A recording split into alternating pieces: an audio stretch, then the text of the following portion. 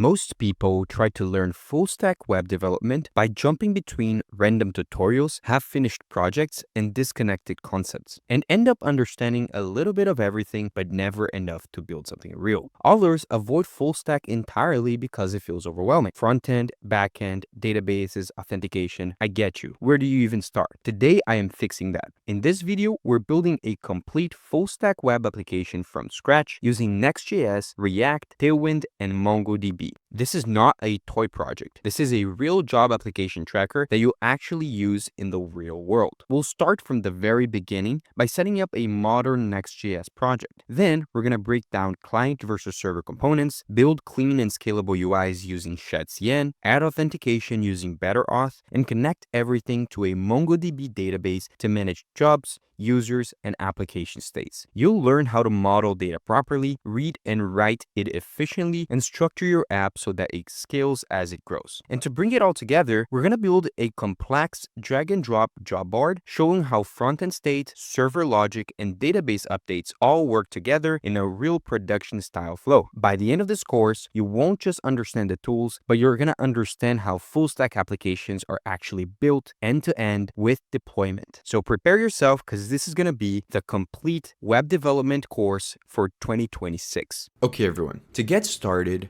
I want to open up a code editor. As you can see, I opened up over here VS Code. You can choose whatever you want. And we want to create our first Next.js application. So I have here a folder that I created. It's called the Job Application Tracker. That's the project that we're going to be building. And all I'm going to do is I created this folder and I want to drag and drop this folder inside of VS Code. Then we're going to close this up over here. You'll see we are inside of the directory for this folder, and we're gonna run the command control backticks. If you're on Mac, I believe it might be the same in Windows as well. It will open up the terminal. Worst case scenario, you can just click on the terminal at the top left of your window. Then we open up the terminal and we want to create our first Next.js app. To create a Next.js app, what we need to do is we need to run the npx create next app command. This command will generate a Next.js application or the skeleton of a Next.js application, and it is going to be essential for us to get our app running. Now we want to install the latest version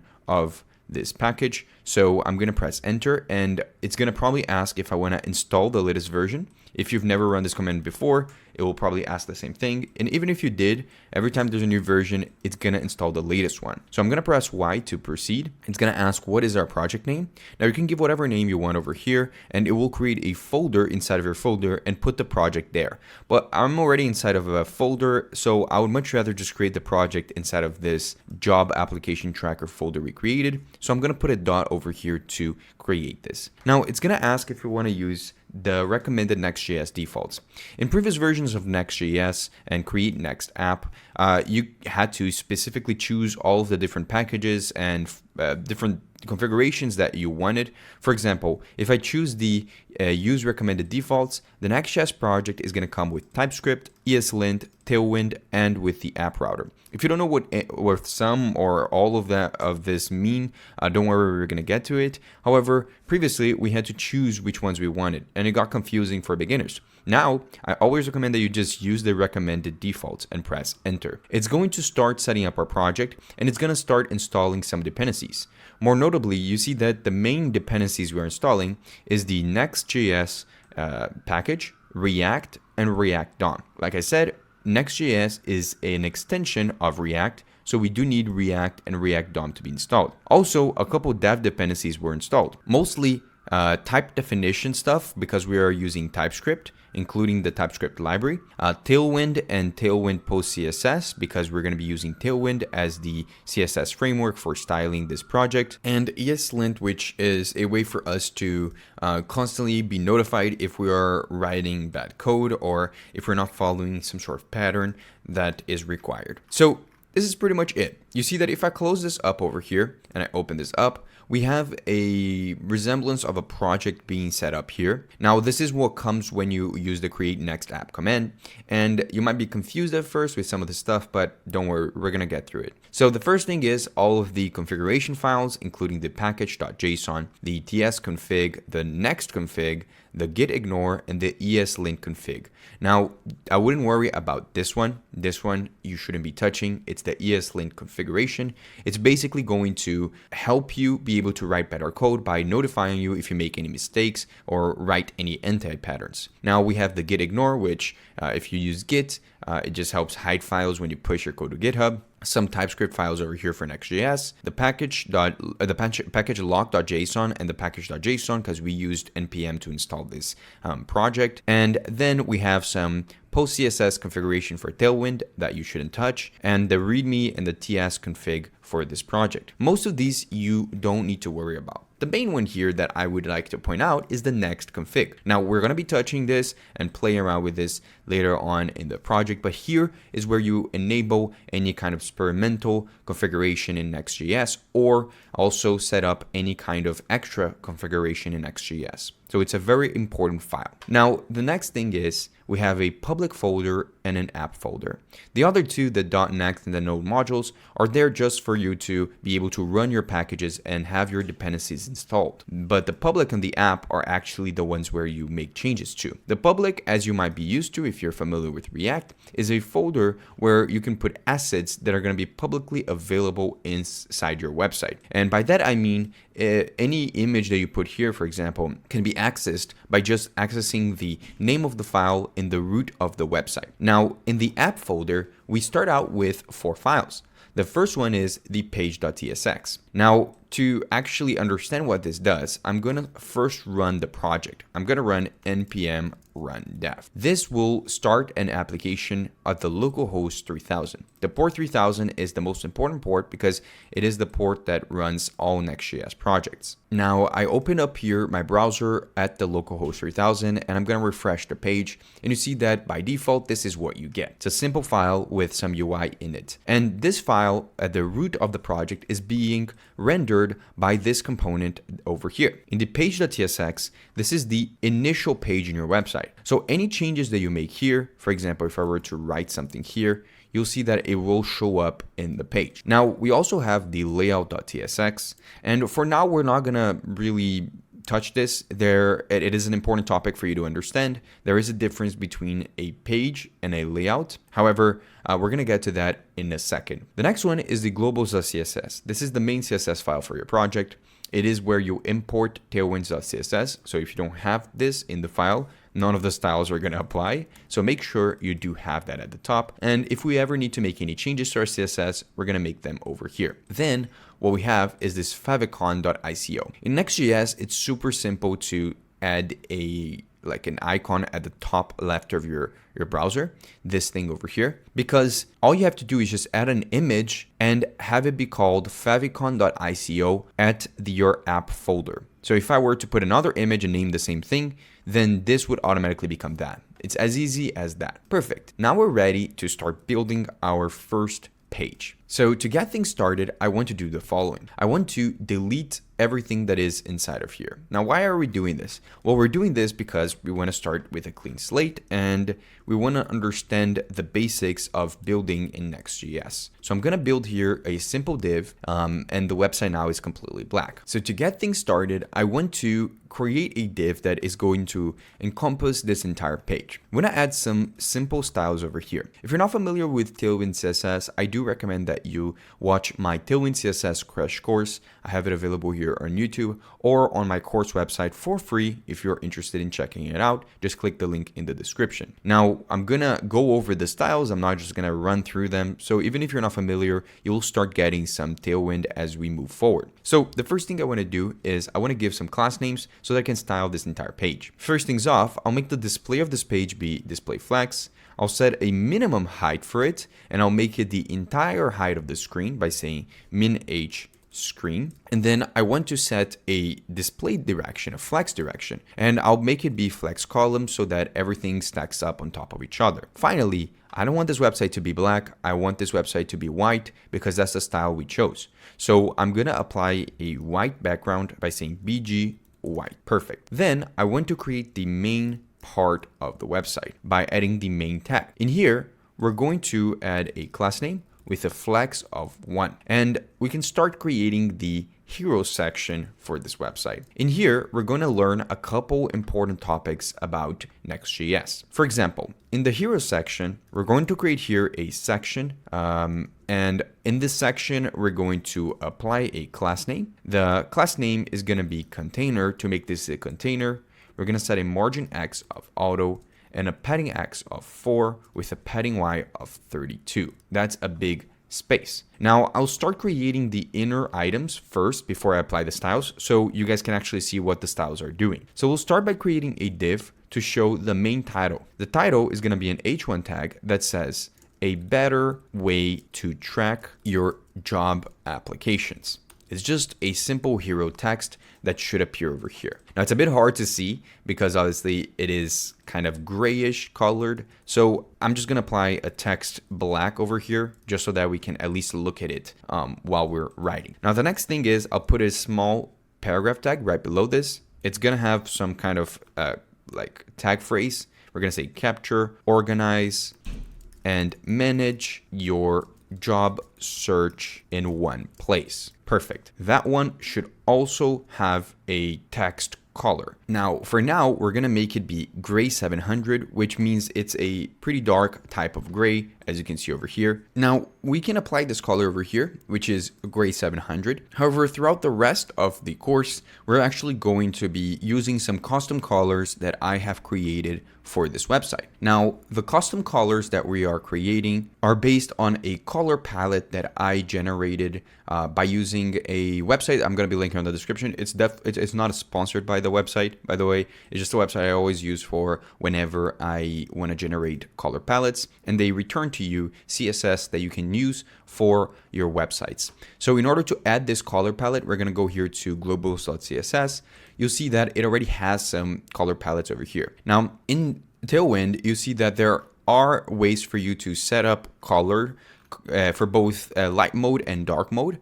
We're going to remove this over here, and we're just gonna copy and paste the following code for the color palette. Now we're not gonna be adding black and white for this website. However, I added here the color palette for if this was to be in dark mode or in light mode. We're just gonna have light mode because this website, to be honest, wouldn't look good in dark mode. But here are the colors. You shouldn't worry about this. All this does is it defines names for custom colors that we want to apply so that we don't have to be stuck with the default TailwindCSS colors. You can just copy and paste the code from the description in the globals.css, and you will see that we have the following colors. Now we can close this up, and instead of using text gray 700, we're going to be using another color that I created. It's going to be called the muted foreground color. So text muted foreground, just like this. And you'll see that it's just a lighter version of this gray, but they didn't have it as default in the Tailwind CSS default colors. Now, the next thing I want to do is I want to create a section down here right below this paragraph, which is going to be the section in the hero section where we're going to have a button to be able to navigate to the sign up page. To do that, we're going to have here a button, which is going to say start for free. And then below this, we're going to have a p tag that is going to say free forever, no credit card required. So this is a free website.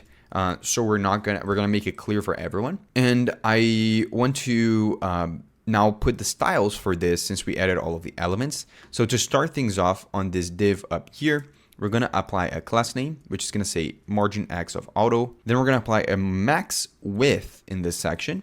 We can make it something like whatever you want. I'm going to make it 4XL so that it's a bit big, and we're going to center the items. So everything should be centered now in this section. Then on this H2 over here, I know we already made it black, but I want to set a margin bottom of 6. I want to set a size of it to be 6XL, which is a pretty big size, as you can see, since it's the title. I want to make the font be bold. And then I want to make the text over here. I'm going to close this up. Perfect. Then I will come down here for the paragraph, and we want to add more to this as well. For example, I'll set a margin bottom of 10, and I'll make the text bigger by setting the size to be XL. Then on this div, right below this, I'm going to apply some classes as well. We're going to set the display to flex, and we're going to set the direction to be flex column. Then I'm going to center the items, and I'm going to set a gap between the items to be 4. So there's a gap in between the start for free button and the free forever text below it. Now, I know this doesn't look like a button, and the reason for that is because this is just a normal button, but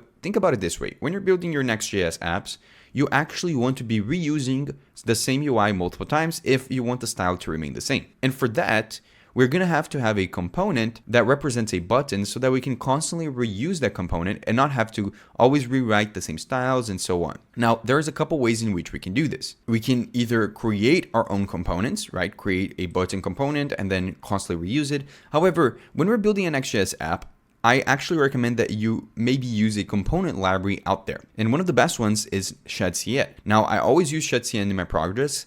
You'll see a lot of people also use ShadCN. It makes it super easy for you to use custom-made components by just installing them into your project. To install ShadCN, I'm just gonna open up my terminal in another terminal tab, and I'm gonna run the command npx shadcn at latest, and then I'm going to run the init command. It's going to ask me some questions and ask if I want to install the latest version of shadcn. I'm going to say yes. Then it's going to ask us for our base color. Now, we're going to edit our colors based on what we need, but I'm going to choose neutral as the default one. It's going to start installing everything for us. And by the end, we should see that our website now has shadcn installed. But not only that, it also installed a couple other things. If I go here, it created a lib folder with this utils file. Now, we're going to be using this later on in the project, but this is mostly internal for ShadCN. You shouldn't be touching this. Also, it created this components.json file, which is the configuration file for how ShadCN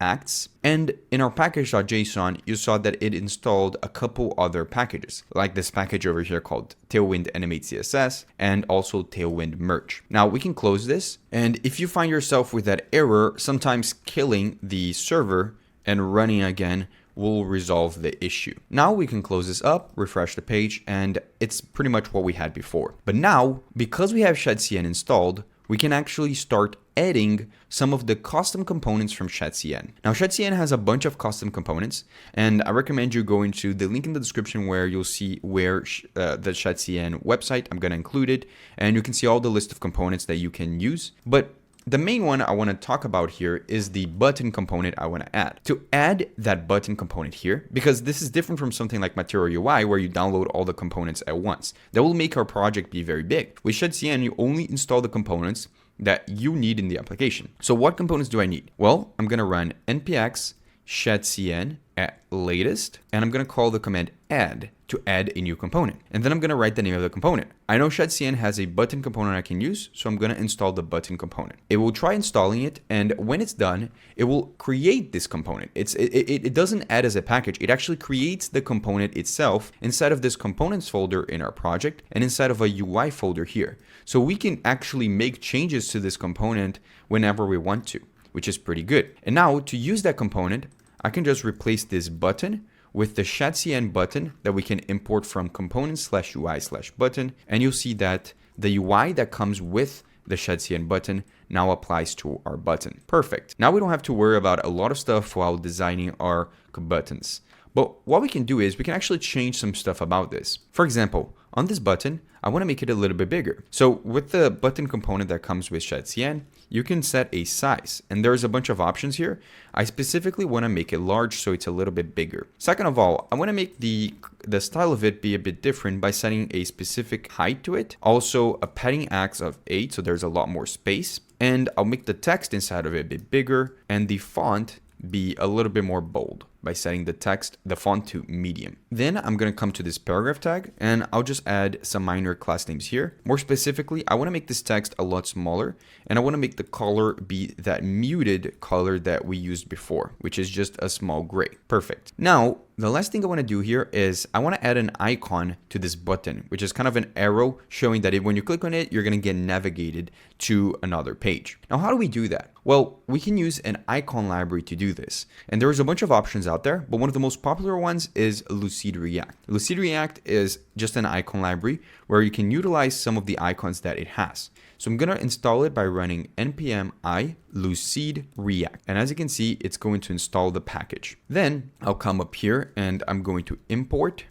from Lucid React. And I want to import the following icon. It's going to be the arrow right icon. Now to insert that icon into this button, I just want to do this. I want to call the arrow right component, put a class name to it, and self-close it. And you'll see that we'll now have this little icon on the side. Now we built the start of our main landing page. Now there's going to be a lot more that we're going to do on this page. However, since this is an NextJS course, I want to go step by step teaching different topics. And I wanted to show first us building this simple UI, even though it's not NextJS specific, just so that we set up everything for the rest of the course. Now, what I want to talk about is how do you create different routes in your Next.js application? Now, what is a route? A route is just a page in your website. So right now we are in the main route, the app route, and it is represented through this page.tsx file in our project. If I were to name this something other than page.tsx, this wouldn't actually work. It wouldn't render this. That is because in Next.js, by utilizing the app router, we have a file-based routing system. Now, to create another route, we need to create a folder in our app folder over here for that corresponding route. Now, let's just create the structure for the different routes we're going to have in this project. For example, we're going to have a sign up page. So to create a new sign up route, I'm going to create a folder. I'm going to give it the name of the route, so sign up. And then inside of this sign up folder, we're going to create a file called page.tsx. So this is how you create a route. You give a folder name inside of the app folder, and this name corresponds to the actual URL path name that is going to represent that route. And then you create a page.tsx file inside of it. Now, to start this off, I'm just going to create here export default function, and we're going to call this function sign up. Then in here, we're going to close this. And for now, we're just going to return a div that is going to say sign up page. That's all we're going to do. What this means is that if I were to open this up and I were to go /sign up, you now should see this component rendering, meaning that we successfully created the route. It is as simple as that. Now we're also going to create two more routes. So to create them, I'm just going to copy this folder and paste it 2 more times. The second route we're going to create is the sign in route. It's for the user to log in into their account. Now I'm going to come in here and I'm going to change the name of this component to say sign in, and I'm going to change this to say sign in. Now, one thing is that this component name doesn't matter. What matters is just the name of the folder and that you named this file page.tsx. So I could call this whatever I want and it would still work. Now let's go to the next one. And the last route we're going to have in this project is the actual dashboard. The dashboard, like you saw in the beginning, is where you're going to be able to track your applications. So we're going to create this, we're going to open it up, and we're just going to change the name of this to say dashboard and the name of this to say dashboard page. Perfect. Now, if I were to open this up and I were to go to the other routes, for example, the sign in route or the dashboard route, you'll see that all of them render the correct component. Now, what I want to do is I want to be able to click on this button and be navigated to the sign up route. But how do we do that? Well, in Next.js, to navigate from a route to the other, you have to add a link. And a link is a component that you can called link. It comes from NextLink. Make sure to install the one from NextLink, not the one from Lucid React. And here is how this link component works. I'm going to wrap this entire button with the link, making it such that the UI for this link is the button, but the functionality up here comes from the link. And if I want to navigate to the sign up page, I just have to pass an href and pass the path name to the route I want to go, which in this case is going to be /sign up. Now, what this does is when I click on this, it now takes me to the sign up page. So even though this is a button, we're not going to put an on click to it. We don't need to do that because by wrapping it with a link, it will make it such that it navigates automatically. Perfect. Now, because we have the ability to create links, I want to actually be able to navigate through all of my pages. And the easiest way to do this is by creating a navbar. So for a navbar, we're we're going to come over here and we're going to create a component. Now, we have this UI folder inside of components. We don't want to create a component inside of that because that's actually the folder that ShadCN will be adding all of their own components inside of. So outside of the UI components folder, but inside of the components folder, we're going to create a component here called navbar.tsx. Then in here, we're going to export default function, call it navbar. Now, what do we want to do with this navbar? Well, we want to return a nav that includes the links for all of the different routes that we can navigate to. So I'm going to add a div in here, which is going to contain the links. But first, in this div, we want to put an icon for the website. If you remember from the intro, we had a little logo at the top left. Now, I don't have an image to serve as the actual logo, but we can use Lucid React to add a briefcase icon, which kind of represents what this website is. Now, we're not seeing this UI appearing up here. To actually get that to work, I need to call this navbar component. But how do I do that? Where do I do that? Well, you might think, okay, can't we just go to the page.tsx and then maybe up here call this navbar component and it will appear at the top? Well, yeah, but then this means that in every other page, you're gonna have to call the navbar component at the top as well. Why? Well, because to make it show up on all the pages, you have to call this component in every single page. But that's not really efficient, is it? Because we want this navbar to be independent of the UI we have on this page. And that's where layouts come in Next.js. A layout is a bit different from a page. A page is a page itself. A layout is a wrapper component that wraps around a page. By default, every Next.js project has one layout, which is the root layout. This is where actually you call the HTML and you define the HTML and the body of the page. And then all of the routes and components you create are going to be inside of this children. So don't really touch that. Now, what you can do instead is you can render UI around this children that will appear no matter which route you're in. For example, if I were to put this, which is an H1 saying Job Application Tracker, it should appear here above the main page, right? But then if I click on Start for Free and go to the sign up page, that UI still appears. Same thing with copying this and putting it below the children. You see that it will appear above and below all of the different routes. You see it appears down here. So this is what it is. It's a wrapper component that wraps around your actual routes. And that means that if I want to make the navbar appear above every single page, we just have to call the navbar component over here. And this will make it such that no matter which route we're in, the navbar is going to appear on the top. Perfect. Now let's continue building this navbar. We can start by adding a text next to this. I'm going to say job tracker as the name of the website. Now we're going to add some styles here, so don't really worry about it. I want to make it such that when I click on this logo, it actually navigates me to the home page. So I'm going to create a link and wrap it around here. And I'm going to set href to be equal to the home page. I don't really care about putting, maybe we'll put some styles later on, but we do need to import this from next link.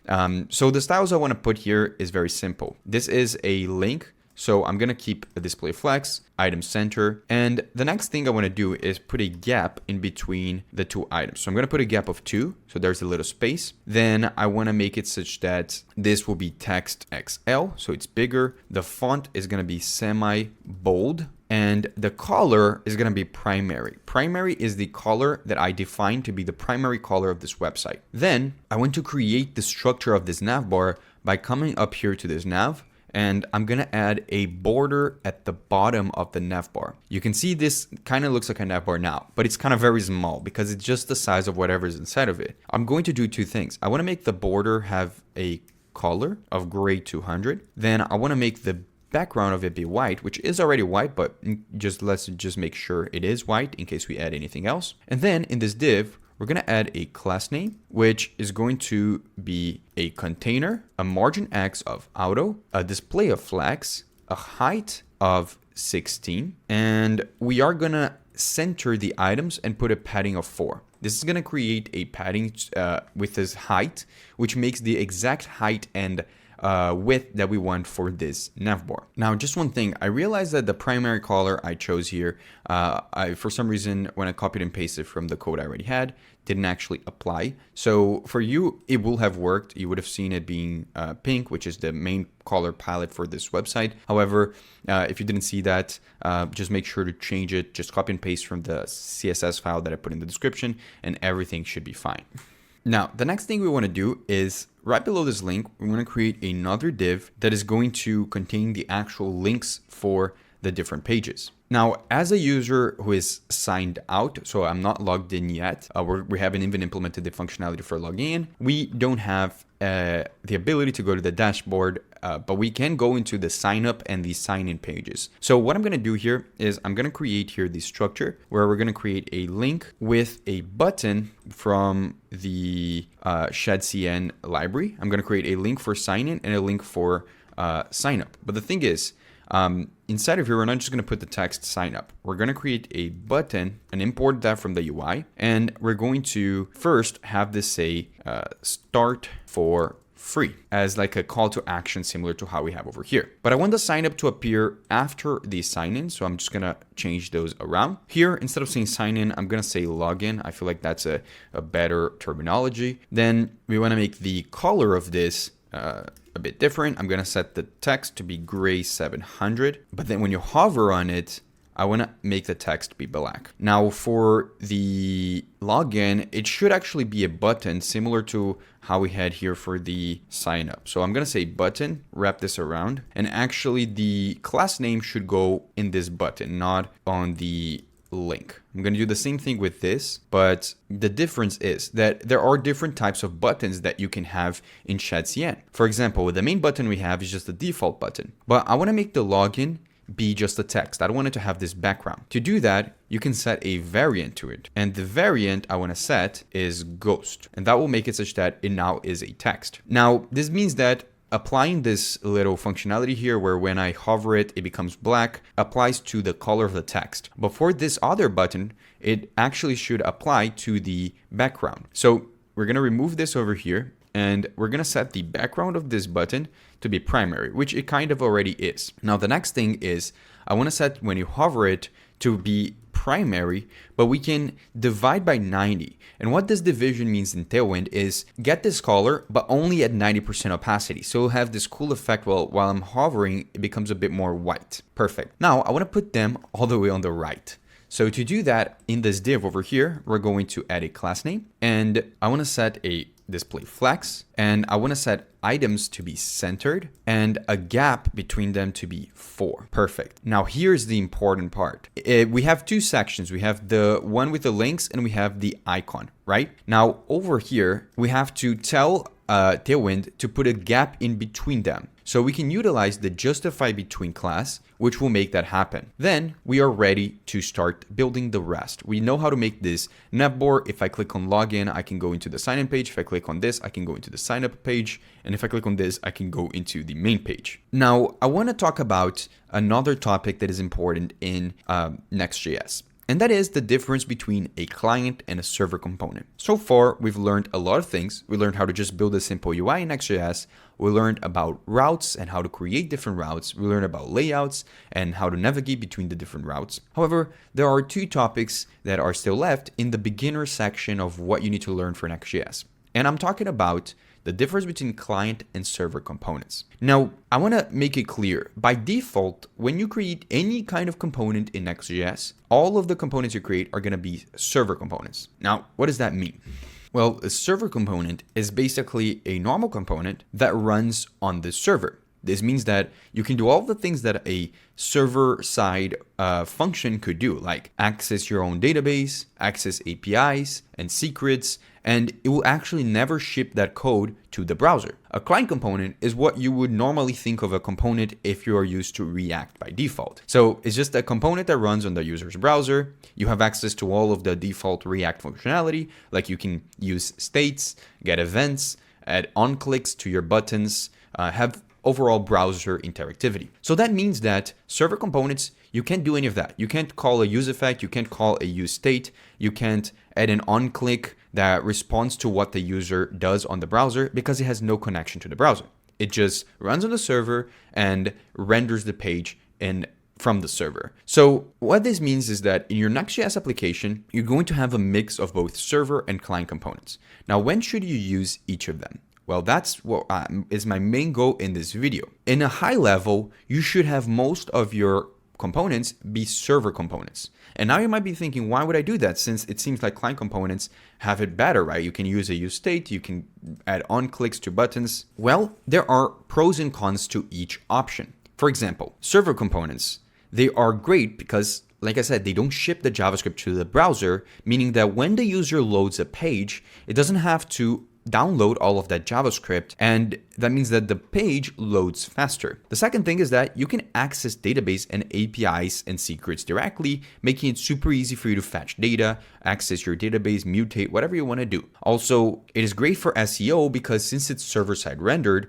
the web engine crawlers, like the crawlers from Google, when it's trying to index your page, they will have the entire page already downloaded without having to download the JavaScript first. Now, there are some cons. Obviously, you can't use React hooks or event handlers, and sometimes when you're mixing it with client components, it can be a bit confusing. Now, client components, the main pro of it is just that you can have all of the browser interactivity stuff. So you can use states, effects, all that kind of stuff. But like I said, the main cons are that it's slow for performance if you're overusing it, and it is not great for SEO. So the main paradigm shift that I need you to understand with Next.js is that we want to make all of our components server components and only use client components when it's absolutely necessary. And it will be necessary. Obviously, we want to have on clicks on buttons and we might want to use states. So sometimes it might be necessary.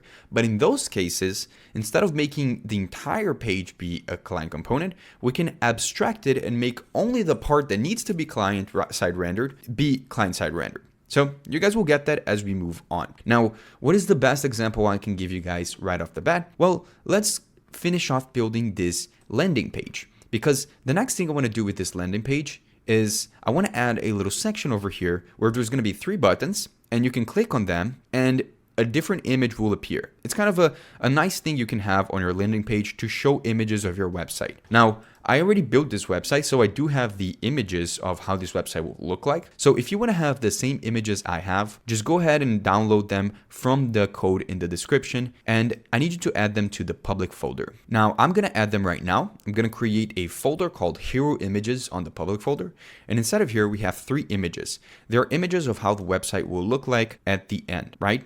So you can download them and you'll be having access to them as well. Now, I want to do the following. I want to come to our page.tsx, and in here, I want to add a section below the hero section. Now to do that, I'm going to come below this section tag over here, and I'm going to add another section. I'm going to call it the hero images section with tabs. I don't know, whatever you want to call it. Then in here, I want to create another section where I'm going to close this off, and I want to change this to have a border at the top. I want to make it also be white and have a padding height of 16. Then inside of the section, I want to first create the structure and then add the styles. I'm going to create a div and then another div, and I want to create the different tabs that we're going to have here. Now, what are these tabs? They're basically going to be buttons that allow you to switch the different images. So for the buttons, I'm going to call the button library over here, the button component that we have, and I'm going to create a button that first has some sort of text that represents that image. I'm going to call it Organize Applications, as you can see over here. Then I want to create another button that is going to be for another call to action. It's going to say Get Hired. Then we're going to add another button with another call to action that is going to be called, let's say, Manage Boards. And we should have the 3 buttons. Then below this list of buttons, we're going to have another div. And this is where it shows the image for each button. For now, we don't have the logic to actually only show one image. So we're going to display all 3 images at once. Now, how do you display an image in Next.js? You might be wondering that you can just do this, right? Just use the normal image tag. However, Next.js actually has an image component that is super important because they created this in order to make it super easy for us to have the fastest and best performing images in Next.js. So always use this component. you can import it at the top over here. I already have it imported because it comes with the page.tsx, but always import from next image and use it whenever you're going to render an image in your Next.js project. It will make sure that the image has the best performance ever. Then in here, we want to set a source to actually get the source of the image. Now, because we put this image on our public folder instead of hero images, we just have to do /hero images / the name of the first image. So hero1.png. Now, the next thing we want to add is an alt, so that our image is good for accessibility.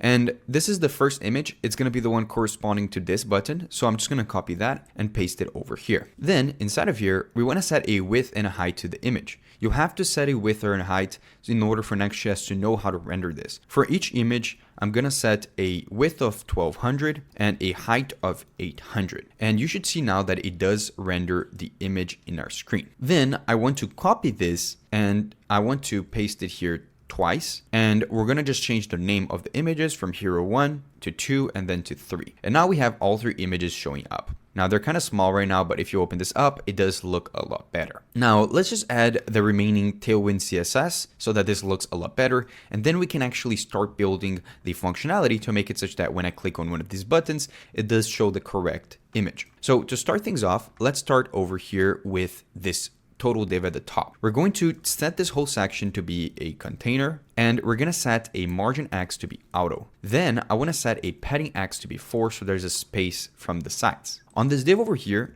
I'm going to set a class name of margin X to be auto as well, and a total max width that we want to set to this. I'm going to set to 6XL, which is a big size. Then on the tabs, I want to set a class name here so that the buttons aren't all cluttered together. To do that, I have to set first a display of flex and then a gap in between them of 2. Perfect. I also want to set a justify center because I want them to be centered in the screen. And I want to set a margin bottom of 8 so there's a space in between the buttons and the images. Perfect. Then on the buttons, we want to change them a bit. But most of the UI changes are going to depend on if you are on the active button or not. So I'll keep this as it is for now. Then for this image section over here, I want to just make some small changes. I'll set the positioning to be relative, then the margin X to be auto, the max width of it to be smaller than the max width we set on the total thing to be 5XL. I want to set the overflow to be hidden in case it is overflowing, and I'll set the rounded to be large with a border. So I want a border around the images, as you can see. Now it's just going to be one image, so it won't look as weird as it is right now. For the border, I want to make it be gray 200, so it's very light and not black like it is right now. And then finally, I want to set some shadow around the image by adding the shadow XL. Now we are ready to start writing the functionality. And for us to detect which image is active, we need to have a state that is going to keep track of that. It's going to keep track of what the tabs are. But remember what I said, right? We can't have states in server components. This means that over here, if I want to create a state called active tab, which will keep track of them, right? So I'll create here sec active tab. I'll create a state, call it, I'll put by default, I'll set it to the original tab. So this state is going to keep track of what the active tab is. And there's going to be 3 options. There's going to be organize, which is the first one, right? There's going to be hired, which is the second one. And there's going to be boards, which is the third one. That's how we're going to associate them. So by default, it should be organized. But immediately when I save this, you see that we have an error because we are importing a use state in a server component. Like I said, by default, every component in Next.js is going to be a server component. So if you want to make it a client component, you have to make the change yourself. And to turn a component into a client component, it is as easy as coming over here at the top and setting this to be use client. And all of a sudden, everything seems to be working. This entire page is not server-side rendered anymore. It is client-side rendered. That means that we can use the state that we created above. And to do that, what I want to do first is I only want to render the image depending on what the active tab is. So you see we're rendering all 3 images over here, but what I want to do is I want to come over here and the first image, I only want to render it if the active tab is equal to organize, because this is the organized image, it's the first image. Now, you notice that nothing changed because organize is the default value. But if I were to apply this to the other images, right? On the second one, I only want to show it when the active tab is equal to the second one, which is the hired tab. You'll see that now that one disappears. And same thing over here. If I were to do this, where I check to see if the type is boards, I think it is boards, right? Let's see. Yeah. Now it only shows one image. Perfect. Now we do want to allow the user to change between the images. Right now, only this one is working. So what I want to do is I want to add an onClick to each of these buttons. When you click on this button, it is going to call this onClick and it's going to call the set active tab function. And it's going to set the active tab to be the first one, organize. It's hard to test right now because we're already organized. So I'm going to copy this and I'm going to paste it here, and we're going to have this change it to be hired and this change it to be boards. All of a sudden, we're now able to click on the different tabs and change the images appearing on the screen. Perfect. And all of this is possible because we turned this component into a client component. Now, like I said, I want to change the UI of these tabs to change depending on what the active tab is. So what I do is on this button over here, we're going to apply some big class names. So to start things off, I want to apply here a class name that is dynamic. Now, how do I make a class name dynamic? I make it not just be a normal string. I add backticks as the type of string because that allows me to insert JavaScript inside of this class name. So let's start just building the default classes for all of the buttons. They're going to be large. They're going to be rounded and large. So there's a little bit more of a roundness to it. Then we're also going to make them have a padding of 6, a padding Y of 3, a text that is small, a font that is medium, and I'll make the transition colors. And then I want to actually make the changes to detect if the user is on this active tab or not. So the style is going to change a bit depending on if the current active tab is the one for this button. This is the organize button. So I'm going to check to see if active tab is equal to organize. Then I want some style, but I want something different if it's not organized. Now, what do we want to do if it is organized? Well, we want to make the background, the BG, be primary, which is the pink color. We only want to make the one that is active be pink. And if it's not organized, we want to make it be gray 100. So let's check this out. I'm currently in the organized, but if I move to something else, you see that now that one is in pink. Now there's a lot more that we have to do to make it look good and also apply to the other buttons. So let's do that. The other thing I want to do is make the text white if it is active. And if it's not active, I want to make the text be gray 700 because as you can see, you can't really read it, but now you can. Also, when you hover it, I want to set the BG to be gray 200. Perfect. Now we copy this entire thing and paste it on the other two buttons. But we have to change one thing. We have to change the actual check here. The second button is for the hired. So I'm going to change this to say hired as the active tab.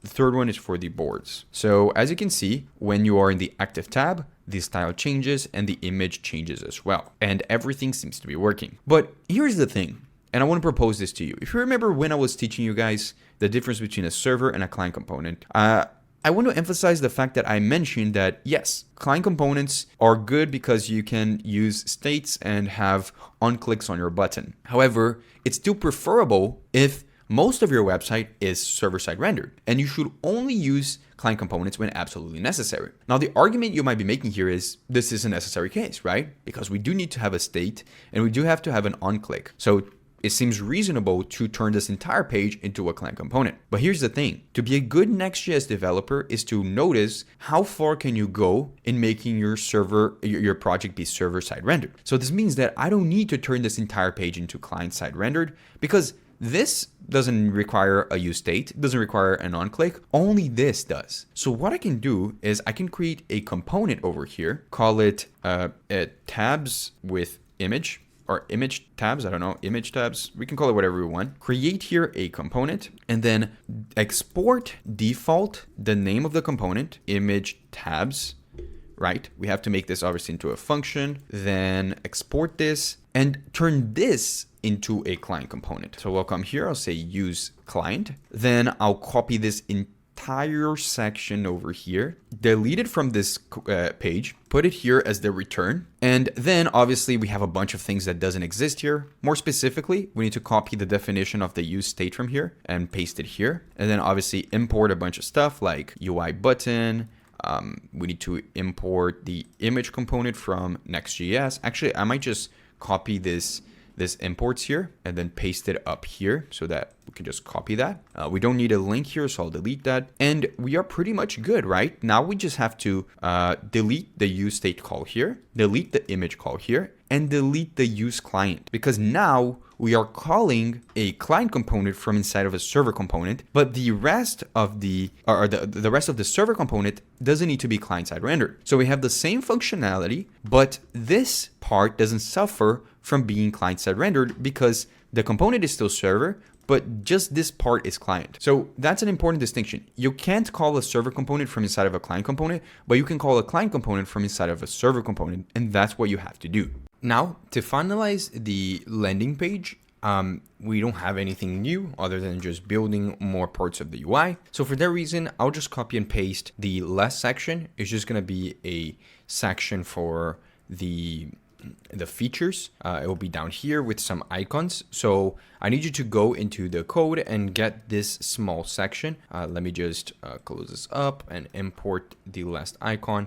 And this is what it should look like. You see, it's just 3 different items listing out as features. And it utilizes everything that we've learned so far. The reason why I'm just copying and pasting this is because I want to focus on things that you guys will learn rather than just building UI and CSS. Now it is time for us to learn something extremely important, which is when you're going to be building a full stack application using NextJS as your framework, you're obviously going to need to have a database for your application. And in this case, we're going to be using MongoDB as our database. So I need you guys to go to mongodb.com or click the link in the description. And I need you guys to create an account with MongoDB by clicking Get Started. Then you sign up to your account. I am going to sign up with Google. I already have an account. So I'll click on Sign In, and then I'll click on Sign In with Google. Then after signing in, you will find yourself in MongoDB Atlas.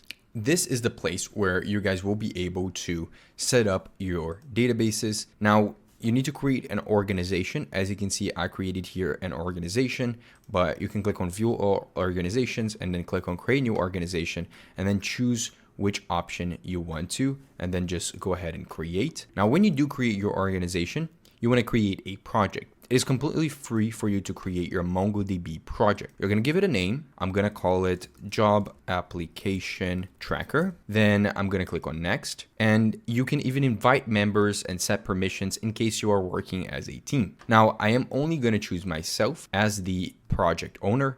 And then I'm going to click on Create Project. Then when you create your project, you're going to be prompted with the following. In MongoDB, now, what is MongoDB? Well, MongoDB at its core is a developer-friendly database built around flexibility. Instead of trying to cram your data into rigid tables, MongoDB actually lets your data be shaped exactly like your app is. That means that for many modern apps that use MongoDB, that means that it is great for many modern apps that choose to use MongoDB because it is extremely simple for developers. It is great at handling data at a massive scale. So if you're working with anything involving AI-driven data or anything like that, it is great for that.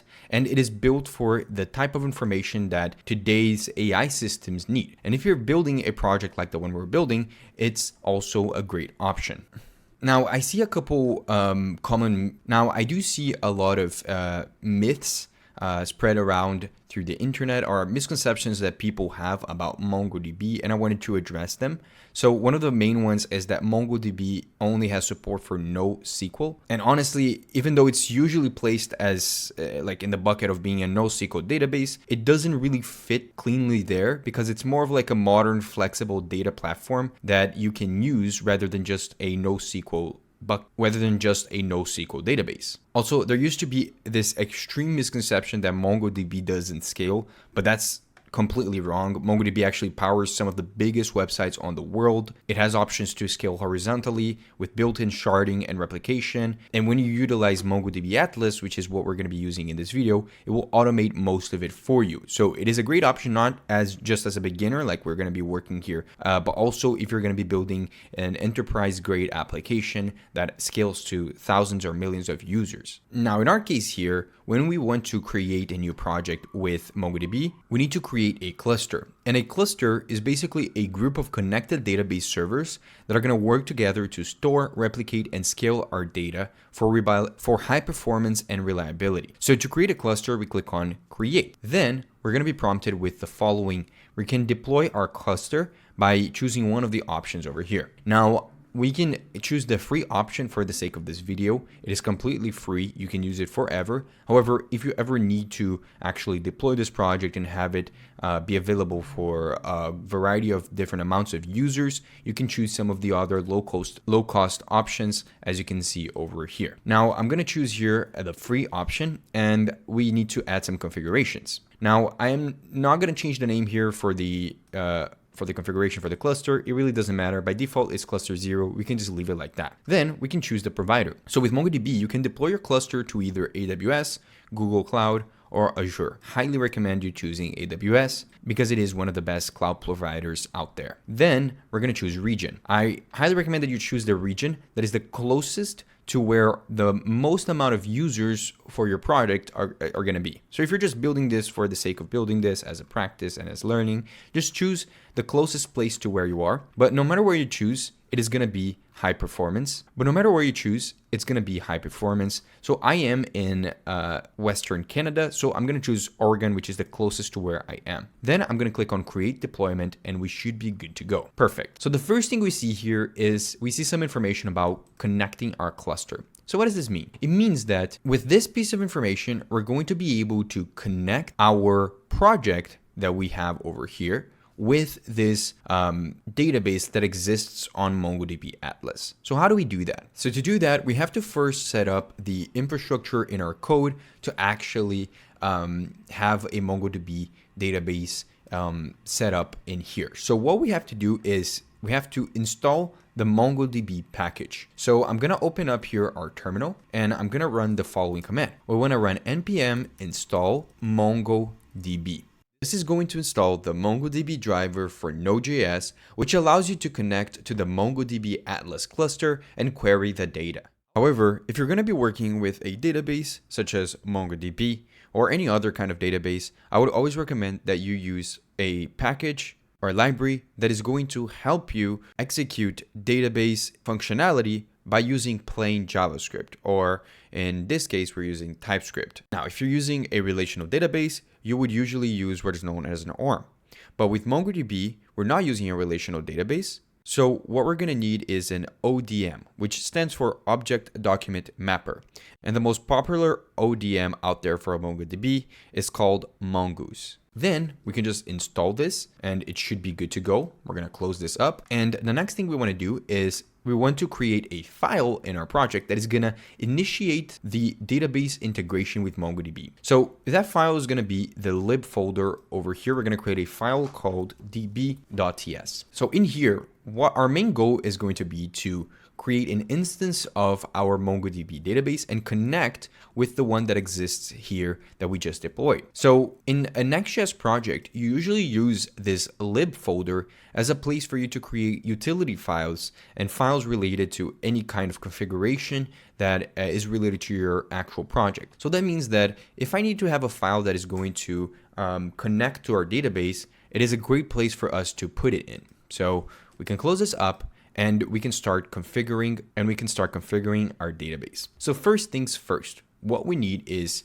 we need a URI that is going to connect this project with the one deployed in the cloud. We're going to call it MongoDB URI. Now that value is going to be stored in the environment variables for this project. So in Next.js, environment variables work very simply, similar to how you would in any other Node.js project. To import an environment variable, you say process.env and then you put the name for that variable. Now we don't have a .env file yet, as you can see, but we can easily create one by coming over here, clicking new file, and I'm going to create a local version of the .env file by doing .env.local. Then in here, we can create a MongoDB URI environment variable and set it equal to whatever that URI is. Now, how do I get that value? Well, to do that, we can come over here and you see it says that the first thing we need to do before we even do anything is that we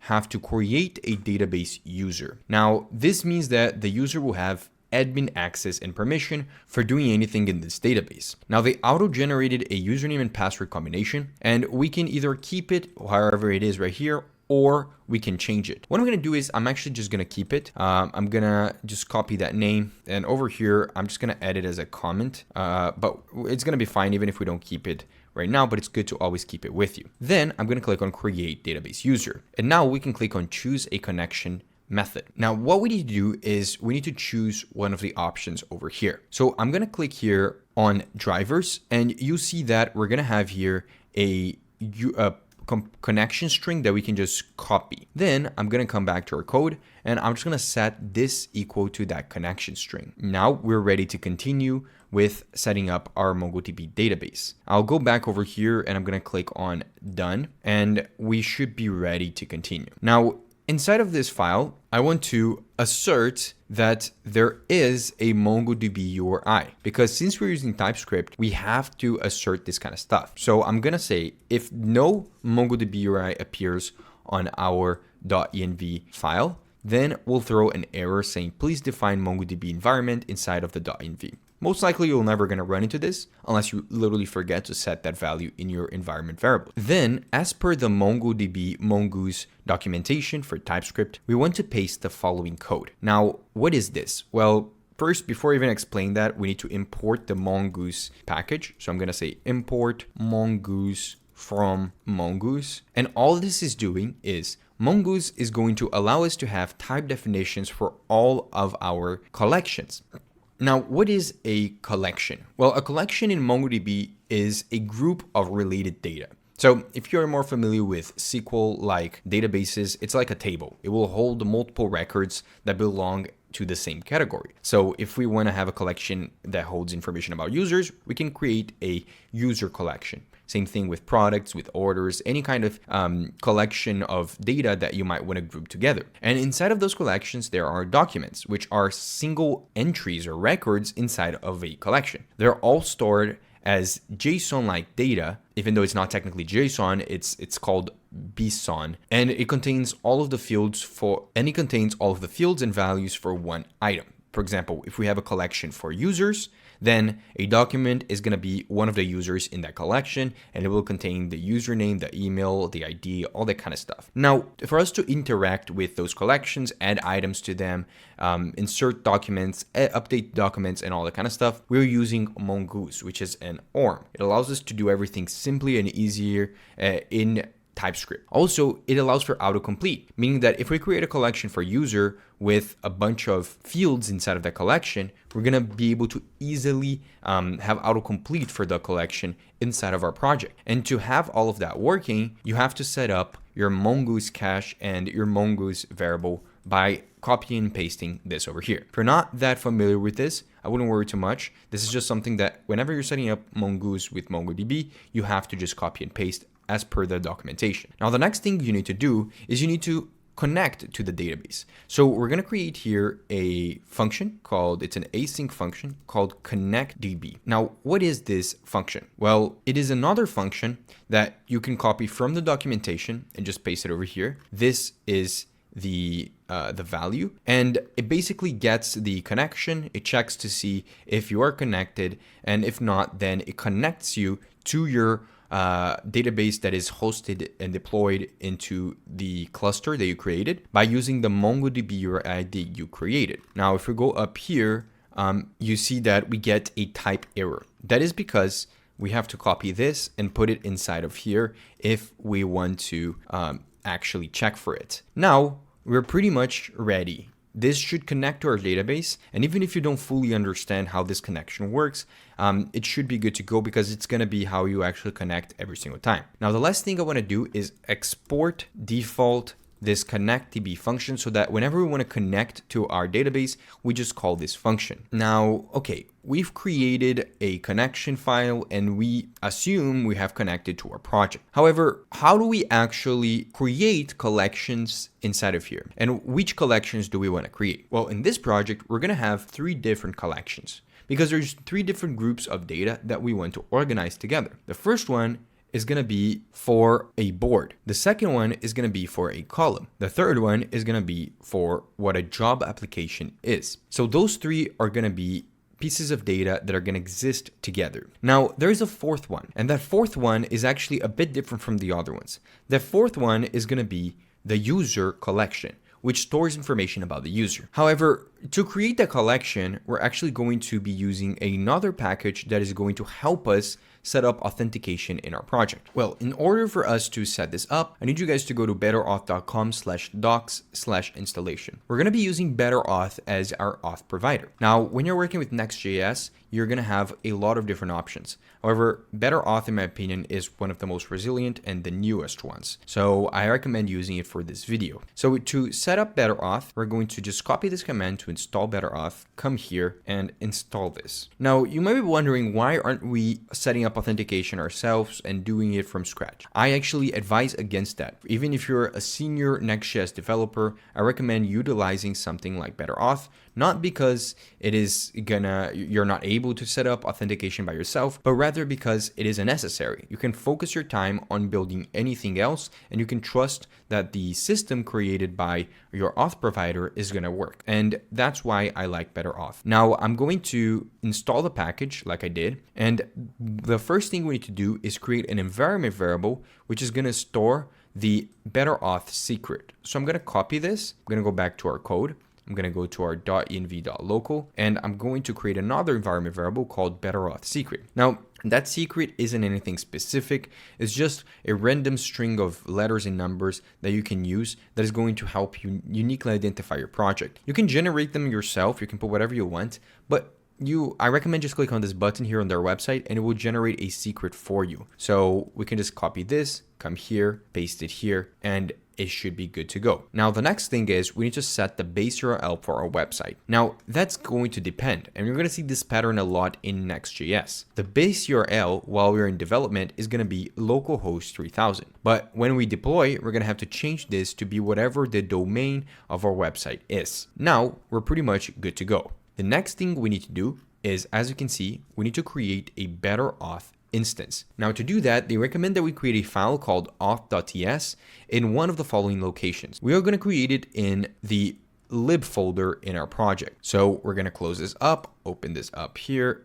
go into the lib folder and create the auth.ts file. Now, what do we need to do over here? Well, to set up authentication, we have to export a constant called auth and set it equal to BetterAuth from BetterAuth. Now, this auth constant here is what we're going to be using to do anything related to authentication in our project. So I'm talking about stuff like signing up with a user, signing in with a user, logging them out, and so on, including as well being able to detect if the user's logged in anywhere in our website. Now, the next thing I want to do is I want to set this BetterAuth object to specify what kind of database we're using for this project. So with BetterAuth, they don't store the information about the user. They just give you the tools for you to do that. You have to set up your own database, and that's why we created MongoDB. Now, we have to tell BetterAuth that we are using MongoDB and Mongoose as our database.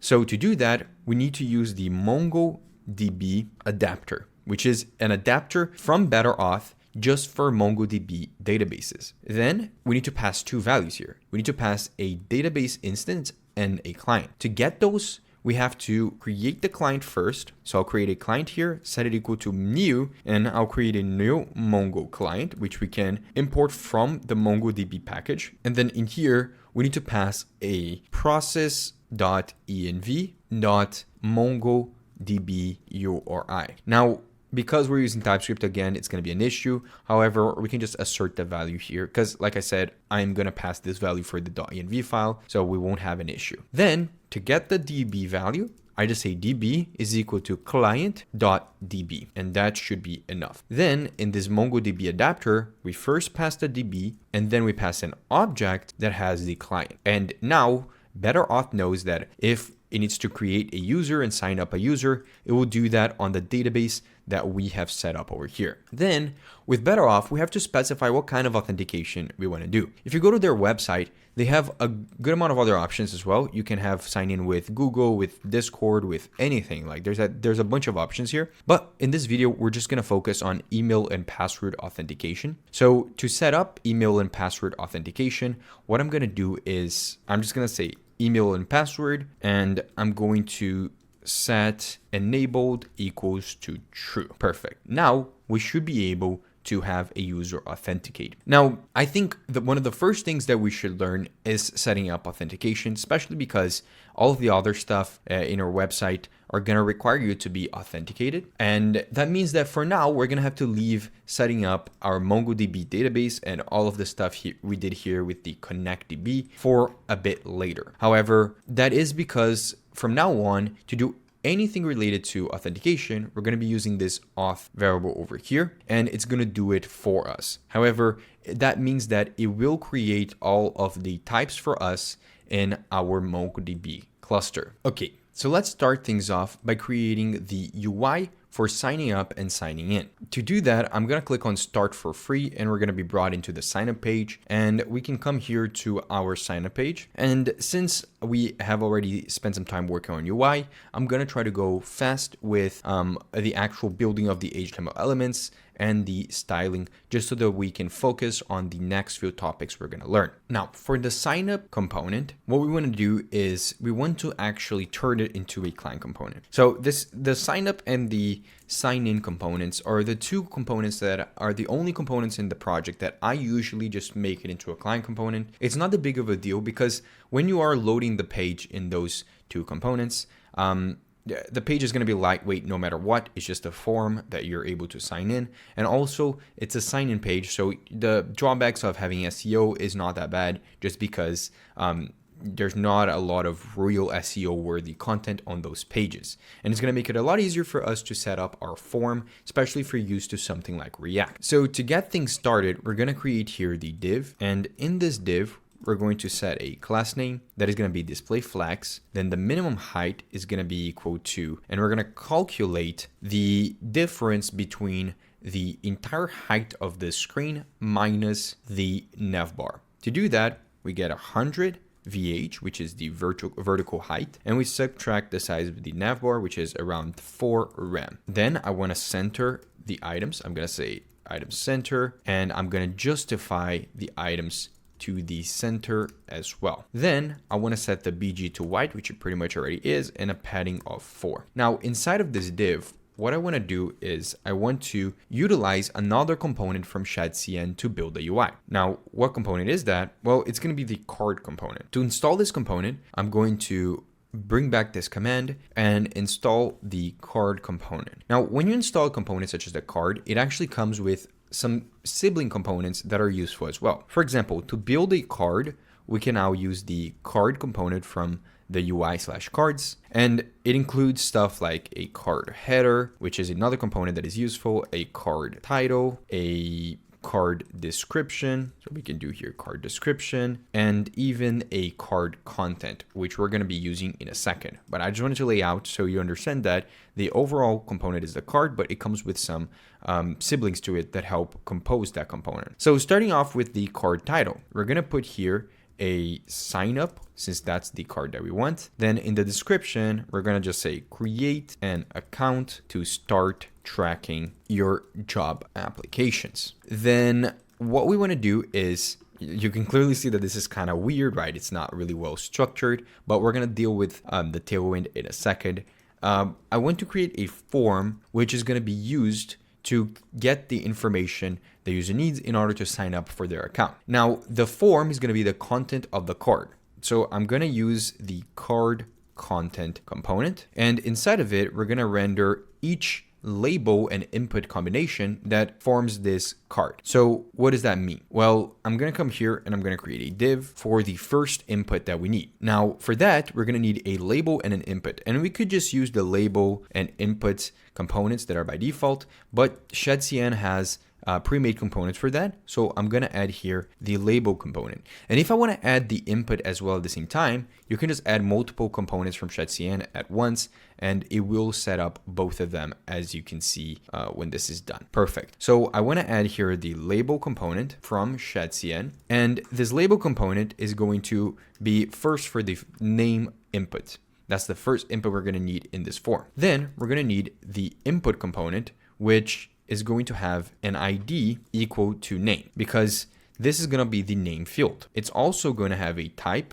equal to text. Now I noticed that this is, maybe I imported the wrong type, so I'm going to import over here. And we also want to put a placeholder that is going to be something like John Doe, just a default example. And we're going to make this be required. Now there's a couple more things we're going to add here, but we're going to wait till we create the states and everything that are going to be necessary for us to make this work. But since we gave an ID to this input, we have to associate this label with that input. So I'm going to say HTML4 and the name for accessibility reasons. Now we can create the other inputs that we need. So we need an input for the name, one from the email, and one for the password. For the email, we're going to change this to email, this to email, and the ID will also be email, and the type will also be email. The placeholder is going to be something like john@example.com. Then on this one, we're going to have it be password. So I'm going to change this to say password. I'm going to change this to say password as well, and this as well. And then the type will also change to be password, because then it will make it such that it hides the value. Perfect. Now we can create the card footer, which is going to be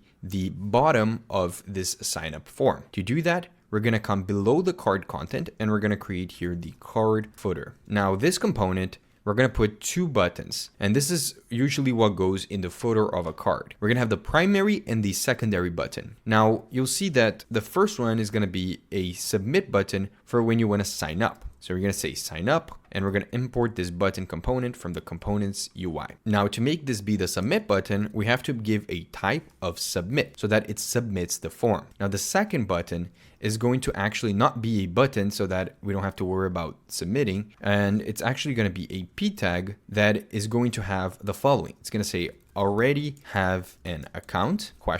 And if so, then I want to add a link over here that is going to take the user to the sign-in page in case they already have an account. Now, since we put the link, we have to put an href here, and that href is going to be taking the user to the sign-in page. Perfect. Now, we're pretty much done with structuring this page. There's just an issue though.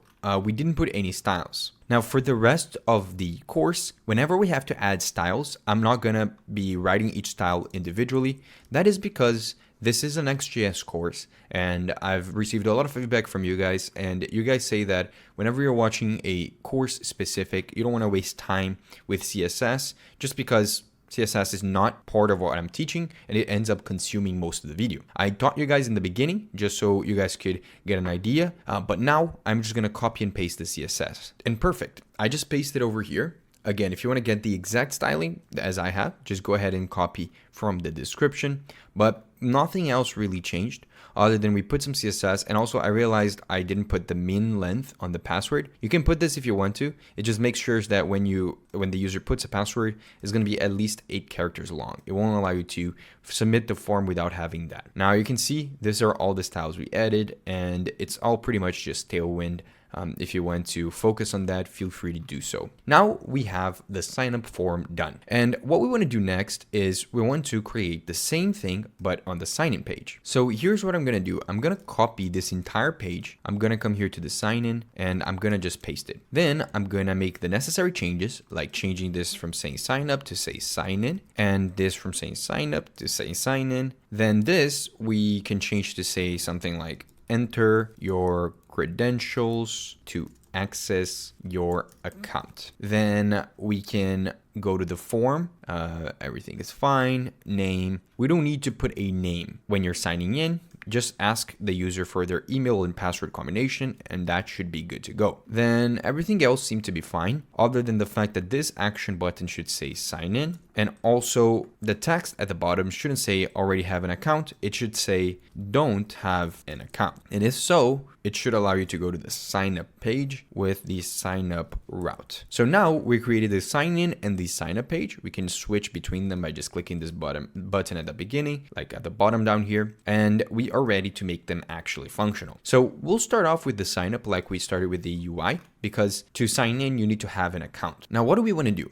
Well, we want to first keep track of the 3 inputs that we have over here: the email, password, and the name. To do that, there's a couple ways. One easy way, since we are in a client component, we can just create 3 different states that are going to keep track of each of those values, right? And then we can go to each of the inputs. For example, to keep track of the value of the name, we can give this an on change. And then when there's a change, we can just update the name state to have that target value. You should be familiar with this because this pattern is very common in React. I am also gonna assign a value here to just be the name value, and we can copy this and paste it on the other inputs as well. So I can paste it here, and then I can paste it here. Now I just need to change this to say set email, and then change this to say email, and then same thing here, change this to say password, set password, and then change this to say password as well. Now we're keeping track of the 3 inputs on this state over here. But there's 2 other things we also want to keep track of. Whenever you're building a good user experience, you need to have good error and loading states. So there's a couple ways of doing that too. The easiest way is for us to create a state for error and a state for loading. If there's any error messages, we're going to display them. If there is a loading state, we're going to keep track of it through this Boolean. Then we have to have a function that is going to run whenever we submit the form. So for that, I'm going to create an async function over here called handle submit. In this function, it's going to be the submit function of the form. So it's going to take in an argument called event, which is going to have a type of react.formEvent. Now this type inside of here is where we're going to handle creating the user by utilizing PedroTech. Now to make that happen, we have to call this function whenever this form submits. So I'm going to add an onSubmit and pass the handle submit button. Then inside of here, we're going to start by preventing default. Why do we do that? Well, because if I were to just not do that, if I were to put something here, then put an email here, and then a password, and then click sign up, you might have noticed that it refreshed my page. That is because every time you submit a form, it will refresh the page unless you do this. You call the prevent default function. Then, since we are starting with submitting the form, we want to sign up the user. We'll reset any errors that might have happened in the previous attempt. So we're just going to set them to an empty string. We're also going to immediately set loading to true because it's starting, we're submitting the form, so it is loading. We'll set it to false when we're done with either an error or we were able to sign the user up. Now to sign the user, we're going to have a try catch. That is because signing up is an asynchronous operation that requires us to await something to happen. So in that case, we're going to try the asynchronous operation and catch any errors that might happen. In case there is a generic error that was caught from this try catch, we're going to set the error to say an unexpected error occurred or something like that. I think occurred has 2 R's. And in the finally clause, which will happen no matter if it was successful or if it was an error, we're going to set is loading to false so that we reset the loading stage. Now, all that is left is for us to be able to write a try case in which we actually sign the user up. But how do we do that? Well, to do that, we need to create something that is going to help us with all of the operations relating to authentication. Now we have here an auth.ts file that sets up auth for us. However, I want to have another file that is going to help us even more. It's going to be called the auth.client.ts. This file is going to contain some functions that are useful for us and that we can use in client components. Now, because both of these functionalities are related to auth, it might be a good time to start organizing our project by creating folders that are going to keep both of those together. So I'm going to move both files into the auth folder so that we can more easily see where everything is. Now, in this use client, I am going to import at the top here the create auth client from betterauth/client. Actually, we want to import this from the betterauth/react. And inside of here, I want to export a constant called auth client. It's pretty much the same thing as this auth variable. However, when we are in a client component, like we are over here, we can't use this one. This one is just for server-side stuff. We're going to use it a lot later on. But since both the sign up and sign in forms are client components, we have to create this auth client and use that instead. But the good thing about it is that it's pretty much way easier than what we did over here. We're just going to set this equal to create auth client. Then we have to pass the base URL for our website. And that's why we even created that in our .env.local, this better auth URL. However, since we need that on our auth client, we can't just access this env variable like this. In Next.js, you can only access env variables that are secret in the server and not in the client. To make them accessible in the client, meaning in any client components, we have to put something in front of it. We have to do this. We have to say next public before the name of the environment variable. If you don't do this, they won't be available in the client component. However, we want to make two versions of it. One that is for the server and one that is for the client. Both have the same values. In here, we want to set the base URL to be equal to process.env.next public better auth URL, and then assert the value. Then with this, we can export some functions that we can use from this auth client. For example, we're going to now have access to a sign in function, a sign up function, a sign out function, and a use session hook that if we ever need to use or get information about the user who's currently logged in, we can just use that in a client component. Now, all of this can also be achieved through the auth.ts that we created previously. But remember, there's going to be a part of your project in Next.js that is going to be client-side rendered and a part that is server-side rendered. And it is important for you to have support for both. I understand if it's a bit confusing in the beginning, but it will get easier, trust me. The next thing I want to do is I want to come down here to our sign-up component. In here, we can now call that sign-up function that we just exported. So I'll say import from @lib/auth/auth client. And we're going to import the sign up function. Now, what do we want to do with this sign up function? Well, we want to await sign up dot email. Now, why email? Because this is the support we have here, email and password authentication, and thus it's the function that is going to sign up a user using that. Now, what do we need to pass here? We need to pass information about the user. Now, there's different things you can pass here, but we are only keeping track of the name, the email, and the password. So those are what we're going to pass. We're going to pass the name from the state, the email from the state, and also the password from the state. And just like that, that should sign up a user and store it in our database. Now, how is it going to store it in our database? We didn't even create the collection or anything like that. Well, it's all done by BetterAuth for us. In here, when we connected our MongoDB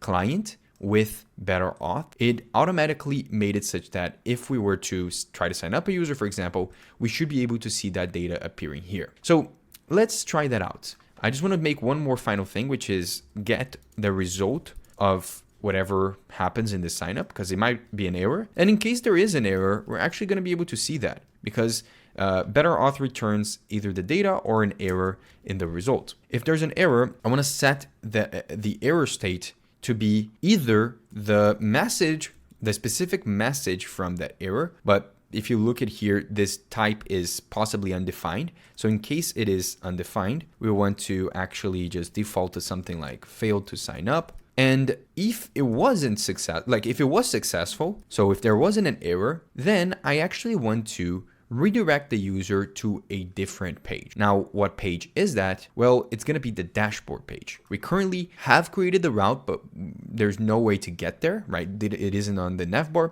but it should happen automatically. Now, to redirect the user, all you have to do is you have to play around with the router. Now, it is a bit different in a server component and in a client component. In a client component, you can utilize a hook from the app router called the router hook. So I'm going to say const router is equal to use router from next navigation. Make sure you import the correct one. And to redirect a user, for example, in this case, to the dashboard page, I just have to say router.push and then /dashboard. And if it works out, it should redirect the user. Now, let me test this out. I'm going to open this up over here. Everything should be fine. And I'll go here to our project, right? There's absolutely no collections in here. If I go to clusters, you'll see that nothing appears. If I click on browse collections, it's retrieving the list of database and collections, and it says that there are 0. Now that's about to change. Before we sign this up, I realized that we also didn't do anything with the error over here or the loading. So we'll do that really quick in case we do run into an error and in case we do want to see the loading state. For the error, it's pretty simple. We're going to come down here right below the card content, but like above the first input. And we're going to paste the following. What this does is it checks to see if there is a value to the error state. And if there is, then it is going to render this div with some styling in it, in which makes it be red. That's what the color destructive means. And it renders the error message. For the loading, we want to come down here to the button, the sign up button, and we want to do two things. We want to disable this button in case the loading is equal to true, so the user can't keep clicking on the sign up button while it's processing. And the second thing is, you see this sign up text over here. Actually, while the data is loading, meaning while the user is signing up, I want to show a different text. So I'm going to do something like this, where I'm checking if loading is true. And while it's loading, the button text will say creating account. After it's done, it's going to say sign up again. Or if it hasn't even started, it will also say sign up. Perfect. Now we are ready. I'm going to create here an account, and I'm going to use my name and an email that I tend to use for my videos that it's not my actual email. I used it for a video back in the day, and I keep reusing it now. So don't email to that. I'm not going to look into it. So I'm going to put this email here, and then I'll put a password. So first things first, I'm going to try to fail this by putting a password that is 3 characters long. Sign up. You see, immediately it validates because we put a minimum length. Then I'm going to put a real password. I'm going to click on sign up, and it says fail to sign up. Now let's click sign up again. You see, at least the error message is working. I'm going to inspect element, open up the network request, click sign up. You see that this does appear over here. Then we're going to click here on response. And it seems that it says that this page could not be found. Why is that? It seems like there is an issue with how we are submitting this form. Now, I know why this is failing, but I wanted to show you guys an easy way for you to debug. When you're working in NextJS and you see an issue like this where it seems like you can't figure out what the issue is based on your browser, maybe it's time for you to check the logs in the server. If you open this up over here, you'll be able to see that we are making a post request to the /API/auth/signup/email. That's kind of interesting, right? Because what route is this? What is this? Why are we making this request? There's no API route that I know of called this. That is because there's one more configuration step in setting up authentication, and that is by creating an API route that is going to handle that. Now, API routes are a completely separate topic in Next.js that we're going to be playing around with a lot in this course. However, for now, it's not time yet for us to learn API routes. However, to be able to get authentication to work, we do have to set up the infrastructure for it and create our first one. So what I'm going to do is I'm going to create here a folder called API. And what does that mean? It means that in Next.js, you can make actual server-side API routes that are gonna serve data to your application. And it's as if you're literally building a backend inside of the same project. To create a route, you have to create a folder called API. And similar to how you create folders, routes inside of your app by creating a folder with a page.tsx, to create a route, an API route, you're gonna do the same. Now, again, we haven't actually gotten there yet, so I won't spend too much time yet. Now, the only thing you need to know is that you have to paste this folder inside of your API route. Now, what is this folder? This is something I copied from the better auth documentation. It's basically a folder inside of the API folder called auth, and then another folder which is called this weird thing over here. This is called a catch-all route. Now, you don't need to get too much into this. This is a little bit of an advanced thing in Next.js, but basically it means that it handles every single endpoint or route inside of the auth folder. Now, inside of this folder, there is one file. It's route.ts. And in here, we do the following. We export a get and a post request that is handled by better auth. Like I said, we don't need to understand this now. It's later on in the video. If you want to skip to that point, feel free to do so. But for now, we're just going to leave it as it is and we're going to move forward. The one thing we need to make is the better auth documentation assumes that you have that auth file at the root of your lib, but we actually have it inside of an auth folder. So I'm going to change this to say /auth/auth. And now we should be good to go. Now let's open this up again and let's try signing up. And as you can see, we have been redirected to the dashboard page. So that means that it was successful. But the best way for us to check this is if I come here to our data, our cluster data in MongoDB, and I click the refresh button, we should now see two things. We should see a list of collections that were created. So one for account, one for session, and one for user. Now we didn't create any of those. Those were done by BetterAuth, and they are used to handle the user authentication. Now the user, you should see that the user we just tried to create was created for us, including an ID, a name, an email, a Boolean letting us know if they verified their email, and also information about when they were created and updated. All of that done for us by BetterAuth. Now, one thing you might have noticed is that this collection here, this database here has a name called test. Now, that's not really good because that seems like an issue, right? It seems like an error, but not really. It's just that if we want to give a name to that, we have to make one small change. If I come here into our .env.local, you see that when I have my MongoDB URI, at the end, I have this app name equal to cluster. If I want to specify the name of this over here from being test to be something else, what I can do is I can remove this over here and put a name, for example, job board, and that should be good enough. Now, to actually remake this, I'm going to delete this database by clicking the delete button and then putting the name test and dropping it. That means that it also deleted the user account that we just created. So I'm going to go back here to the sign up page. I'm going to create the same user, Pedro Machado, PedroTech resumes at gmail.com, and then I'll put my classic password that isn't my real password, it's just a fake password. Click sign up and the data should be created again, but now it should be under the job board name as the database. Perfect. Now we are pretty much done with setting up the sign up.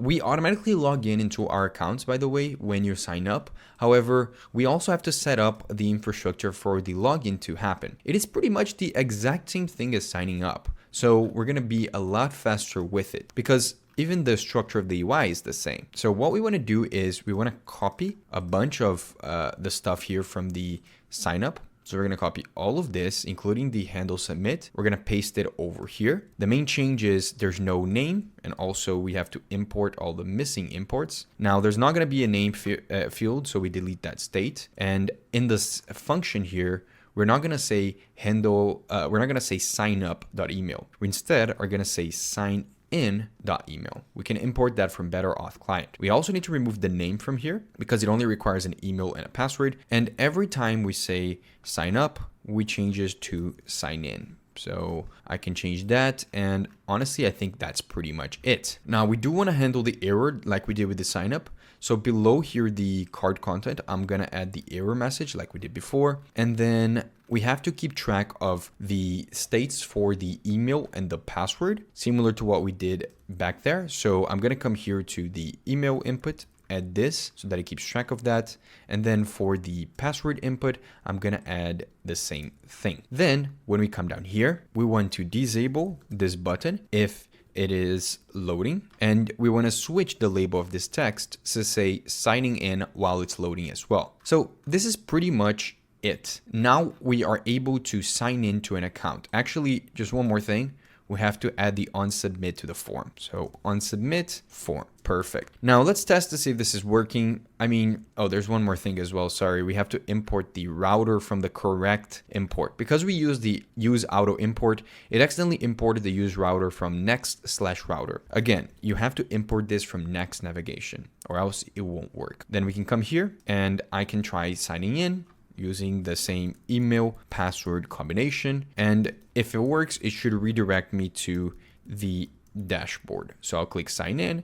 And as you can see, it works. I am in the dashboard page. Now we are done with authentication and we can get started with the next topic, which is when you are in your Next.js application, how do you detect if a user is authenticated or not, and update your UI based on it. That is an important topic, and it depends on a couple things. First, where do you want to detect it? So we want to detect it on our navbar.tsx. Why? Because right now I am technically logged in, but there's no way for me to check it visually. What I want to do is on my navbar.tsx, I want this navbar links to change depending on whether or not I'm logged in, because if I'm already logged in, I don't want to see the login and the start for free buttons appearing at the top. So to do this, it's actually pretty simple because of BetterAuth. Now, on this navbar component, we really have to think about how we want to do this.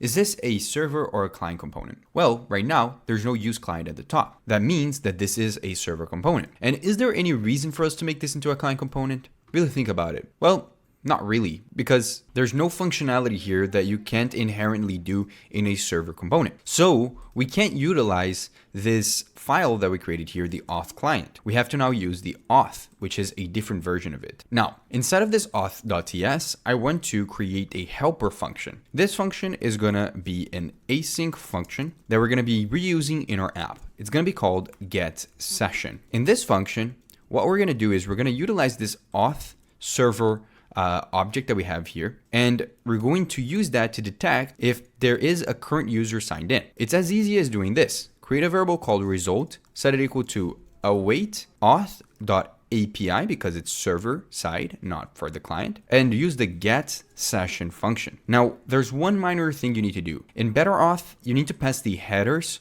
of your request when you try to get the session. Now, that's a bit confusing, and I wouldn't worry that much about it, but to pass the headers, you're just going to pass an await and then call the headers function from next headers. As you can see over here, this function is meant to allow you to read HTTP incoming requests headers in different parts of your app. More specifically, server components, server actions, route handlers, middlewares. We haven't learned about server actions, route handlers, or middlewares yet, but we've learned about server components.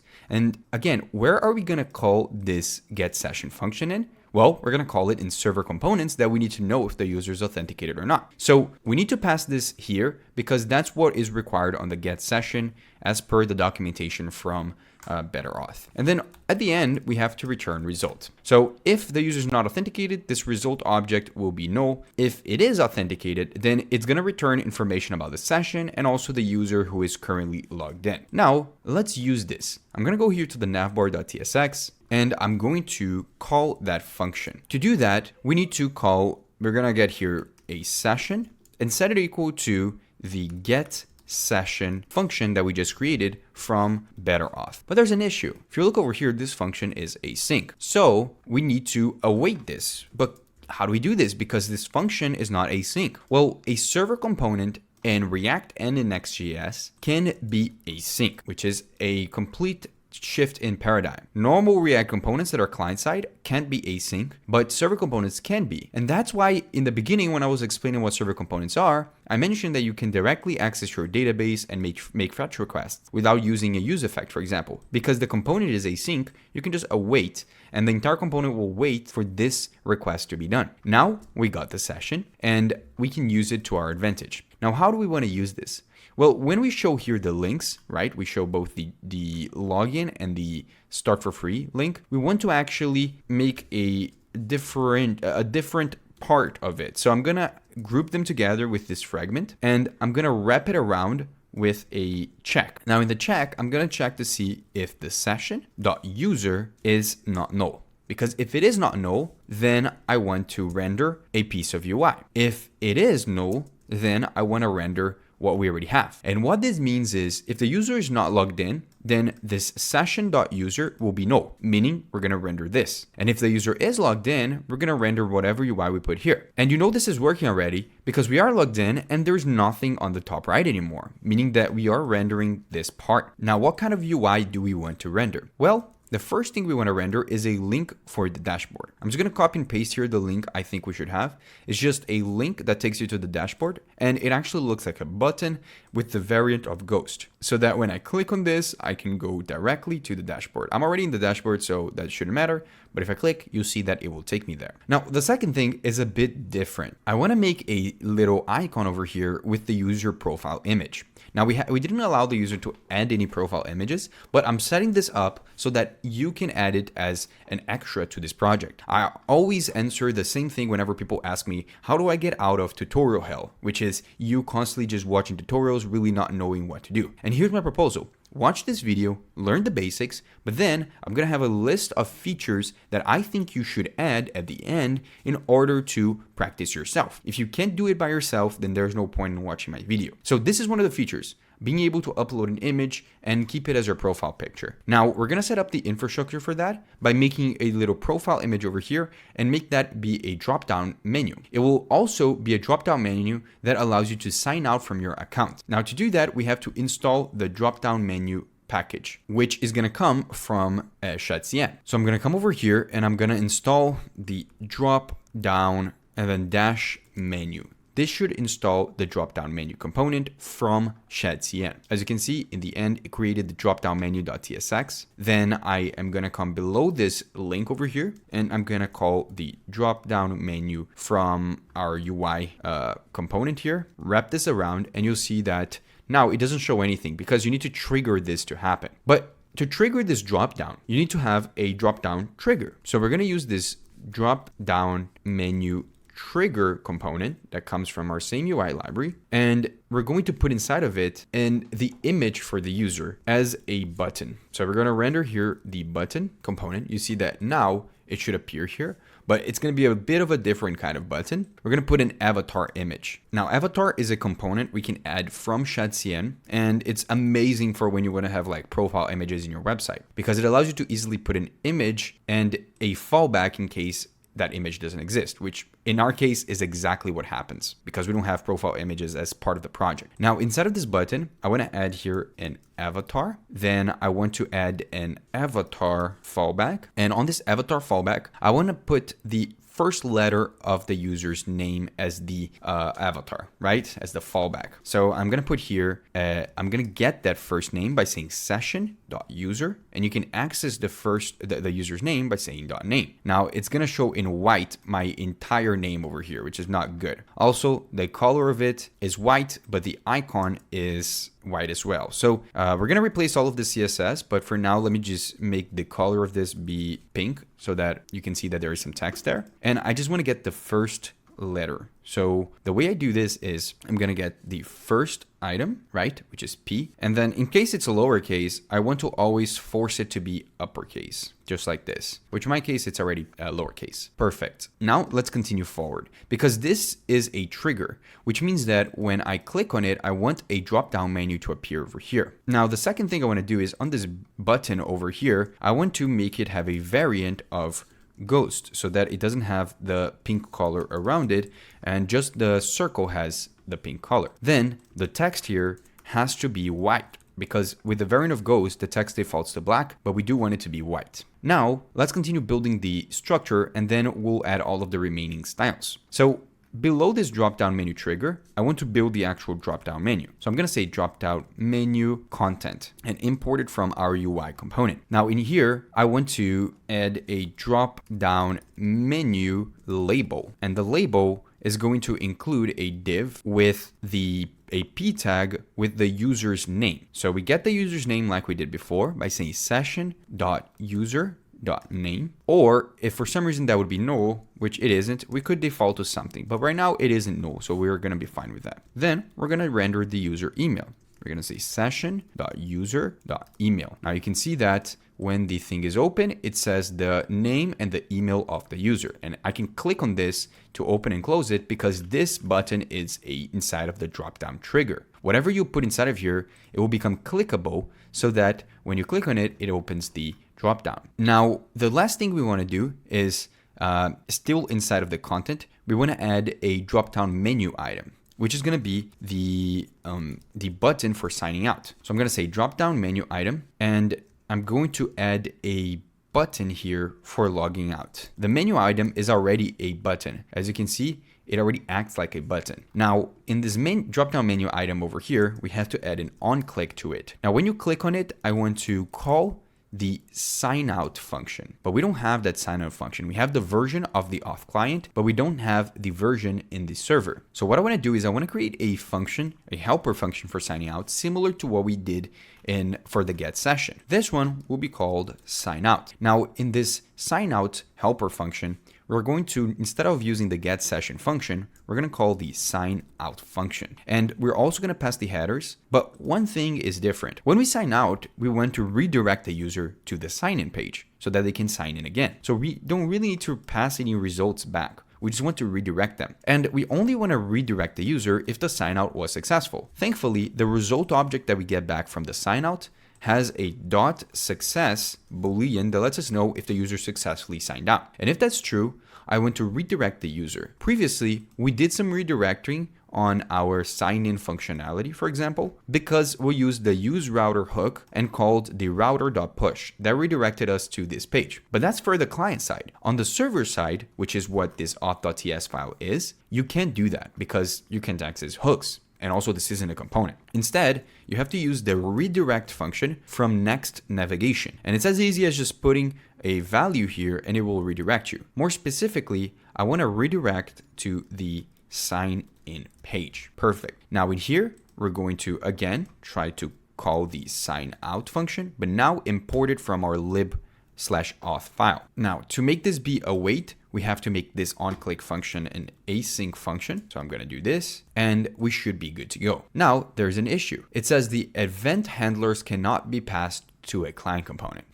That's kind of hard, right? Because remember what I said, this is a server component. So we can either do two things. We can turn this entire thing into a client component and change the functions we used to use the client side functions that we already have, or we can create a simple client component that will be representing this part of the code. I'm going to do that. I'm going to create here the sign out button, just like that, .tsx. And I'm going to turn this into a client component. Then I'm going to export default function sign out button. And I'm going to return this logic over here. I'm going to copy this, paste it over here. As simple as that, and make sure to import this drop-down menu and the sign out function. Then what I want to do is I want to call this in here instead of what we were doing. And just like that, we resolved this issue. If I refresh this, it should be good to go. But there's an issue here. It says that we can't use the headers on the file that we have. Where are we using the headers? We're using the headers over here. But why is that a problem? Well, if you look at the error, which should be appearing over here as well, it might be easier to just see it over here. It says you're importing the component. I'll copy this entire thing and just paste it here as a comment. Basically says you're importing a component that needs next headers.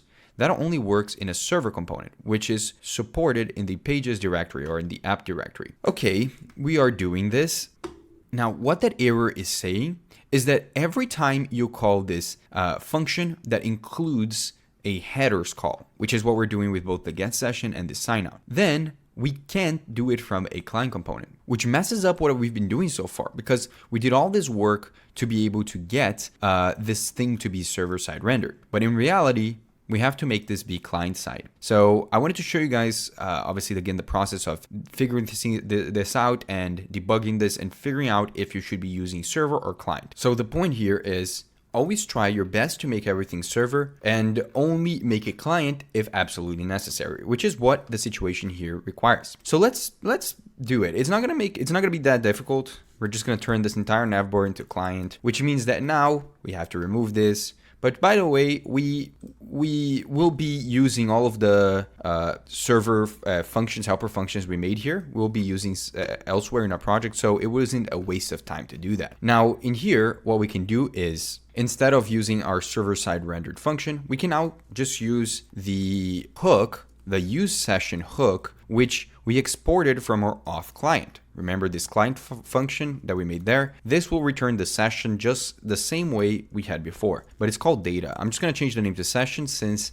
we already used this session object multiple times. Then on this sign out button over here, we don't need that. We literally don't need that. But to be honest, we could keep it the way it is right now just because it doesn't really matter. And the only difference now is that we don't use this. We can use the sign out function from the auth client as well. So sign out from the auth client. And now it should work. Also, since we are in an on-click, in a client component, the on-click will work. Now, the final thing is it's giving us an error because we had made the component async when it was a server, but now it's client, so we can't make that async, and we should be good to go. The last thing I want to do is after you sign out, I want to redirect the user to the sign-in page, which was a functionality we had here on the sign-out function, but we don't have it in the client because this function, I didn't make it. It's from the auth client from PedroTech. So to do that, I'm going to make this function a bit bigger, and I want to use the use router hook from Next Navigation. So I'll say use router, and we're going to push the user after the sign out to be able to go to the /sign in, but only if this is successful. So I'm going to say result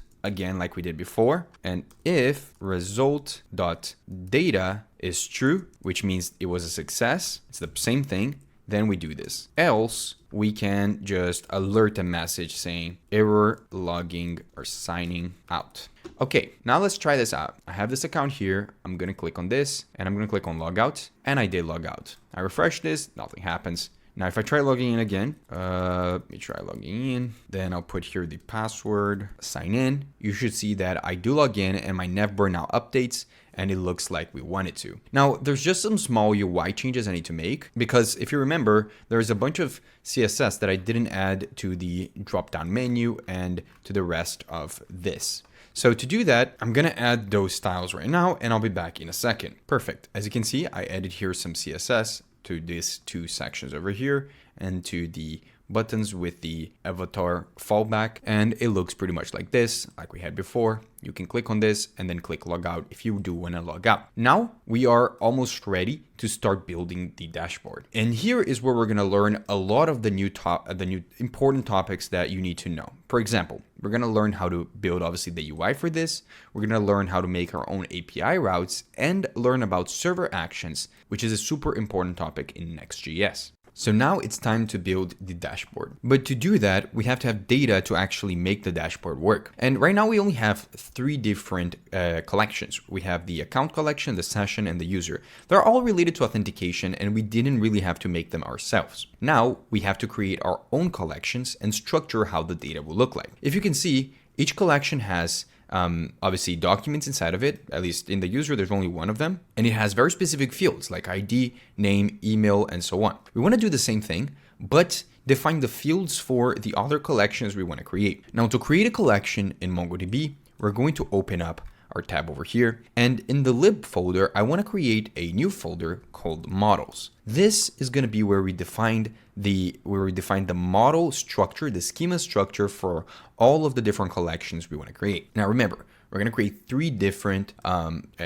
models, three different collections. So all three of them are going to interact together. The first one is going to be the board. So we're going to create a board.ts. I'm actually going to make it lowercase, board.ts, and here we're going to define how a board looks like. Now, to define the schema for this collection, we have to import Mongoose from Mongoose and also import a couple types, more specifically the schema type and the document type. Then we want to create an interface. I'm going to export an interface called iBoard. I for interface and board because this is the interface for the board. And because we're creating an interface that is part of a schema for a collection, this interface is going to extend document, which is the type that this interface is going to represent. So I'm going to say iBoard extends document. Then we define the fields that we want to include on this document, and the document will include all of the other extra fields like ID and so on. Now, what fields do we want on a board? Well, a board will have a name. Like a name for a board is the job board. It's also going to have a user ID, which is just the ID of the user who created the board. Then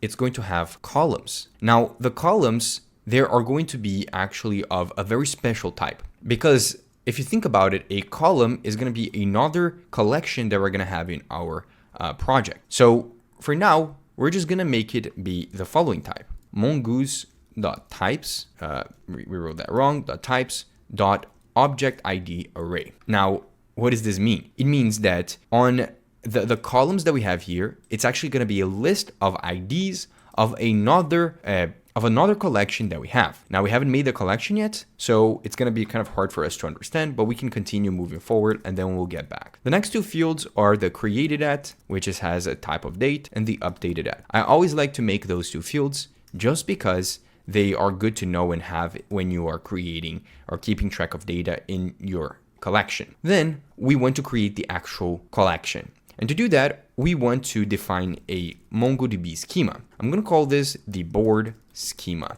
and set this equal to new schema of type iBoard. Now inside of here, I'll create an object, and in this object, we're going to define again all of the types we have here, but we're going to add additional types and the configurations that are specific for MongoDB. For example, the name field, we want to give a type to it, and here we put MongoDB types.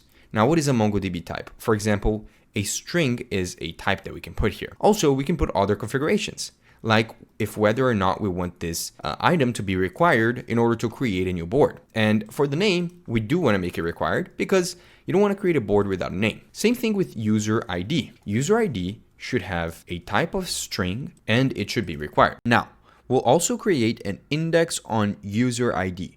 Indexes are specialized data structures that allow the database to find matching documents efficiently. We'll query boards by user ID, so we'll have to create an index on this field. It is highly recommended that your queries are always covered by an index to improve efficiency. We want to set index equal to true. Then we're going to come here and we're going to set the type for columns. Now, that's a bit hard. Why? Because again, remember, columns is going to be actually a list of IDs of another collection, a collection we haven't even made yet. However, we can already start defining what that looks like. To define that it's a list, we put the list, the open and close the square brackets, and then we put an object in here. And then we define what goes inside of each item in that list. So what goes inside is the type is going to be of schema.types.object ID, which just represents an ID of an entry on this collection. Then we need to put a ref, and a ref is going to be a reference to which other collection is this object ID from. I know this is a bit confusing, but don't worry, it's all going to make sense. Now, the reference here is going to be column because we're going to create another model for the column collection. For now, we can just leave it like that. And finally, I want to add one more thing. We want to come down here and add another object, which will allow us to give some more configurations. And we're going to set timestamp to true. Now, what does timestamps equal to true do here? Well, if you notice, when we defined our board schema, we didn't include the created at and updated at. That's because if we set timestamps to true, it's going to automatically add the created at and updated at field to every single document that is added on this without the need of doing anything else. So we perfectly created our schema. We set up each field with a type and required. We set up an index on the user ID field so that it is going to index that field and make queries for it be faster when searching, so that we don't have to always be, because this is a pretty useful thing to do if we're always going to be querying for a user ID. And in the end, we have created the schema that we can now generate a collection for. Now, we have created the schema, but we actually didn't create the actual collection. If I refresh here, you see nothing appears over here. For that to happen, we have to register our collection. So I'm going to come down below here and I am going to export default. And I want to export the mongoose.models, and then I'm going to say .board, or I'm going to export the mongoose.model, and I'm going to create it. If this one doesn't exist, I'm going to create the board by utilizing the model function, passing the iBoard as the type, and then I give a name to this collection. It's going to be board, and I have to pass a schema. So what this is going to do is whenever I use it, it's going to create this collection called board, and it's going to have this schema. Okay, so now what do we do? Does it automatically generate it over here? Well, sure. However, I want to create the other schemas as well before we can check all of that. And one thing I want to point out is if you go here to the landing page, remember this is how we are going to have the dashboard page, right? There's going to be a board, and a board represents this entire set over here. Then inside of a board, there's going to be columns, right? There's going to be the wish list column, the applied column, the interviewing column, the offer column. Different columns represent different stages in the application process. And inside of each column, there's going to be actual job applications. So a user can create different job applications, put it in their desired column, and then maybe even move it around to a different column. So remember, there's 3 different collections. So how do we create those collections? I'm going to copy this board.ts. I'm going to create a copy of it, and I'm going to create the next collection, which is going to be the column collection. Now the column collection is going to be very similar. I'm going to copy and paste here how it's going to look like, and it's going to be almost exactly the same, and I'll go over what each of the fields mean. So of course, we're going to create now an interface called iColumn instead of iBoard, and then inside of the iColumn, there's going to be the following fields. It's going to have a name because a column has a name. As you can see, wish list, applied, interviewing, whatever we choose. It's going to have a board ID so that we know which board this column is part of. So not all job applications are going to have, or not all dashboards are going to have the same columns. You can create your own column, you can delete your own column, but they're going to have obviously the default ones by start. Then there's going to be the order. Why is the order important? Well, because the order represents the order of the column in reference to the beginning. So the wish list is order 0, meaning it's the first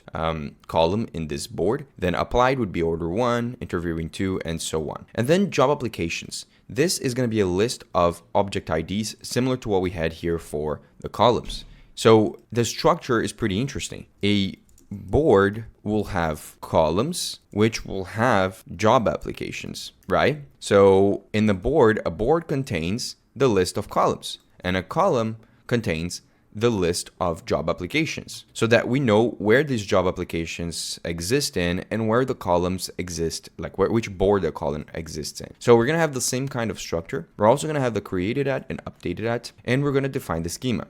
The schema for column is also very similar. The same thing for name, same thing for board ID as we had over here. Now the only difference is that we set here in the board ID a reference. Now we kind of did this over here as well, but we did it for the columns and not for the actual board ID. If you look at the reference we had on the board, it was for the user ID, and we made it be an index, which is what we're also doing over here. But the user ID is of type string instead of being of a type object ID like we have over here. Now, when you see schema.types.objectID here, that's just the type MongoDB uses for the default ID field.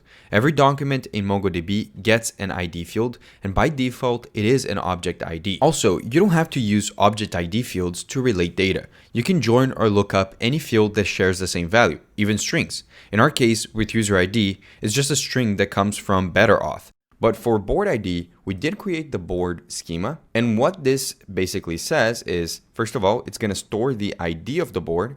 It'll create a relationship between the column schema and the board schema. And by indexing, it's going to make queries faster. Quick note on this data model. Our board has an array of columns. Each column stores a board ID, and columns also keep an array of job applications, while each job application stores a column ID and a board ID.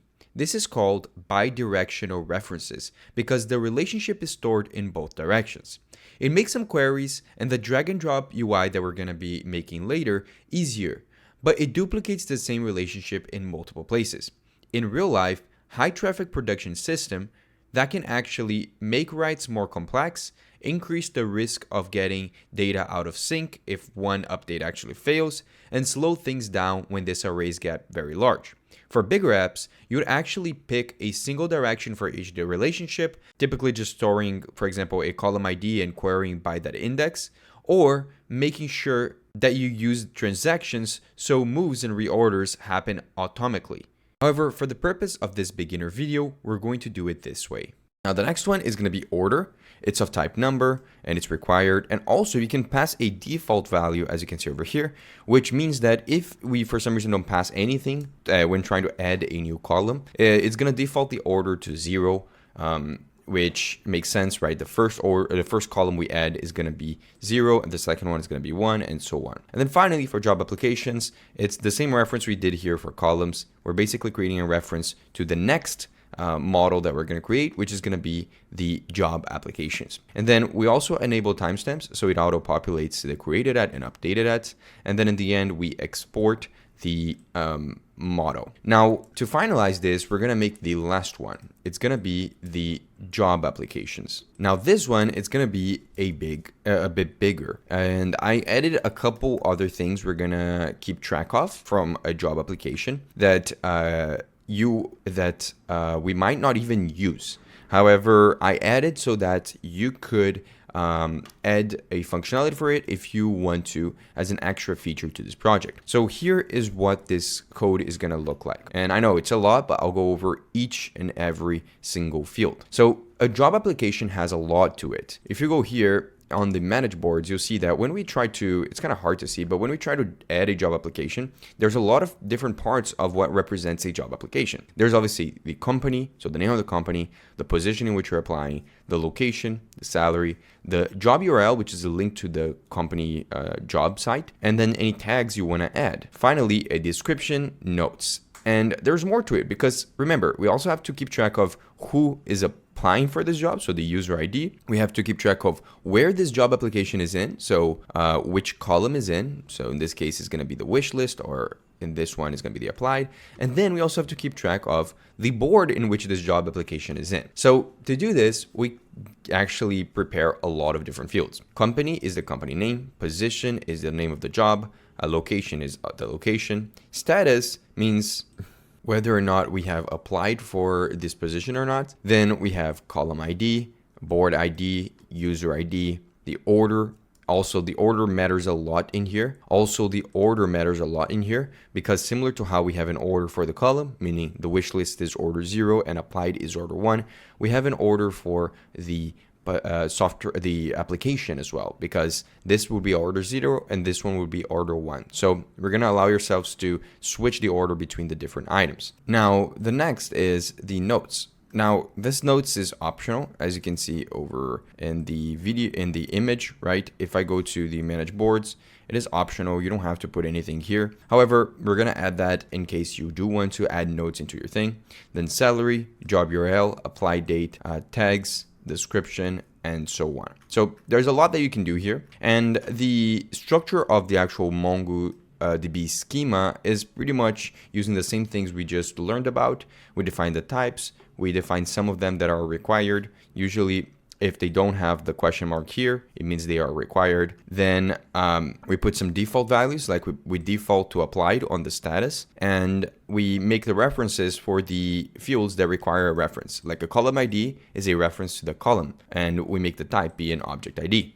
The board ID is a reference to the board, and we make a type be the object ID. Same thing. So as we move on, the only major difference here is the tags, because tags is a list of different tags in which you want to tag your job application as. As you can see, here's how the tags will be displayed. And as you can see, it is strings that are separated by commas that turns out to be an array. So it's going to be an array of strings. And to define that in MongoDB, you open and close square brackets and you define the individual type inside of it. So this is an array of strings. Finally, we again export the model. So we have successfully created the model for all of our collections. What do we do now? Well, for convenience, I'm going to create an index.ts file over here that is going to export all of the different models that we created, and I just have to import from this index.ts instead of from each individual file. So in here,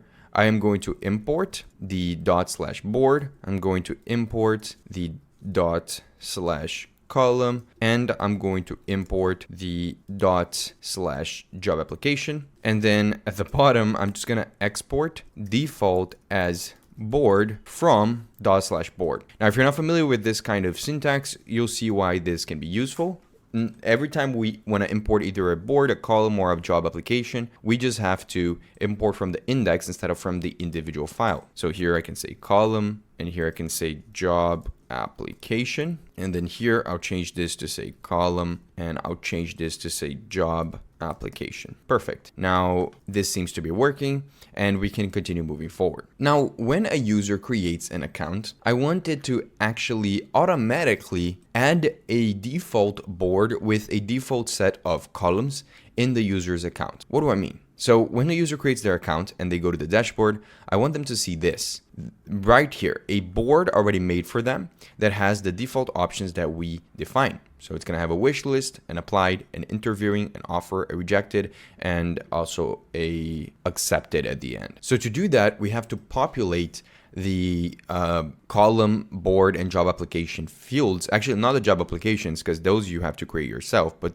the board and column fields to already create them from scratch. If we go here to our dashboard, obviously it's empty right now, but to even be able to be querying this data from our table, we need to have data in our table. So what I like to do here is I would like to create a function that when ran, it is going to initialize the default board for all users. Now, this kind of functionality is a helper function, right? It's a helper function that we want to run in the server. So it's going to be a server function that we can run at the state in which the user is creating their account. So to do that, we want to come into our lib folder over here, and I'm going to create a file here called init user board.ts. This means that when the user creates their account, we want to initialize their board. Now to do that, we have to connect to our database. Remember when we created that connectDB function?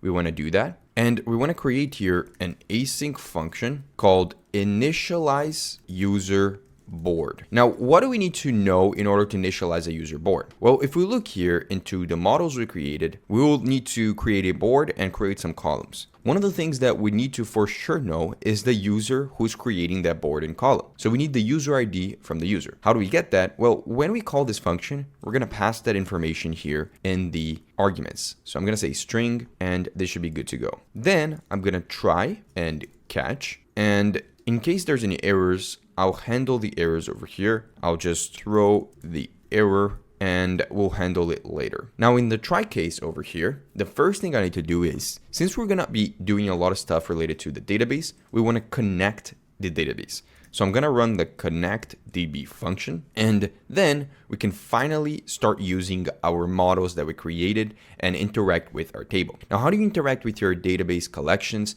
in NextJS using MongoDB? Well, because we're using Mongoose, we can just import our models by doing .models, directly just importing the folder. And then I can import from that models the columns or the collections that we want. In this case, we're going to be dealing with the board and the column collections. Now, to get started, what is the first database operation I want to make? Well, I want to check to see if the board already exists before creating it. So when a user creates their account, I want to create a board that looks like this, right? It's going to be called Job Hunt. I'm going to name it Job Hunt for all of the boards you create by default. And then we're going to obviously associate the user ID with this board. So what I want to do is I want to check to see if there is already a board with the corresponding user ID and name combination. So to figure that out, we have to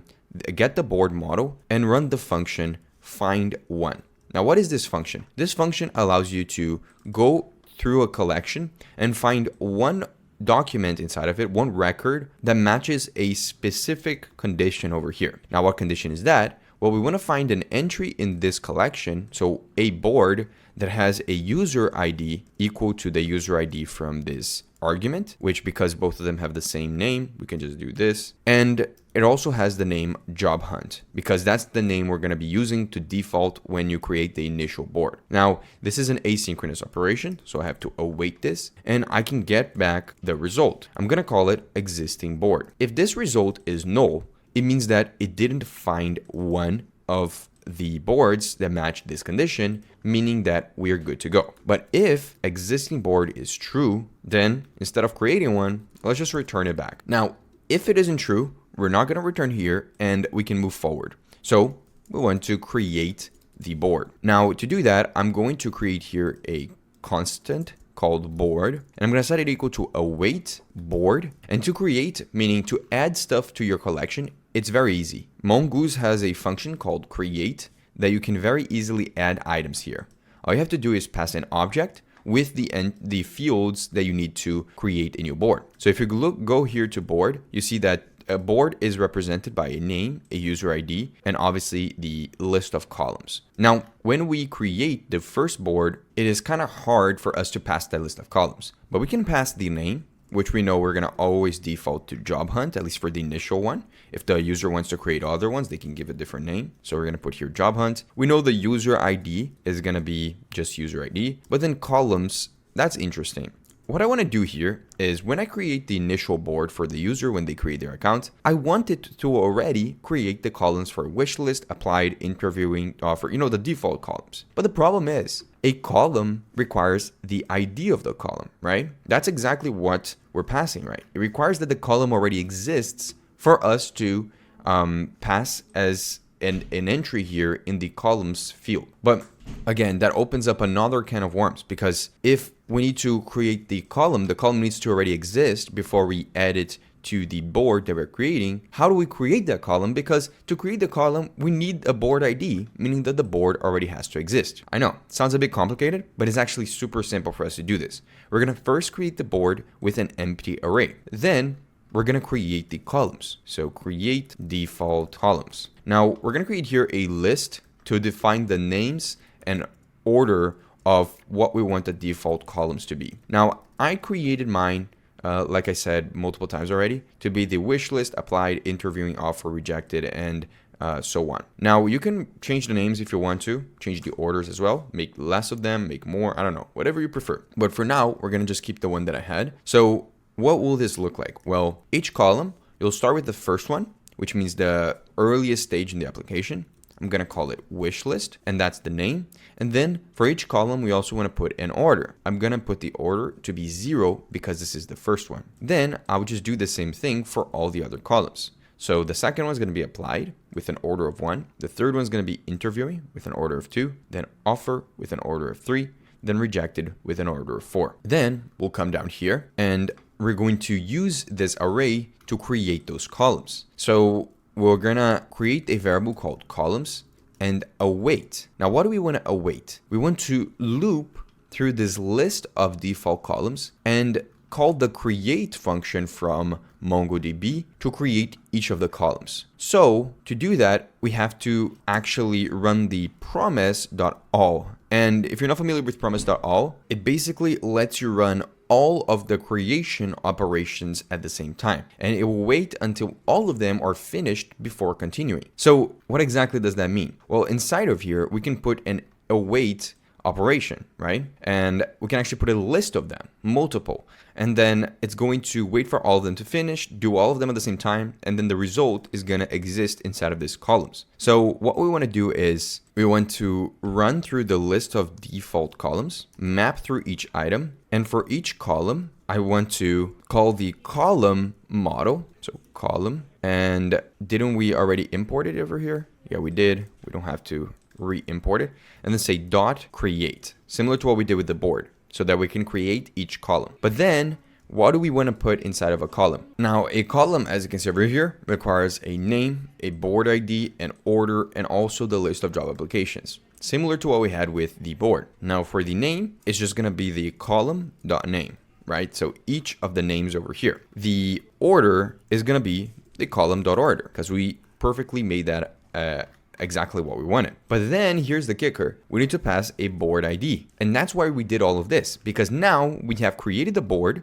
This will only run after the board has been created, and we can just use this ID as the board_ID. Now to access that ID, you have to put underscore, because if you go here, you see that every item's ID has an underscore in front of it. That's how the convention in MongoDB is. Now, finally, we have to pass the list of job applications. However, that's not really a big deal because from the start, there's not going to be any job applications. It's not like what we did here for putting this as an empty array, even though it was supposed to be filled. We literally don't want to create the job applications for the user. We want to give them the state in which it looks like this, and then they add their own job applications to get to this state. Now we're pretty much done, right? Well, just one more line of code and then we will be, because we now created the columns, they exist, but we never assigned the IDs of these columns to the columns field in the board model. So to do that, actually, it's pretty simple. All of the changes that we've made so far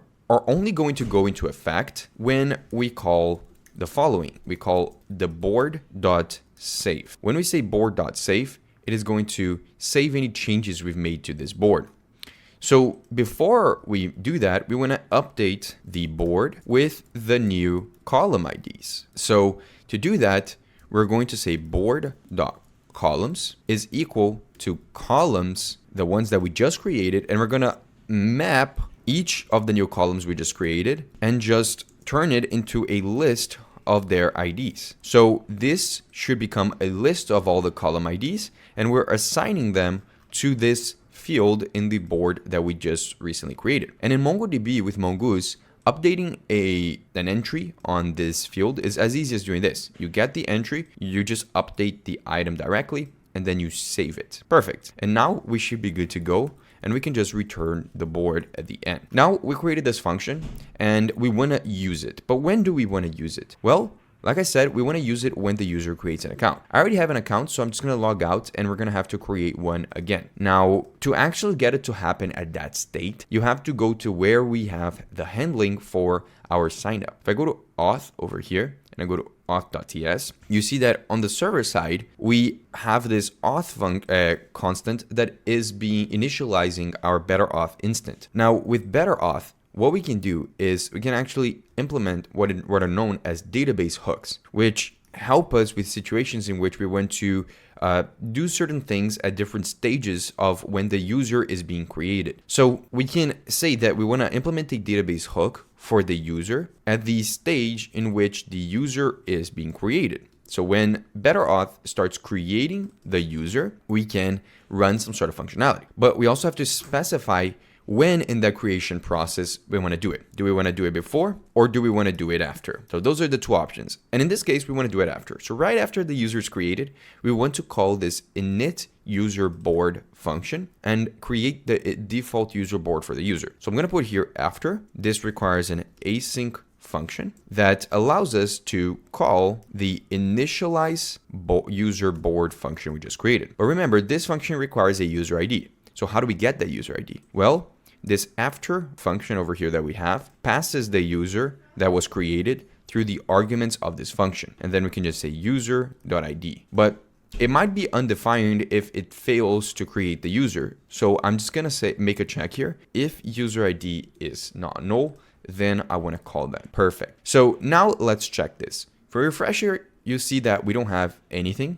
So if I refresh here, no collections. The three that we just created, they aren't here. But then let's create a user. I'm going to call this user literally John Doe, like we had as an example there. Then I'm going to put here john@gmail.com. And then I'll put a password. I'll click sign up and visually we shouldn't see anything happening. But if I refresh this, what we should see is that now all of the new columns or collections that we created, the job applications, columns, and boards should have been created because we ran the functionality that initiates them when we call the connectDB and when we call this initialize user board. But not only that, if you look here, John Doe has this ID. Let's take a look at what those tables look like. If I go to boards, you see that automatically there's already an entry here. And there's an entry for the user with the same ID as the John Doe user. And that entry of the board has 5 columns. And if I go to the columns, you see that those 5 columns have been created as well. So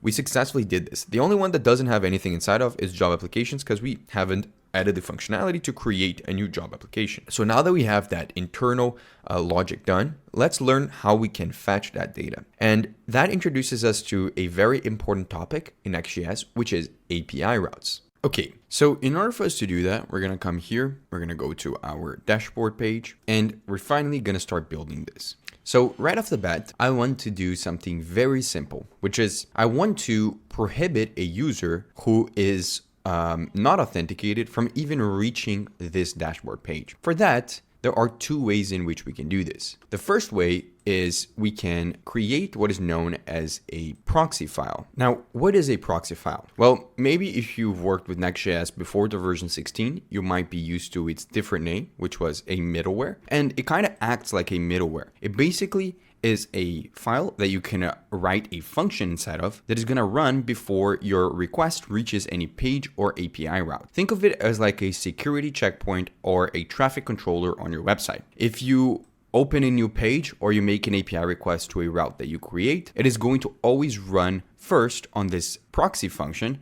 And that means that you can do stuff like redirect user, block access, rewrite URLs, inspect cookies, all that kind of stuff.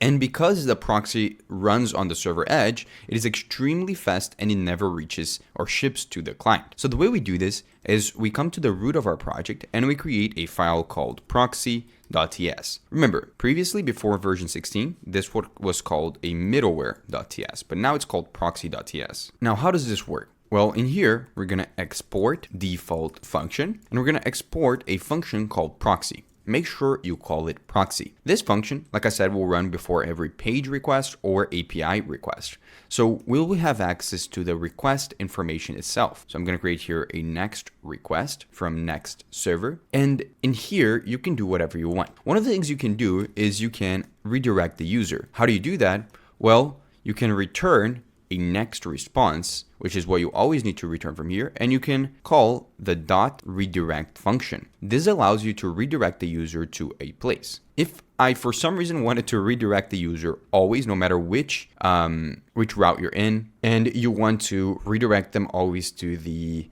sign-in page, imagine that for some reason. Well, you can easily redirect the user by creating a new URL inside of this redirect, putting the path name to the page you want to redirect to. So let's make them redirect to the sign-in. And then you have to pass this little object here called request.url. So if you want to redirect inside of your proxy, you always do this. Now, what this is going to do is it basically broke our website because this is running no matter what every time you change routes, right? So if I'm always redirecting to the sign-in page, when I get to the sign-in page, it will try redirecting me to the sign-in page again, and it basically breaks my website, as you can see over there. But you can make some other checks in here. For example, here, I could check, okay, if the user is authenticated, which is something I can get from the session. And since this runs in the server, we can get that from the auth.ts. Remember when we created this get session to be used in the server, then we changed it to the client. Now we can use it. I can use that to get the session, just like this. And then I can use this to check if the user isn't logged in, meaning if the session doesn't exist. I just have to import this. So if the session doesn't exist, then redirect the user. I can say something like this, redirect to the sign-in. Now I need to make this async if I'm going to do that, because then I need to await this just like this. But this is the kind of the idea. And since this is going to run every time for every page, then it's going to make this check. Now, obviously, there's more to this. For example, only certain pages and routes in your website are going to require you to be authenticated. And only in those pages, you would want to run this logic where if the user's not logged in, you get redirected. So you can actually get the page you're currently in. For example, if I wanted to detect if the user is currently in the dashboard, I could do something like this, where I create a Boolean called isDashboardPage, and I get the path name of where the user is through the request, and I can check to see if it starts with /dashboard, because if it does, then it's the dashboard page. And then what this means is if the user is in the dashboard page and they're not authenticated, then redirect them to the sign-in. Now, at the end of every single proxy function that you have to return a next response.next. Now, what is this? Well, if you've ever worked with middlewares or proxies in the past, you know what this means. It means it will do all the checks that are necessary. And then if none of them match, meaning you don't want to do anything, you want to proceed with the request, you're going to call the next function to proceed. Meaning before we get into the dashboard page, it's going to do this check to see first if we are in the dashboard page and the user isn't logged in. If that's the case, it's going to redirect us to the sign-in. If not, it's gonna move forward and show the dashboard page for you. Now with this logic, we can actually test to see if this is working. I am logged in over here, right? If I log out, I'm gonna log out from the john@gmail. I will try to go to the dashboard and immediately I get redirected to the sign-in, meaning that this logic is working. We can do the same thing if we were to sign in over here. I'm gonna sign into that account. There's a couple other situations in which we don't wanna have this. For example, if I'm already logged in, I don't wanna be able to go into the sign-in page, right?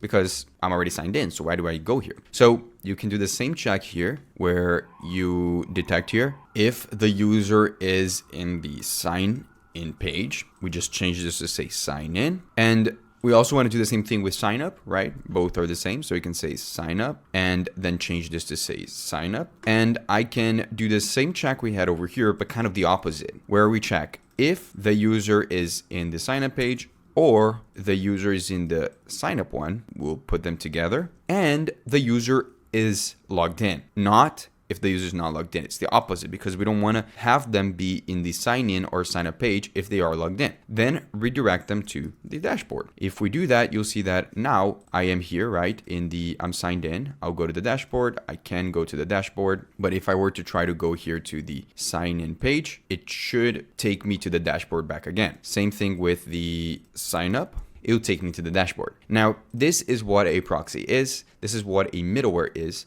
Just keep in mind that in some tutorials, and some code, you might see this function and file being called middleware, but on Next.js 16, they changed the name. And honestly, I like the old name, but whatever. They think that it's actually better to change it because it does make more sense. It's more clear of a naming because you are intercepting a request, and that's what a proxy would do. So that makes sense. Now, using a middleware for handling if you can or cannot go into a request works out. However, you can also do it in a different way. For example, if I go to the dashboard page over here, I will need to get information about whether or not the user is signed in or not, because I will need information about the user inside of here. So this will be a server component, right? And in here, I'll have to call the same function we called over here, the session, to detect if the user signed in, so that we can then use the server, the user ID for our API requests. But the issue is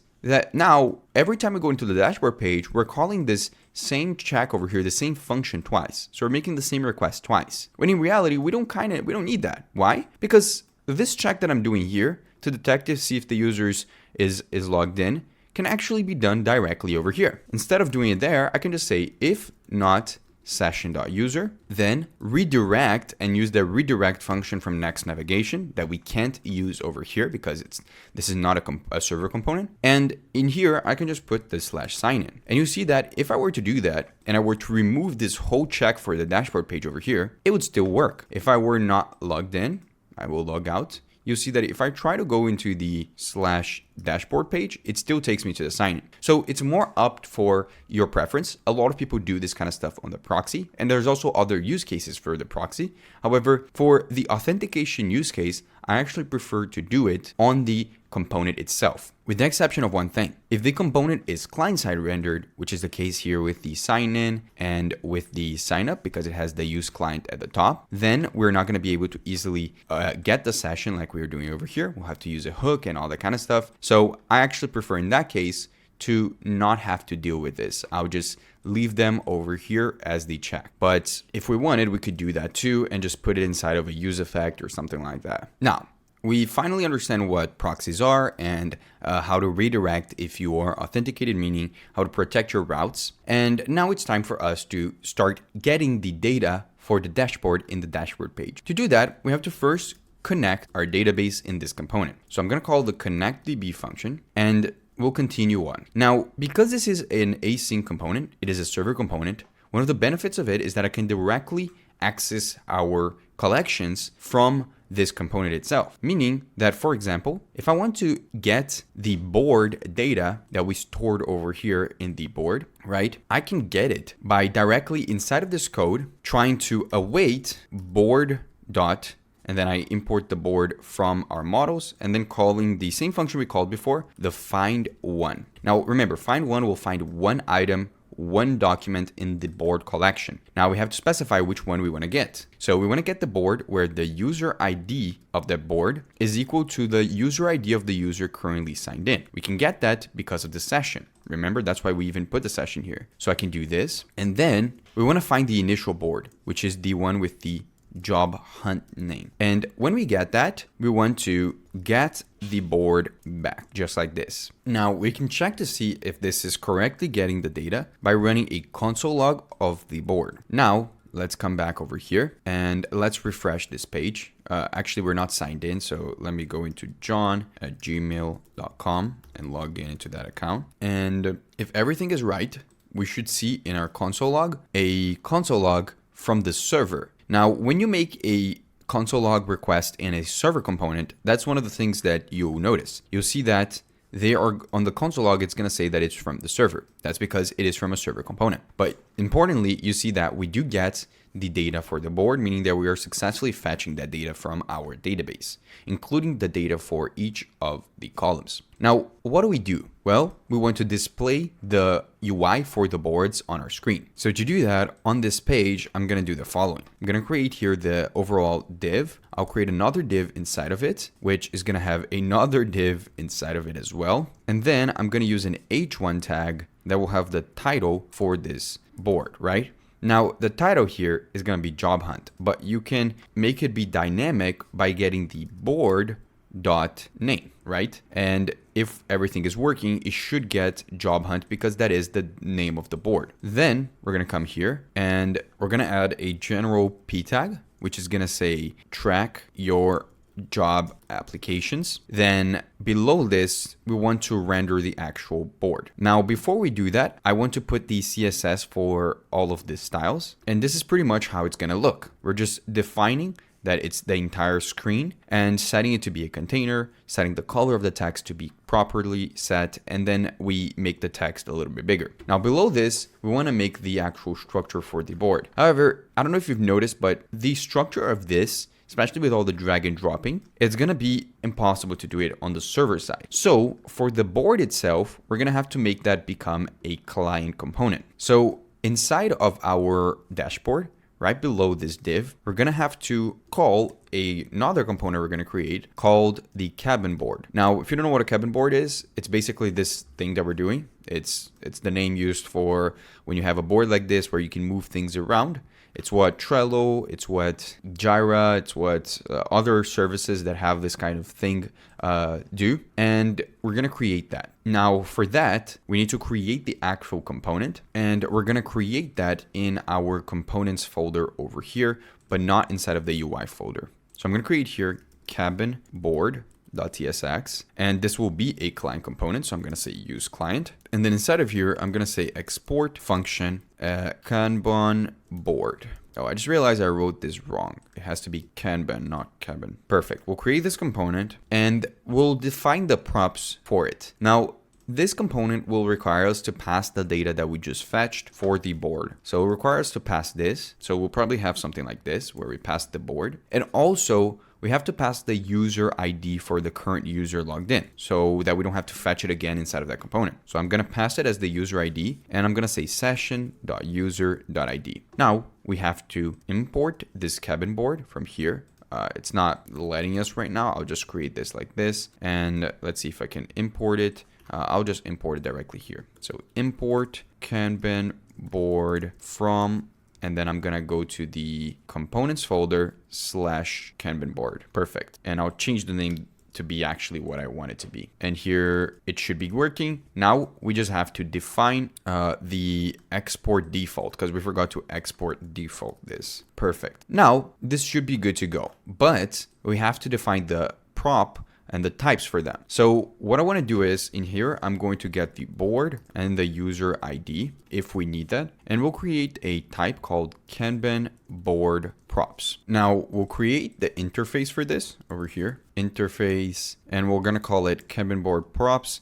And then it's going to have two items. It's going to have a board, which is going to have a specific type. We don't have that type yet. And then it's going to have a user ID, which is going to be of type string. Now, how do we get the type for the board? Well, we kind of know how it's going to look like based on the models, right? But we don't have the TypeScript types for them. So in this models folder, I'm going to create a models.types.ts. This will make a file where we can export all of the different TypeScript associated types for the interfaces that we created over here, right? Because this is using Mongoose types. We want to kind of make the same thing, but for just the pure result that we get back. Now, I already have here all of the different interfaces we want. We want to have one for the job application with all of the fields converted into normal TypeScript, like just saying strings, numbers, and so on. Then we have a column, which includes a job application array, and then a board, which includes a column array. For all of them, we want to export them. So I'm just going to export in the beginning here, and this should be good. Now in here, we can just import the new type board from our types file. Perfect. Now to build the Kanban board, I'll let you know immediately, it is a bit complicated, but it is not complicated because of Next.js, but rather because we are going to have to be doing a lot of complicated like sorting and moving around, creating columns, and drag and dropping. To do that, we're going to be using a package. It's the most popular package in React for drag and dropping. It's called React DND, or DND for drag and drop. Now, that means that for the next portion of the video, we're going to be focusing on just building the UI. Some parts of it, I'm not going to show myself writing the entire thing, but obviously I'll explain everything. And if you want to just get along and focus on only the Next.js specific parts, I will obviously have all the timestamps in the description, so you can just skip to those parts. However, this part right now is where we start building the UI for that board. To start things off, I want to build the columns. So I'll create here a div for the space of the columns and then another div. Now, what we want to do is we want to create the aesthetic where, depending on the type of column, it's going to have a different color and a different icon, right? So what I want to do is I want to come back here to our code, and I want to create a map configuration that is going to map a column's order to their color and icon. So I'm going to create here a column config, and that is going to be an array, and the type of that array is going to be an object, which is going to include an color, which is a string, and an icon. Now, for the icons, we're going to be using Lucid like we've been doing, but the type of the icon, since it's a component, is going to be of type React.React node. Now in here, we're going to set this equal to an array of objects. And on the first object is for the first column. The first column is always going to have a color, and I'm going to set it to be the color cyan 500. Now you can set it to whatever it is. Cyan obviously is this blue over here. And then we have to set the icon. So I'll set here the icon to be the calendar icon from Lucid React. Now, just do the same thing for the other columns that you might have. I already pasted them over here, and I'll just auto import all of the remaining icons. I'll also put a class name for this icon over here so that it has a static height and width. So now we have this, and the order matters a lot because the first column will always have this color, the second one will have this one, the third one this one, and so on. Now what do we do with that? Well, inside of this div, we're going to have to loop through the list of columns that we get from the board. To do that, we're gonna get the columns over here, set it equal to the board that we get from our prop,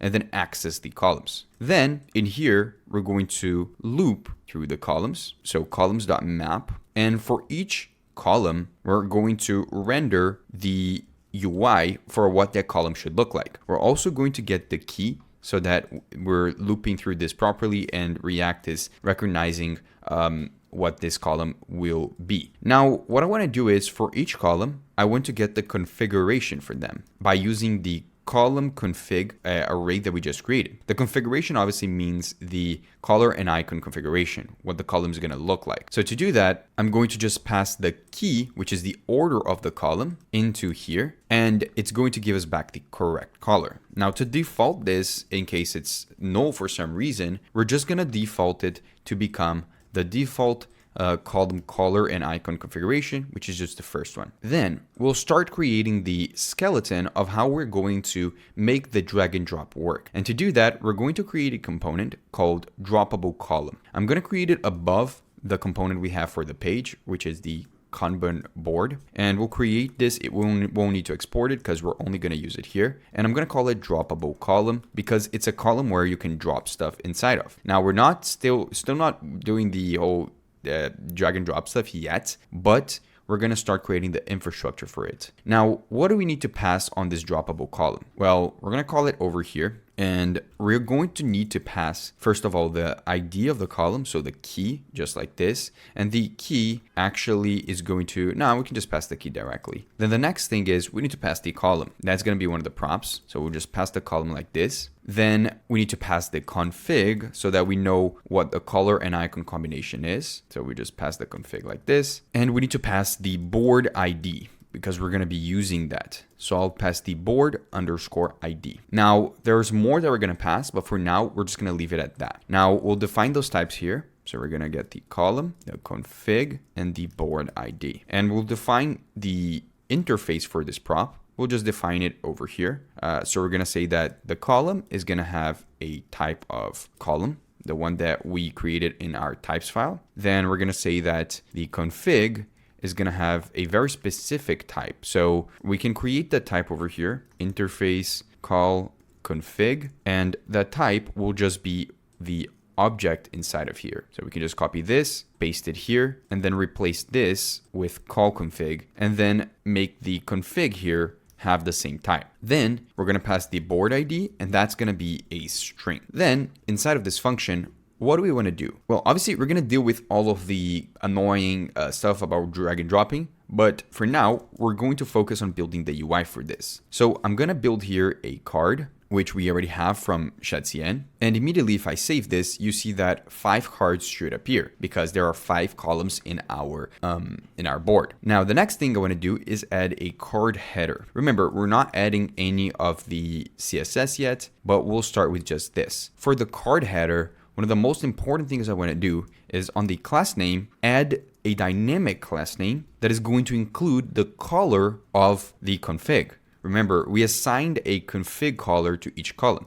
You see that now each column should have the correct color. Now the rest of the CSS we'll do later, but for now we can move forward. I'm going to put a div here and then another div. And in the header, we're going to put a combination of the icon and the column name. First, we'll do config.icon, and it's a component that is going to render. And then we're going to add a card title, and we're going to insert the column.name. So we should see that combination appearing here. Now, it seems like I'm not seeing the actual name appearing, so there might be an issue. And as you can see, it's very easy for us to find issues in NextJS because it literally shows here. So there's 9 issues happening. I can go through each of them. Just by looking, I already understand what it is. It's more of a typing issue. For example, when we get back here the data from the board and we pass it down to the Kanban board, this data has to be stringified and then parsed. Now, what does that mean? It means that in here, I have to first use the JSON.stringify to stringify the board. And then I need to parse it. Now, I know this looks kind of weird and you might be confused right now. Why do we need to do this? Isn't the board already JSON when it comes back? Well, not really. And that's one of the things we talked about. Because when Mongoose returns their documents, they are not plain JSON. And the React server and client boundaries only accept serializable data. That means that what we're doing here is we are converting our Mongoose document that we get back for the board into a plain JavaScript object that can safely be passed into our React component. So we first stringify and then parse it, and we can now get access to it in our board over here. Now, that doesn't actually fix the issue that we have here, which is the name of the column is not showing up.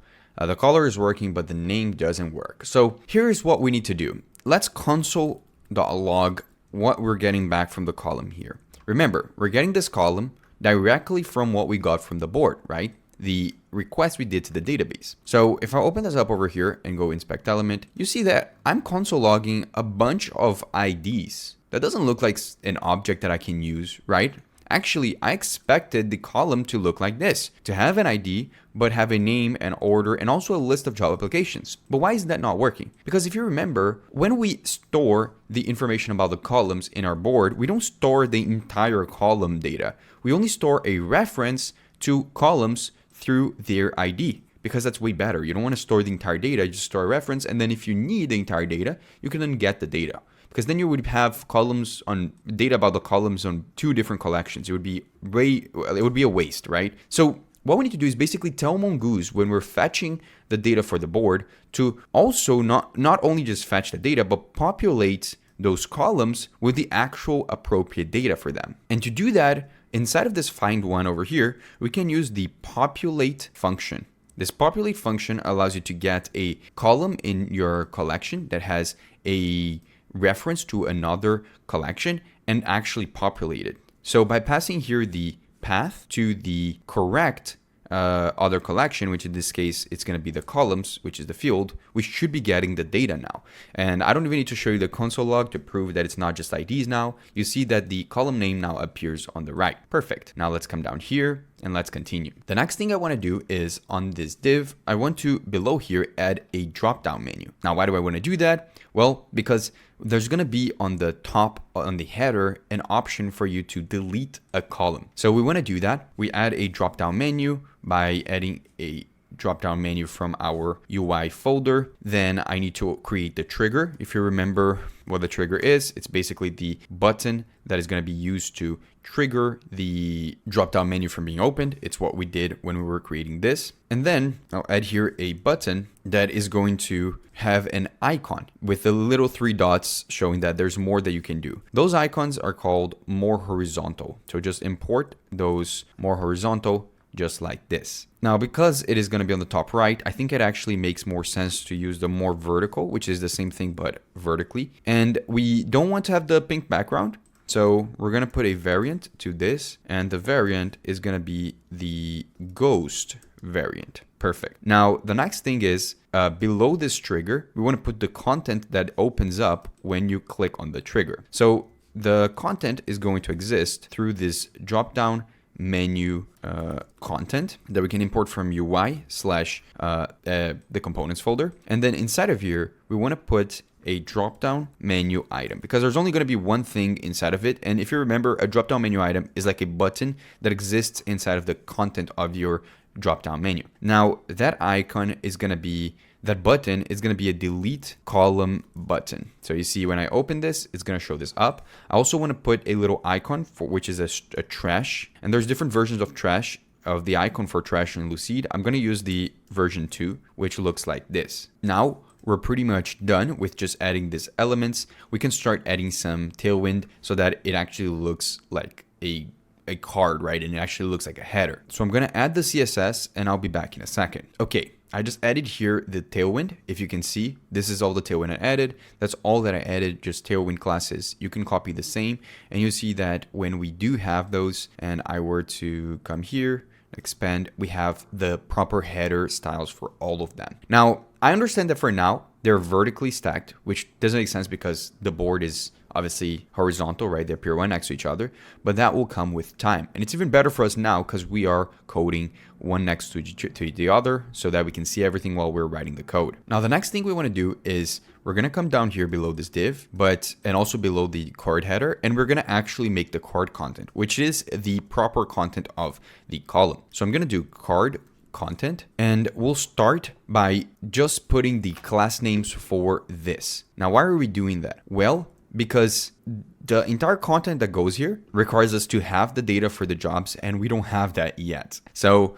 we're not going to touch on this for the meantime, but we can already put the class name for this. So I'll just add it over here so that it at least looks like a column. And now we can start moving forward with actually getting that data appearing over here and allowing the user to create a job application. Okay. So let's get started with the first thing, which is allowing a user to even create a job application. So we're going to put that inside of the card content over here. So inside of here, right at the bottom, we're going to create a component called the create job application dialog so that we don't have to put all of that in here. We can just create this extra component. So we're going to come here to our components folder and we're going to create the same name, create job. I'm going to call it dialog. I won't put the whole thing. And then in here, we will export default a function called create job application dialog, and we'll return just a empty fragment for now. Now, the arguments of this, we're going to have some props. We're going to need the column ID to know which column we're creating a job for. Then we're going to need the board ID to know which board we are creating a job for.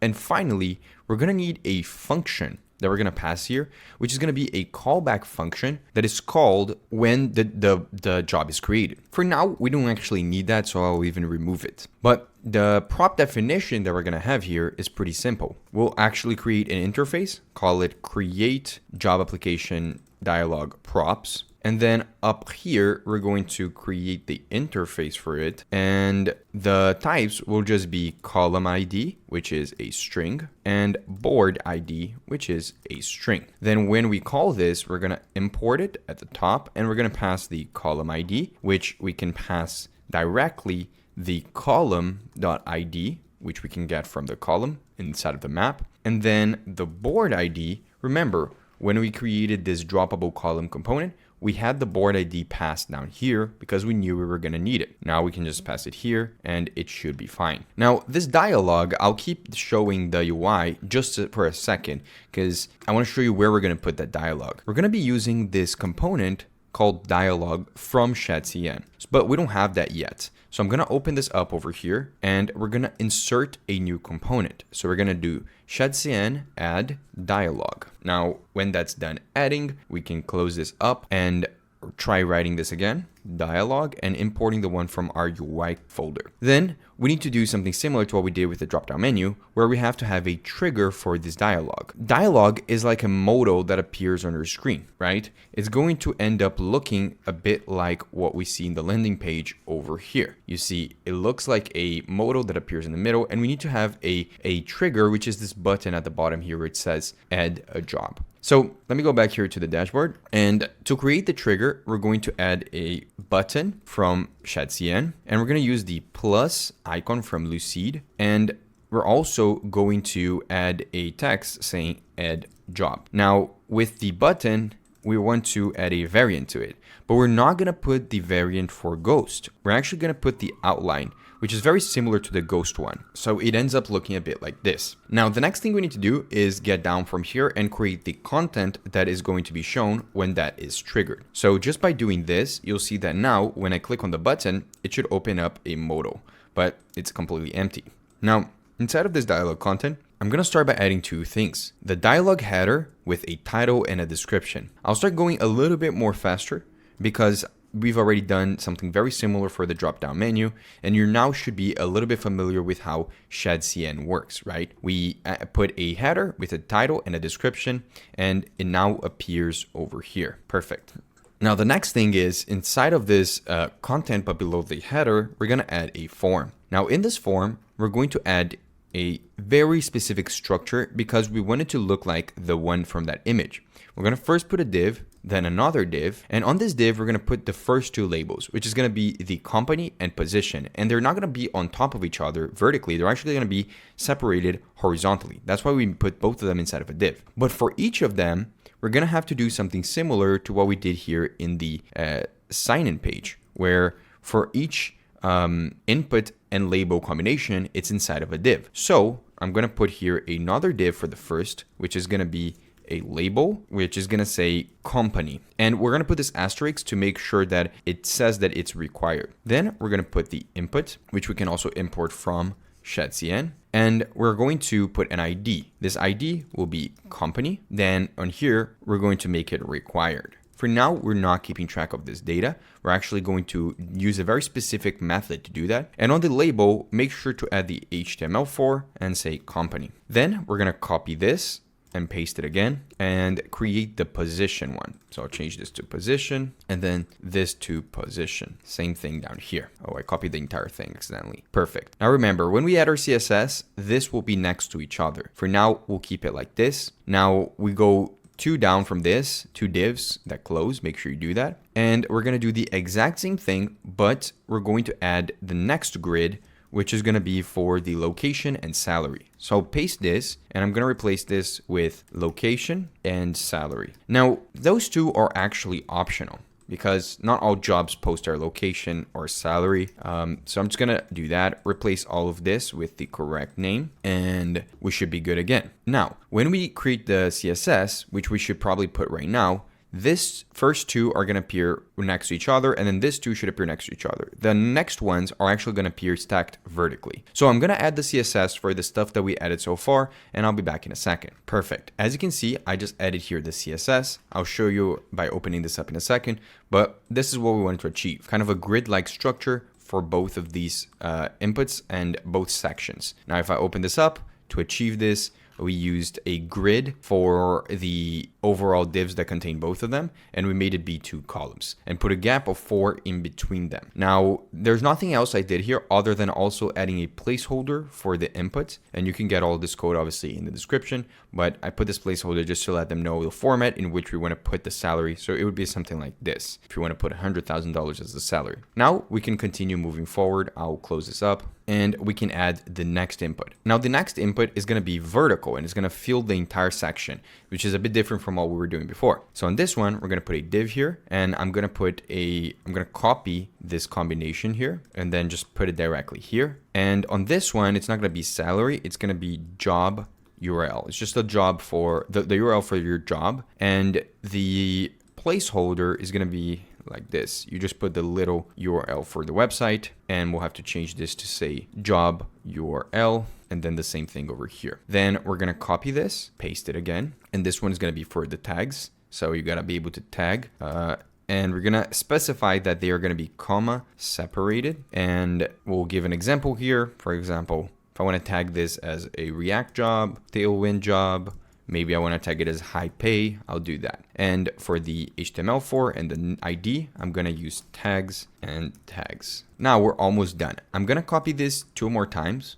We're going to need one for the description and one for the notes, and then we should be done. So the description is basically just description of the job. We can put a placeholder description, something in the lines of this, like a brief description of the role. And then this should just say description. It is also optional, and we should be good to go. Then this one, it should be notes. I'll change this to say notes as well. And then for notes, I don't want to put a placeholder, is whatever you want to put as a note. So I'll change it to say notes as well. And then finally, we're done with putting inputs. Let's make the footer of this dialog, which is going to have the action button to either add the application or cancel adding it. So I'm going to add a dialog footer here, and it should go at the bottom. And on that footer, we're going to have the first button. This button will say cancel. And then we're going to have a second button, which is going to say add application. Then on the cancel button is going to be of type button. Why did we specify that is of type button? Well, because when you click on it, and since it's inside of a form, we don't want to submit the form. The button that submits the form is going to be the one that has type submit. By making a type button, it makes it such that we can add an on click to here later on. That means that this entire component is going to be client-side rendered as well. Just letting you know. Also, I like to make the variant of the cancel one, the secondary button, be outline, so that it looks a little bit better. Now, we're pretty much done with building the skeleton. Let's just add the final TailwindCSS class names to make the spacing and everything of here look better. Okay, I just pasted here the TailwindCSS, and also I made some small changes that I'll show you. First of all, I added a max amount of rows because for the description and the notes, we don't want them to be inputs. We actually want them to be text areas. So I'm gonna install here the text area component from ShadCN. And when that's done, we'll be able to easily just import it over here. Now we put a max amount of rows so that the user can't just like type a huge thing on the description and make it too big. Same thing with this one over here. And that's pretty much it. This is all of these styles that I add just to space things out. And this is how the modal should look like. Now, there's a couple functionality things that I need to do. For example, I want to be able to click on this cancel button and close it the same way how I have that button over here, this X to close. Now this X is handled directly from the dialog components that we have from here. So to make this one also work, it's going to be a little bit different. To do that, we have to actually keep track of the state of if it's opened or not. And states and event handlers require this to be a client component. So I'm going to turn this into a client component. Then I'll create here a state for whether the modal is open or not. So I'm going to say set open. It's a use state, which is going to be Boolean. And initially it's not open, so I'll say false. Then I'm going to assign this to the actual dialog. So in the dialog, we can pass a prop called open, which I'm going to set to this. And we can pass an on open change, which is set to set open. And then when it changes, it is going to update our state as well. Now, why are we doing that? The dialog itself already has handling for that, but we want to have customization over that. We want to have control over that. It still works the same way, but now if we use the set open function somewhere, more specifically over here, it's going to actually work. Now we're going to come down here to the cancel, and we're going to add an on click to it, where when called is going to set open to false. You see that now when I click cancel, it does close the modal. Perfect. Now I think it's time for us to focus on the code and not show the UI, because it's a lot that we're going to do now that actually doesn't really implicate with the UI. So first things first, we need to keep track of all of the data in this form. And since this is a client component, we can do that by creating a state that keeps track of that data. We're going to call that state form data. I just created it over here so you guys can see. It's going to have information about the company, position, location, notes, salary, job URL, tags, and description, and it's going to be replaced with whatever the user types on the dialog. Now, to actually make this work, we have to go to each of the inputs, and we have to make it such that in the input, when there is a change to it, so on change, the input is going to update the form data to change that specific field. So in this case, we are updating the company, right? So I want to change this company field whenever there's a change on the company inputs to include whatever is on the input. To do that, we want to first set the form data to be exactly the same as it is right now for all of the other fields, because we only want to update the company field. And then to update the company field, I'll do this and basically say that the company has a target.value. And we're setting the target value of the input to that company. Also, we're going to set the value of this input to be the value of whatever the company is on the form data. Then we'll copy this and we're going to post it in every single place. Now, of course, we have to change this, change the name of the function, change the name of the variable, but I'll just paste it on all of them first so that we can focus on going one by one later. So we're going to come back here to where we have the position, and we're going to start changing this. I'll change this to say position, and this to say position. Then I'll change this to say location, and this to say location. Same thing with this, salary, and then salary, and so on. If you want to skip me doing this, feel free to do that. I'll show myself doing this because it should be pretty quick. So I'll change this to tags, and then this to tags as well, and then description, and finally we'll change this to notes, and then this to notes as well. Now we're keeping track of everything. And when the user submits this form, we want to create the application. So I'm going to create a on submit over here, which is going to call a handle submit function that we have to create. Now this handle submit function is going to be an async function that should actually create the new job application inside of our collection. To do that, I need the event, which is a react.form event, and I need to first prevent default, which is that thing that I explained to you guys. It will prevent the page from refreshing. Then, because adding data to the database is an asynchronous operation, and this is an async function, we're going to have a try catch where we catch any errors over here, and we're just going to console error it in case there's an issue. And if not, we're going to put the success case here on the try. Now, what do we want to do here? Well, we want to call our database similar to what we did over here, right? But this was for finding data in our collection, and now we want to create. We've created before. If you go to our init user board, you see that we added data to our board collection, we added data to our column collection. We never added data to our job application collection, but that should be pretty much the same. But there's an issue. Over here in the dashboard, we very easily did this, right? We access our database inside of our component because this is a server component. The create job dialog is not a server component. It is a client component. So when we are in a situation like this, we can utilize an important concept in NextJS called a server action. Now, what is a server action? Well, a server action in Next.js is a special function that is going to only run on the server, but you can call it directly from our client components like our client UI or a normal function like we have here with the handle submit. It is important because it replaces us having to make an API route, which is something that we're going to learn later on, but having to make like a post request. It allows us to interact with our database without having to go through a route. And that means that we are able to securely mutate data, access our database, handle secrets, all that kind of stuff without exposing anything to the client. We want to use it whenever our UI needs to perform any kind of work that is server side, like creating data or updating data or deleting, without having to manually write an API endpoint. So it's an alternative to making an API route, and I'll explain the difference between them too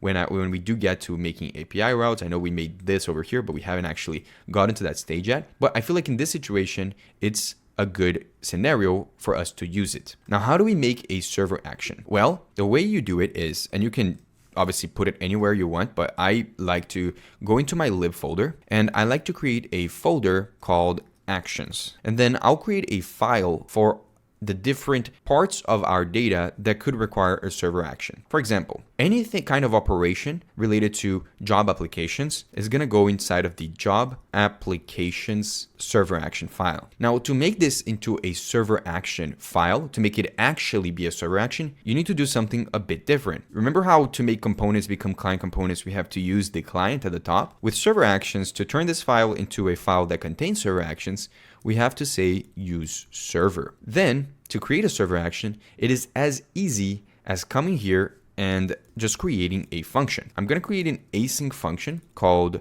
create job application, which will be able to be called from client components while also being able to interact with our database. Now, inside of this create job application, we're going to need to pass the data that we have collected over here, right? So I'll create here an interface called job application. I wrote that wrong. Application data. And I'm just going to define how this data is going to look like. Now, when we call this function, we're going to call it from this handle submit, we're going to pass this information. So most of them are strings with the exception of the tags, because the tags is a string that we're collecting from the actual thing over here. But if you remember, it's separated by commas. So if I write like React and Tailwind, we're going to separate this string by the comma and have an array with a React and an item called Tailwind. So what I want to do is on the job applications here, we define this type. All of them are strings. Some of them are optional because they're not required. And then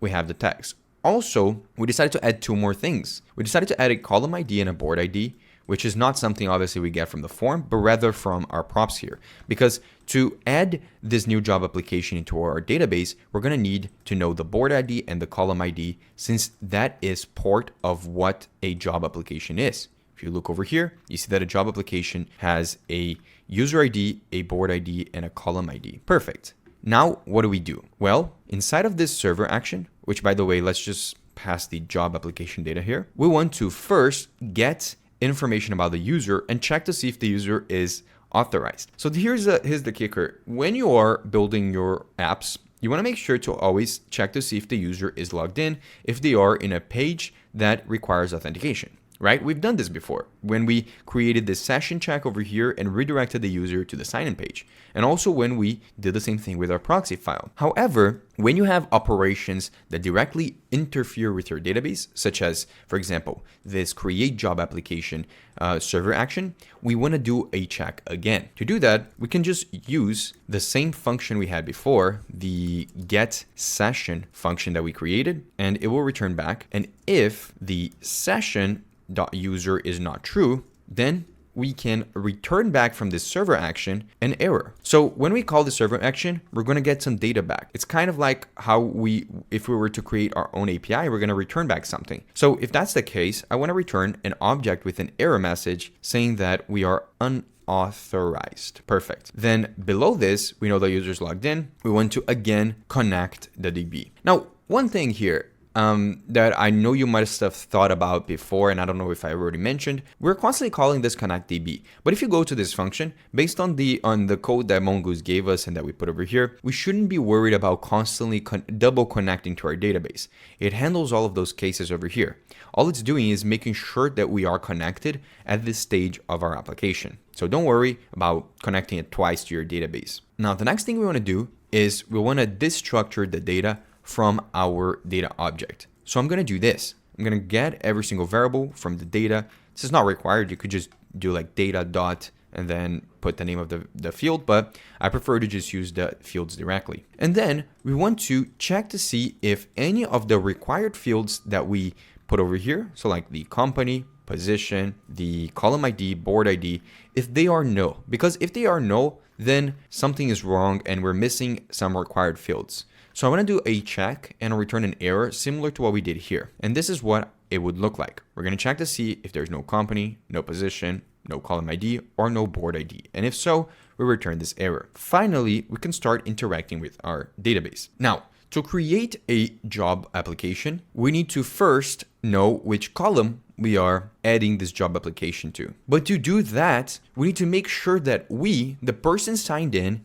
is even the owner of the board in which that column exists in. So the first thing we do here is verify if the user logged in has ownership over that board. So to do that, I'm going to say const board is equal to await, and we're going to use our board model to find one board in which the ID of the board is equal to the board ID we passed from the data here, right? This board ID. We also want to check to see if that board has the corresponding user ID, and if that user ID is equal to the user logged in. If that's true, then we are good. But if that's not true, then we can return an error saying that the board was not found. Then we need to verify if the column now belongs to the board we just found. So it's a lot of verification to achieve our goal, but that's how we make it secure. Now to do that, we do something similar to what we just did here with the board, but we do it with the column. So I'll paste this here and we'll import the column model. But basically, we'll get the column and try to find a column in the column collection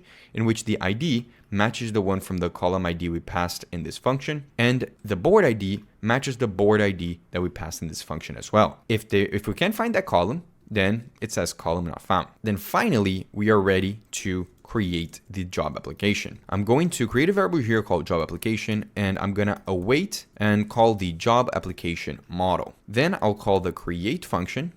And what I want to create is I want to pass this entire data here to this object. There's a lot of data that we're going to pass, but we'll just pass it here. Now with the tags, we want to default it since it's optional. We don't want it to be nil. If for some reason the tags are null, meaning you didn't pass any tags, we just want to default it to an empty array. But also job application requires one more thing that we didn't pass. It requires both a status, if you look over here, status, which defaults to applied, but we can also just pass that, and also the order of where we are inserting it.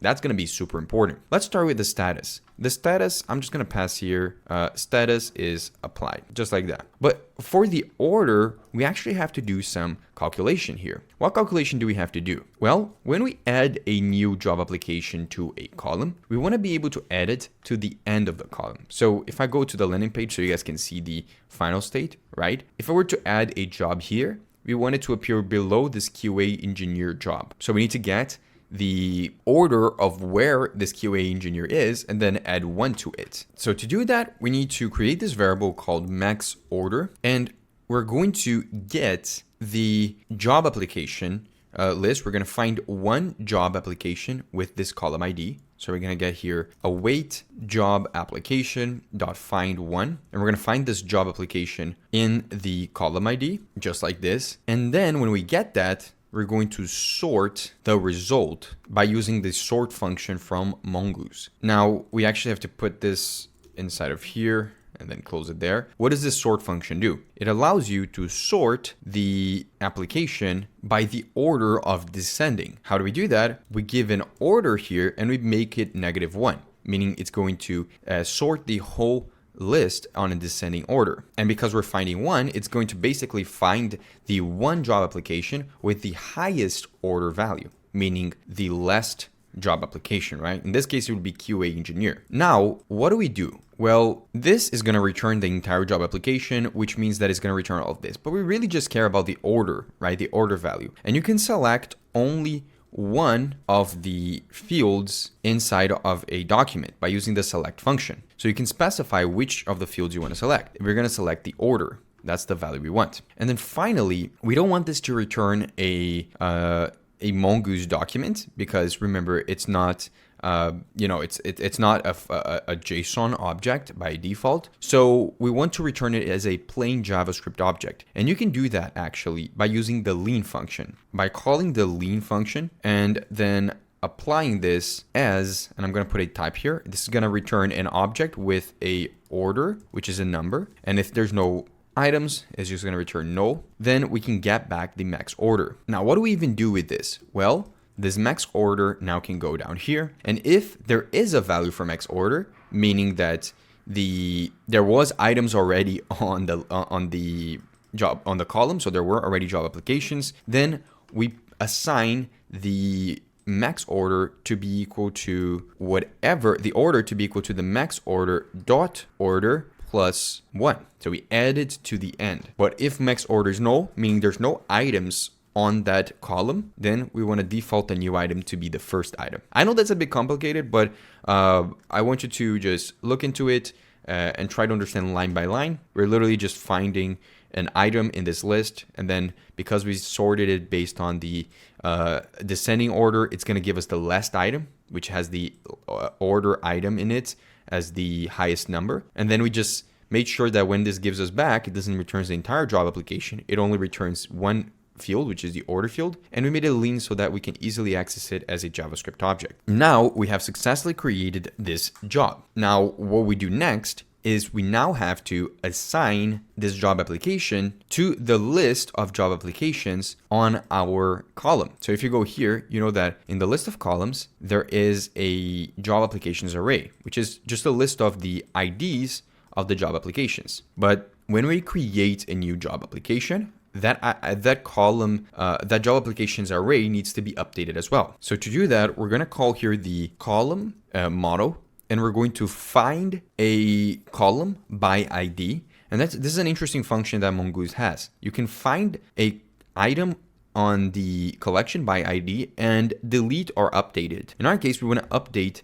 the column with the column ID to now have the field where the job applications, right, where it has job applications, to now have this new ID. But that's an array. So you want to kind of push the new job application ID to the end of that array. And to do that, you can use the push function as if you were literally working with an array in JavaScript. And you push to the job application array the ID of the job application we just created. So I'll do underscore ID. And when this is done, we now should be good to go. We know it was successful, and we can return an object with the success case. Now, what do we want to get back? Well, since we're doing this in the front end, we can return back a data object that contains the job application. Now we can come to the create job dialog, and we're going to call this function. Because it's a server action, we can just call it directly here inside of our handle submit function. So I'm going to come here and I'm going to create a result variable, which is the result of calling this this server action. And I'm going to call the create job application server action. Remember, we have to pass all of this data over here, right? So pretty much all of the form data, but a couple other things too. For example, we have to pass the column ID, the board ID, and we also have to convert the tags that we have as a string here into a list of strings. To do that, we're going to pass tags, and we are going to split the tags by using a form data dot tags dot split. If you're not familiar with the split function in JavaScript, it basically splits a string into an array of strings based on a common character. In this case, we're going to split it based on the commas. And then we're going to map each of the items. And for each tag, we're going to trim it. And then finally, after this, we're going to filter. I don't know why I put that arrow. We're going to filter each tag to only get non-empty tags. In case you for some reason wrote it like, I don't know, let me try creating a, oh, it's broken right now, but you understand, like instead of doing what we recommended, which is React, Tailwind, if for some reason you put an empty tag, right? We want to remove those. So we're going to filter for the tags in which the length is 0 or less. So we're only getting valid tags. Now we get the result from this. And what do we do with it? Well, we have to check to see if anywhere in this server action, there was an error, right? You see how we return errors at some points? So we want to check that. So I'm going to check to see if the result.error. Now, I want to check if it wasn't an error and handle the success case. But if it was an error, so if it was an error, I can just console error something like failed to create job, and then put the result.error here. Now, in case it was successful, then we want to reset our form data. So how do I do that? Well, you see how we have this initial form data, this object. I can just copy that, or I can create here a variable, initial form data. Actually, I'll make that all caps. So initial form data, set it equal to this object, pass it here instead of passing the entire value. And then I can just do the same thing here. I'll reset that form to be the initial form data. And then I want to close the dialog. I'll say set open is equal to false. Now we should be good to go to create our first job. So let's go to our dashboard here. Let's click on add job. I'm going to add a job to the wish list. I'm going to add a random company here. Let's call it the PedroTech company. Position SDE 1, location remote, salary. Let's imagine I pay everyone $300K a year. Job URL. I'll just put the link to my course platform, which is a shameless plug, but if you want to check it out, just go ahead and click the link in the description for my NextJS course. Then tags, I'm going to say React, NextJS, Tailwind, and description, cool job, and I won't put any notes. Then I'm going to click on add application, and we got an issue. It says failed to, okay, the validation failed, path user ID is required. That means that we made a mistake here. So if we go here to job applications and we go to here, what this is telling us is that when we create a job application, we have to pass a user ID, which we didn't. And that's true. So I'll try again here. I'll pass a user ID, which is going to be session.user.id. And that means that we'll have to recreate everything.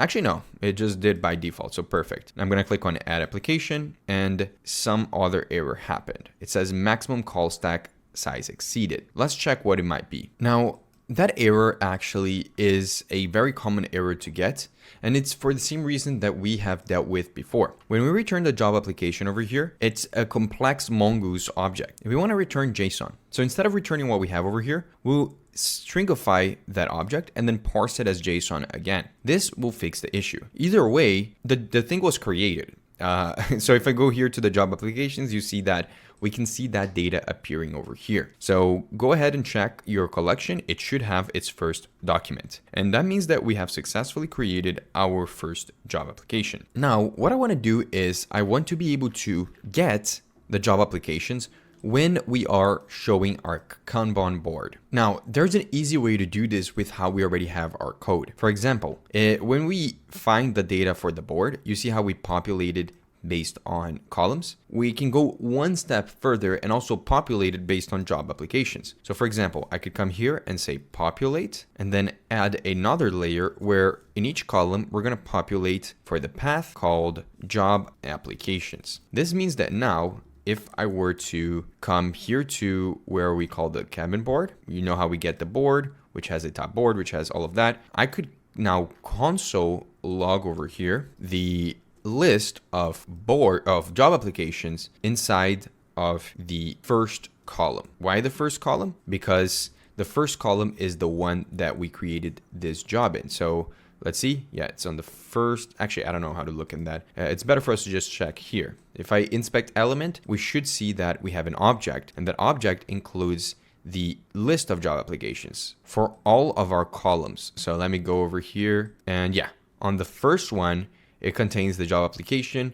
with the data that we just created. So we are getting that correctly. Okay, now that we're able to add a new job, I feel like it's time for us to be able to show those jobs appearing in the corresponding columns. So to do that, here's what we're gonna do. We're gonna come to our Kanban board and we're gonna go finally work on structuring our section over here for the card content. Now, how do we do that? Well, we have access to the job applications as a list over here, right, on our Kanban board. We also have access to it in our droppable column, because in our droppable column, we are passing down the column, right? So if I come over here, we can get the column information with the job applications and create a variable. We can call it jobs for job applications, but actually, since we're going to be allowing the user to sort the different jobs, like move them around by using drag and drop, I'm actually going to call this sorted jobs, because I'm going to sort the jobs based on the order in which they appear in. Remember that each job has an order variable, so we're going to sort based on that. Now, how do I do that? Well, I'm going to get the column. I'm going to not get the ID. I'm going to get the job applications, and I'm going to call the sort function. If you don't know, the sort function in JavaScript allows you to sort an array based on some condition or some value being higher than another. Now, to determine that, we want to basically sort it based on the difference between the order of one item to the other. A and B are just different items in the job applications array. And we know which one comes first if A dot order is bigger than B dot order. That's how we can use the sort function. Now, if for some reason column dot job applications is null, right? I'll put this over here. Then we can default here to an empty array. Now we have the sorted jobs. What do we do with it? Well, we want to loop through it inside of our core content, but above our create job application dialog. What do we do here?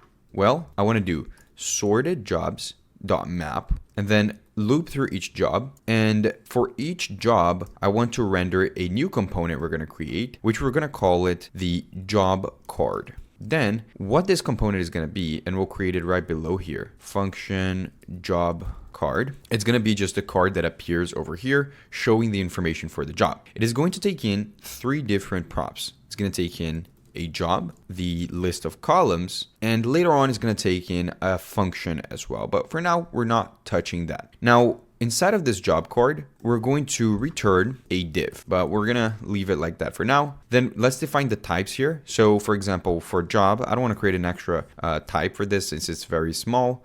For the job, we're going to make it be of type job application. And then for the columns, we're going to make it be of type column array. Perfect. Now we'll come here to the job card and we can actually set the values. Now, what do we want to set it here? Well, first we're going to use the key just to make it such that we're passing the key to each item in the list. So I'll pass here key. Then I want to pass a job. Now, how do we get the job? Well, the job is right over here. But we also want to include one thing extra in the job. So what I'm going to do is I'm going to destructure the job object for each job. And I'll also include the ID in which of the column in which this job is in. So I'll say column ID is equal to job.column ID, and that should already be there. However, if the job doesn't have the proper column ID, then we want to default it to the column.id just because we already also have the column over here, right? If you're not familiar with this, we're just making sure that the ID of the column is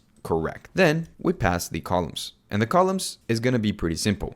Why? Because we can access the actual list of columns in a sorted way, which we should do it through the props of this component. So we're going to create here a sorted columns array. It's going to be sorted columns, and the type of it is going to be column array. And when we call the droppable column, we're going to have to do that same logic we did before. I'll pass here sorted columns. Now we're going to copy this logic here that we had for the sorted jobs. We're going to come down here and do the same thing, but for the columns. So we're going to do columns, not dot job application, but rather dot sort, and call this sorted columns, and then pass that value over here. Now we have access to that. But why did we even need access to that? Well, now we can pass these sorted columns into here, and in our job card, we're going to have access to it. Inside of it, what we want to do is we want to first call another component. Now, here's where you might get a bit confused, but don't worry, I'm going to explain it. When we create this job card component, this is what we're going to be later using to handle sorting and drag and dropping. So actually, a better name for this could be sortable job card, not just normal job card. Because actually, we're going to create another component called job application card, which is going to handle all of the UI, right? This Kaben board component that we have here, it has some UI, but the main focus of it should be handling all of the React D&D stuff that we're going to be doing later on. So what I want to do is I'm actually going to create here a component. I'm going to call it job application card.tsx, and in here it's where we're going to create our job application component. I'm going to say export default function, and we're going to call it job application card, and this function will have a very specific group of props. So let's define them. I'm going to define it here. It's going to take in a job, a list of columns, and it's going to take in some more stuff, but it's going to be added later on. Now for the type, I'm going to call this job application card props,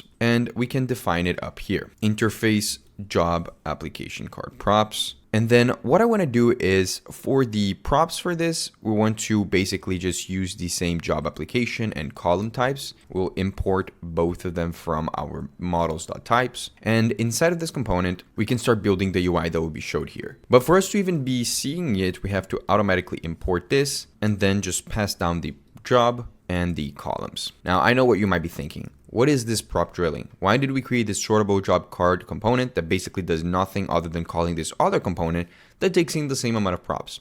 Trust me, this sortable job card component is gonna not only take in different props by the end of this video, but it's gonna have a completely different purpose. And right now, we're just creating the structure so that later on, we have it already done for us to be able to make our changes easily. Now, in the UI of our job application card, we'll start by removing this div, making it into a fragment, and basically rendering a shadcn card around the entire thing. So you already see that in no matter which column we're in, there's only one of them that shows a card. Why is that? Because we only added one job application and it was for the wish list. So it's already properly rendering the cards. Now we just have to show the information about the job application inside of here. Now, what do we want to show? Well, we're going to show the card content. Inside of the card content, we'll have a div that will have another div with an h3 tag with the job position.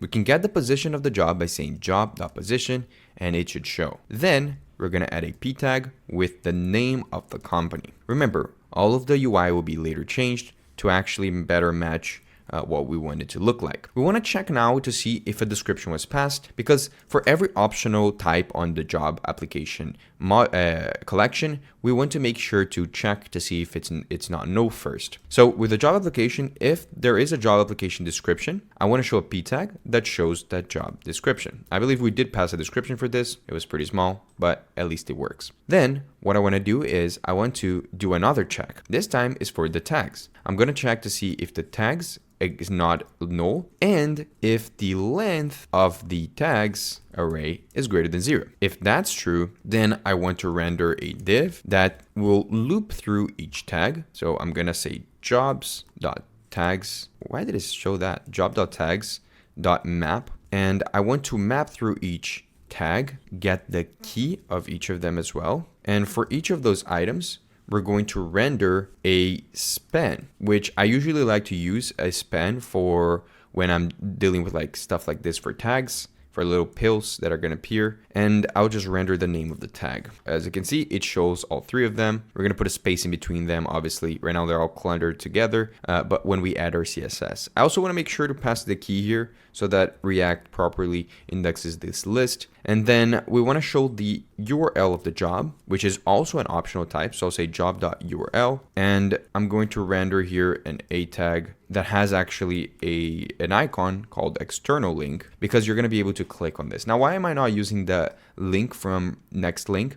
It's just because this is going to open an external link. It's not based on our own routing system. So I'm actually going to pass a target here of _blank, which forces this link to open on another page. Right now, I don't have obviously any URL here, but we'll pass an href here to be the job.job URL. Now, again, I don't think I put like my own website here, but you see it would open whatever website it does put as the job URL. Also, I want to add this stop propagation so that there's no issues when clicking the link. I'm going to say event and then event.stop propagation. Perfect. Now, what I want to do is I want to do a final section down here. It's going to be a drop-down menu. It's going to go below this div. It's going to be another div. And I'm going to show a drop-down menu from our own package that is going to have a trigger. So drop-down menu trigger. Now, what is this trigger and what is the drop-down menu?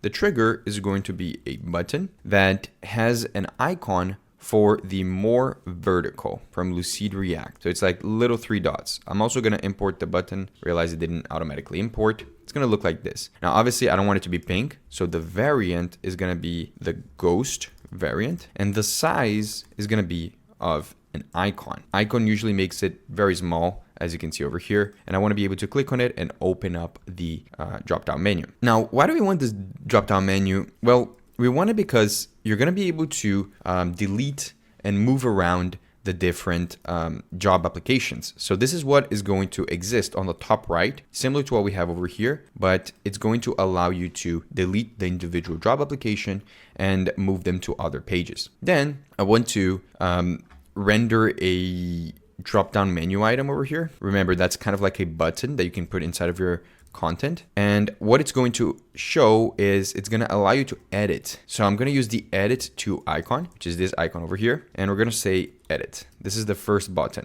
We're going to be able to edit our own job application directly from here. Also, we can align everything from this drop-down menu content by passing the align prop over here. And I want to align it to the end so that it appears on the side, as you can see. So we do that. And then below this edit button, I'm going to render I want to check to see if the list of columns that we have on this board is greater than 1. Why is that? Well, because if so, then for some reason, if the person doesn't want to use drag and drop, they can also move each job application to a different list by clicking the buttons over here. So in here, we're going to check to see if there's more than 1 column. And if so, then we're going to filter that columns to not include the current column. Why is that? Well, I'll show you in the end how it's going to look if we didn't filter. But we're going to not include the current column by saying c.id is not equal to job.columnID. And for each item, I want to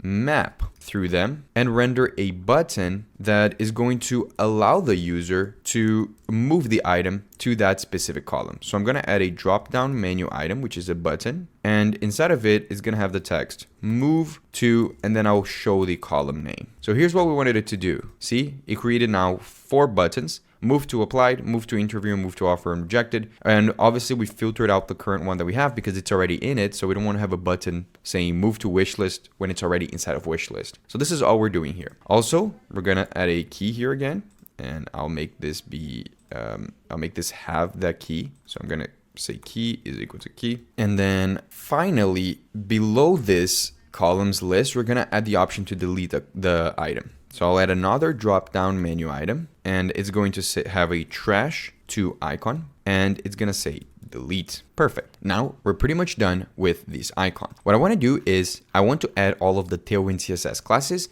so that we can have this card looking a lot better. So I'll be back in a second when I have added it. Perfect. As you can see, now this shows up over here and it looks 1,000 times better. Also, if I were to add another job here, for example, this job application over here, we're going to click on add application and nothing appears. Now, there's a reason why nothing appears, and it's a topic we're going to learn later on. But if I refresh this over here, it should now appear at the bottom. So this is working. Now there's a lot more than we can do. Now we're going to learn a little bit about one of the most important topics in Next.js, which is caching. And it will solve exactly the issue that we have over here, where we are unable to add a job and see it appearing immediately in your screen. Now, caching changed a lot in version 16 of Next.js, and that's why I wanted to spend a significant amount of time talking about it. Now, what is caching? Well, think about it this way. When I go into this page, I'm in the dashboard, and I refresh my page over here. If I go into our console log here, I'll clear it out so you can see, and I refresh this, you see that we make a couple requests, right? We make a request for get dashboard and make a request to get our own session. The thing with this request to get dashboard is that it includes a database query that we make, right? If I go to the dashboard page over here, it includes this database query that we have at the top where we find a board. The problem with that, or not really a problem, but the thing that we have to consider is the fact that usually the board doesn't change, right? It's not like this kind of data is changing all the time. So it seems to me inefficient that every time I refresh this page, it's going to query for the board together with the columns and all of the new job applications. Since I'm the one adding the job applications, it's not changing from the time I change to this route and then I go back, nothing has changed. So I don't need to query that data again. Not only it wastes network requests and database queries by doing this, but it also makes it a longer, more delayed user experience. And that's where caching comes in. Caching allows you to store the information in memory so that you can actually access it quicker, and then you can tell the caching system that you have when the data has become stale, which basically is another word for saying that the data is not like it's outdated. So in NextJS 16, we have the introduction of a concept called cache components. What are cache components? Basically, it means that when you build a component like this, a page like this, you have to opt in to use cache in order for you to actually be able to use caching. So what does that mean? I'll come here and I'm going to turn this dashboard page into a cache component. To do that, you're going to add the use cache directive at the top of the page. Now immediately you get this error over here. And that's because use cache is new. And to set it up, you have to go to the next.config.ts and enable this down here. You do that by saying cache components and setting it to true. So this is one of the purposes of having this next config. Now, cache components should be enabled, and if it doesn't work immediately, we'll have to rerun this. Now, this does cause an issue, and the reason why this causes an issue is because in Next.js, you can't use cache on a component that has a function that is calling where it accesses the headers function. Now, that's a very specific kind of situation, and there are some workarounds to it. The main workaround is when we use this directive, use cache, it's similar to the use server and the use client. It doesn't have to be at the very top of the page. You can actually apply it to just functions themselves, to specific functions. So what I can do is I can actually create here a function. Let's call it, it's going to be a async function. We'll call it getBoard. And this function will contain all of this logic. So we'll paste it over here. Then we'll call the getBoard from here, similar to where we did with the session. We can say const board is equal to await getBoard. Now we do have to pass something. We have to pass the session here. So do we use a session? Yeah, we use it elsewhere. So I can just pass the session.user.id here, and then I'll just get the user ID as a prop, and then I'll pass it over here. Perfect. Now I can just return the board and we'll be able to get that value back. Now I'll just default this value here to be an empty string, worst case scenario, and we're getting the board. And now we can turn just this request into a cache component, not the entire page. What this does is it's basically going to say that whatever operation we have inside of this get board function, this is going to be a functionality that is cached. So what this data over here is going to be cached, and we're going to be able to access it every single time we enter the page. Now, we do see this error over here, and it's a new error from Next.js 16. It basically says that if you have uncached data inside of a component, you have to wrap it around with this other component called suspense. It's just a way for us to show a loading state while the data that is uncached in the component is loading. Now, what part of this component is uncached? Well, the part that is uncached is when we call the session, right? Every time we refresh the page, it is going to call for the session from our API routes. So one way we can fix this is actually by going to our auth.ts up here, and we can implement some caching to our session, to our cookie, so that it doesn't always fetch the data for get session. So to do this, we'll come here and apply a session, apply a cookie cache, and it allows us to enable caching our cookie, and we can pass a max age, which is a time in milliseconds, in which we want the duration of the cache to work. So for example, maybe we want the user to be cached for 60 seconds. So we do 60 times 60, and that will cache them for 60 seconds. We'll put a comma here, and it will still give us an error, but I know for a fact that this is caching the component. Now, this still doesn't get rid of our error, and here is how we can do it. We have to create a dashboard page wrapper, which is going to exist over here. We're gonna call this the async function dashboard page wrapper. And then what we want to do is in here, this is where we get the data for the session together with the redirect stuff. And here is where we return this entire logic. I'll actually just copy all of this and I'll paste it over here. Now you might be wondering, isn't this the exact same thing as we had before? Kinda. I won't call this wrapper. I'll just call it dashboard page because this one is already the dashboard. The main difference is that now on the actual dashboard component, which is going to be the component that we export as a default, so the one that renders the UI, we're going to render the dashboard page as a component. So it's the same thing as before, but we're going to wrap it around with a suspense component, which if you don't know what a suspense component is, it was introduced, I believe, in React 18, version 18, and it allows you to pass in a fallback component. And this fallback component allows us to add a loading state to our component while the uncached data is loading. So I can just add something simple like a p tag saying loading.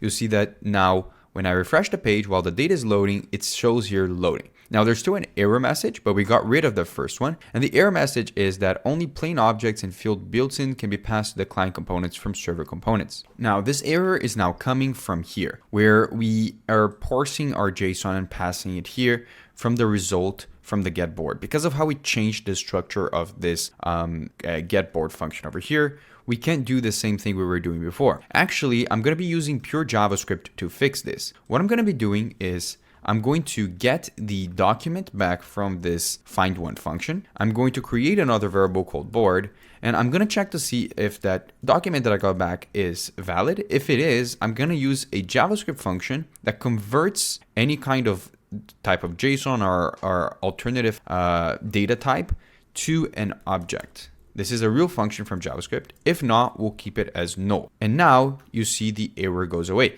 It even means that we can just remove this and just keep it like this, and it will work as well. Now you see this loading state over here is showing when we refresh. The reason why we had that error and it required us to put this is actually for our own good. Because since there is uncached data, it means that every time the user goes into this page, they'll have to wait a certain amount of time to get back the result of this get session. So that time should show a UI. You see that right now it's just showing a loading state, but we could show something even crazier. We could show like skeletons of the entire page, or even just show the page itself, but without the data or with fake data, right? There's a lot that you can do. I'm going to keep it like this. And in the end, I'm going to add a better loading state for you guys. But let's focus on what we can do right now. What we're doing right now is we now are not making a query to our database every time we switch pages and go back to the dashboard. Now, you do see that we still get some issues. If you click over here, it's a similar issue to what we had before. And that is because we need to make one more change. You see this logic here where we are converting to an object. Actually, what we can do instead is replace this with that JSON parse logic that we had before, but without having to pass down the component like we were previously. Also, we can check here to see if the board doc is not null before even continuing with this, and it should actually get rid of that error, if I'm right. Yeah, now we just have 3 issues, but those issues are okay. Perfect. So what should we do? Well, right now it is using the data every single time. So if I were to add a job here, let me just add a fake job again. Okay, I just added a random here. You see if I click add, nothing shows up. But even worse, when I refresh, it doesn't show up as well. Why is it not showing up? Doesn't mean it didn't add it? Well, it did. If I were to come here to the data, I click here in our data explorer, and then go to the job applications, we see that we do have 3 of them, right? Now, why is it not showing up here? Well, it's not showing up here because the entire fetching logic is cached, and we never tell the cache when it should be stale. So there's a couple ways in which we can do this. The main way I want to focus on is when we create a new board, when I click the button to add a new board, I want to tell the cache that we have here that it should be invalid. How do we do that? Well, we'll come to where we have the logic for creating a new board, which is in here. And there's a function we can use that it will basically invalidate all of the cache in a specific route in your project whenever you call it. Now, what function is that? Well, that's the revalidate path function. So if I come here to our logic where we create a job application, when we're done with it, I can call the revalidate path function from next cache, and I can specify a path in our app that should automatically turn all of the cache inside of it invalid or stale when I call this function. The path in our case is the /dashboard, as you can see. And that means that now, when I come here and I add a new job, I'm gonna add a new job here. I know I'm messing up the the company names, but don't worry, we'll figure this out later. Now click Add Application. It should revalidate all of the cache that is in the dashboard page, which is this page over here, turning this getBoard function, which is a cache component, into stale and forcing it to fetch again and then show the new data. But now, after that, if I'm not adding a new job, it's not actually fetching or querying the database again. So that's one of the ways. Now we're able to continue without having to worry about this, not being able to see our data appearing immediately. Now, before we can continue even further, I want to show you guys a concept that I think will help us a lot. You see, if I open this up over here, we have our board. Obviously, it's not at the perfect stage yet. A lot of the UI is wrong, and obviously we're gonna build more of this up. However, I want to have a bunch of fake data here already created for me. I also want to delete these two data that we have here because I think those are not good for us because I just added them to be quick. To delete them in MongoDB, it's actually pretty simple. I can go here to the two fake ones, which are this one. Just literally click the delete button and then delete. Perfect. And then I can go to the other one, which is this bottom one, and delete it over here. Now the cache won't be immediate. As you can see, it isn't because it is caching the data. However, this should be fine. Now what I want to talk about is being able to have a bunch of data added to our project just so we can test it while we're building it. To do that, we're going to be using what is known as a seed file. It's basically a script that we're going to run. It's going to generate a bunch of fake data for us, and we can use it to test out our application without having to manually add a new job all the time. How do we do that? However, after some time, if you refresh it, it's going to show the correct state. So let's add all of our other data. We're going to add a bunch of mock data through a file, like I said, which is going to be a seeding file for our database. Now, to make one, here's what we have to do. I'm going to create a folder inside of our project that is going to serve as the scripts folder. Now, scripts is basically going to be a location where we can write any script that we want in our app. Now, a script is just basically a file that is going to have some sort of code functionality that you might want to execute at a certain time. Now, it usually isn't something that is interacted with by users, but rather by the developer. In this case, we want to create a script that is going to seed. In this case, we want to add a seed file that is going to seed our database with data so that we can have some data already here to play around with. Now, you don't have to do this. You can create your own job applications yourself. However, I created here a really nice seed file that I'm going to copy and paste, just because this isn't really anything new. It's mostly things that we've learned so far. And I'll go over what this file is. So first things first, this file has a user ID. Now, what user ID is this? Well, it's the user ID of the account in which you want to add the mock data to. So in our case over here, we are logged into John's account. So I'm going to get their user ID by going into user, and then we know that their ID will be this over here. So I'll just copy this. I'll come back to our code and I'll paste it here. Then there's the list of sample jobs that I wanted to add, right? So I used an AI chatbot to generate this, making it easy for us.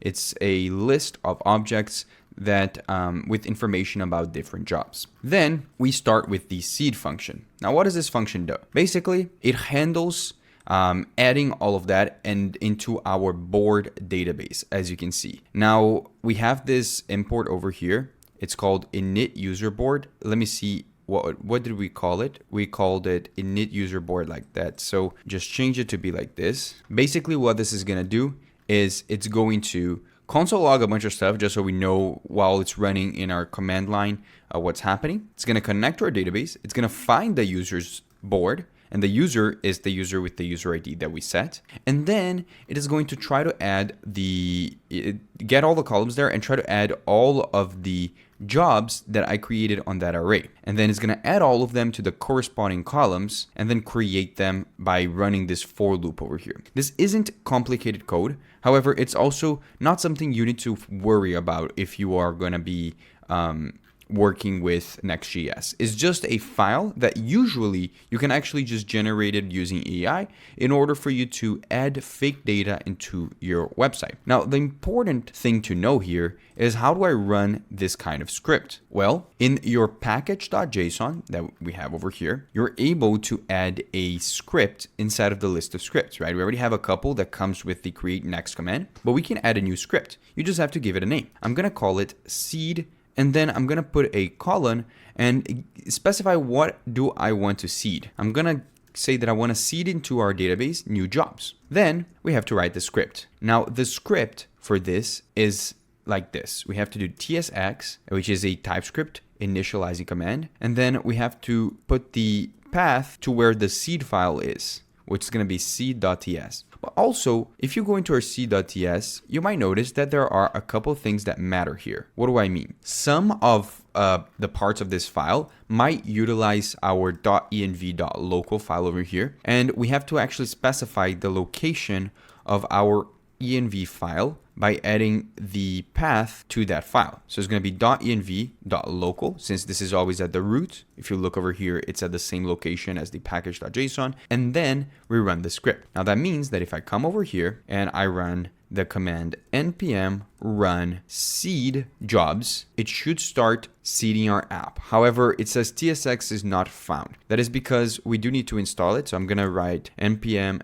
tsx, and I want to make that be a dev dependency, so I'll say save dev, and then it should install it down here. And then I'm gonna run that same command that we just did, so I'll do npm run seed jobs, and we should see the seeding starting with all of the console logs. Immediately it goes really fast. You see all the console logs saying that it was successful. We're able to create 15 job applications to the job board called job hunt. How do I test this?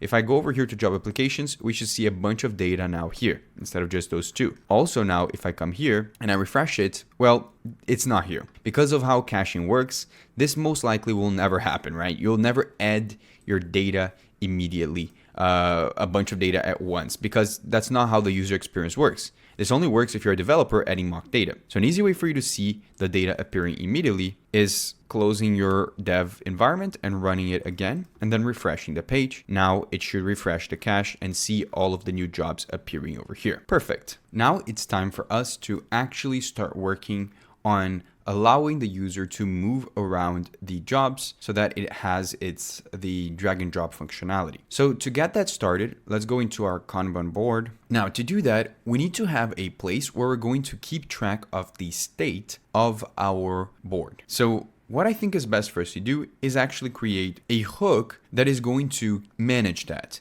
So in our lib folder over here, I'm going to create another folder called hooks. And inside of it, I'll create a file called useboards.ts. It will be the main hook of our application. Now, what is the purpose of this hook? Well, it's going to have functionality that is super important. For example, it's going to take in the initial board that we pass in, and that's going to be of type board, but it could be no, since when we get the board, it might be optionally no. So I'll also do that. And we can import what a board looks like and create the hook. And inside of it, we're actually going to manage the position of the items in the board, so the jobs in the board, based on a state. So we have to create a state inside of this hook that is going to then manage what is shown in the front end. So we'll create 3 states. I'll import the use state over here. I'll import all of the missing items. And because this is a hook and we are using states, we have to make this into a client. So I'm gonna do use client. Then we need to return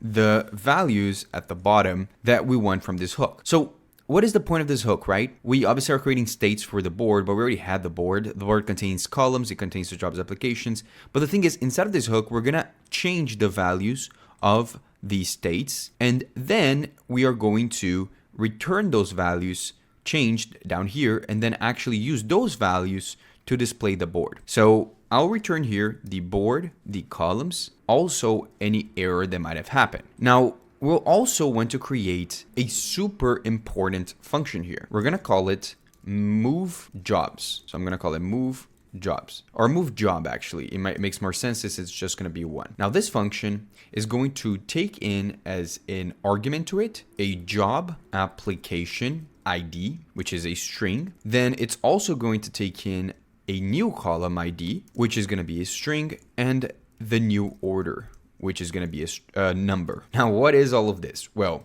job application ID, think about it this way. When we want to move this job, for example, into this position, so swap this to, I need to know the job application ID is just the ID of this job in the MongoDB collection. Then we also need to know the new column ID. So in case I am moving this job from wishlist to applied, I need to know what is the ID of the column that I am moving it to. Finally, what is the new order? The new order is just where in that new column is it gonna go? Is it gonna go as the third item, the second item, the last item? We need to know that. So that's also something super important that we need to have. Now we're not creating it yet. I'm just gonna put it over here, and we'll call this hook now on our Kanban board. So before we sort the columns, right, before we do that, we're going to come here and we're going to call the use board hook. We're going to pass the board as the only parameter, and we're going to get back from here whatever we want. But for now, we're just going to get the columns and the move job function. That means that I don't need to get the columns from here, because obviously we're doing that logic on the board hook. And also that means that whenever I need to use this use board hook, whenever I need to worry about this move job function, we're going to use that. Now, one of the things that I want to do first, before we continue with adding the React drag and drop functionality, is I want to write all of the server actions that we're going to have that allows the user to move a job from one column to another. So if we don't have the drag and drop stuff, right, we'll have to use the manual functions that we created from here, right, from the drop down menu. So that's what we want to focus right now. So to do that, we have to first come to our server actions folder, open up the job applications.ts file, and here we have our create job application function. We want to create a similar function, but for handling updating job applications. Why is it an update? Because we are basically, when I move a job application from one column to the other, that's what I'm doing. I'm updating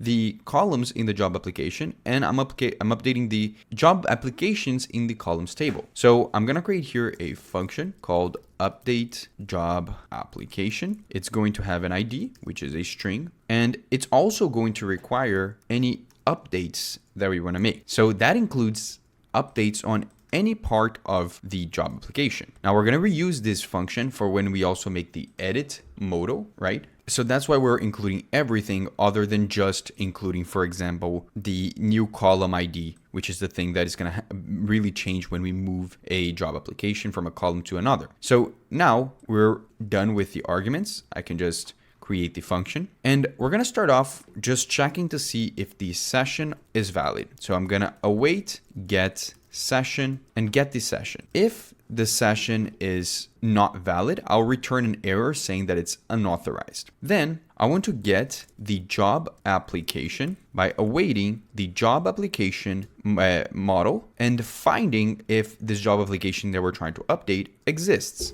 by then passing the ID of the job application. Now, in case the job application doesn't exist, meaning we're trying to update a job application that doesn't exist in our collection, or if the user trying to execute this, meaning the user with the session, with this session over here, isn't equal to the user who is supposed to be here, then we return an error. Now, we're ready to continue and handle the success case. Now, what do we want to do in case we do want to update the user job application? Well, we want to first get what updates exist from the argument of this function. So that's going to include the column ID, the order, and then also all of the other updates. Now we can create an object that will hold all of the updates we want to apply. Then step 6 is to prepare a column ID for comparison and then convert to strings to ensure that we can actually compare them properly. What I do is I say current column ID is equal to job application dot column ID dot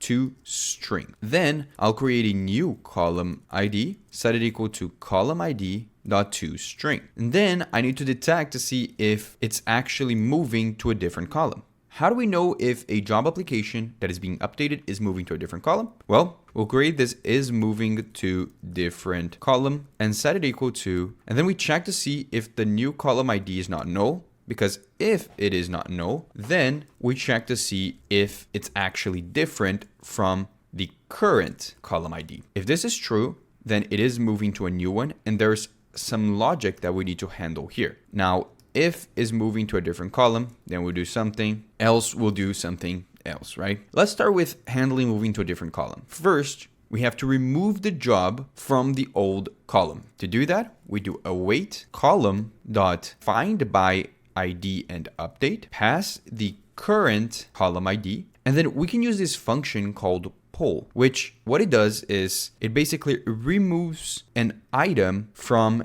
a array by passing the value of it. So I pass the array here, it's going to be called job applications, and I can pass the ID of the item in this job applications array that I want to pull out of. So I want to remove this ID from this list. Then what I want to do is I want to get all of the jobs currently in the target column, excluding the one that we're moving. So the target column is the one that we are moving to. So we're going to create a variable here called jobs in target column, set it equal to await job application dot find. And we're going to find a job application where the column ID is equal to the new column ID, and that the ID is equal to, it's not equal to itself, so that we exclude the actual job that we're moving. So this money sign NE is basically, we're checking for if this field in the job application call action is not equal to whatever we pass here, which is the ID of the job we're moving. Then we're going to use those two functions that we have already worked with. We're going to use the sort, but instead of sorting in a descending order by passing here an order equal to -1, we're going to do the opposite. We're going to sort on ascending order by making it be 1. And at the end, we're going to lean out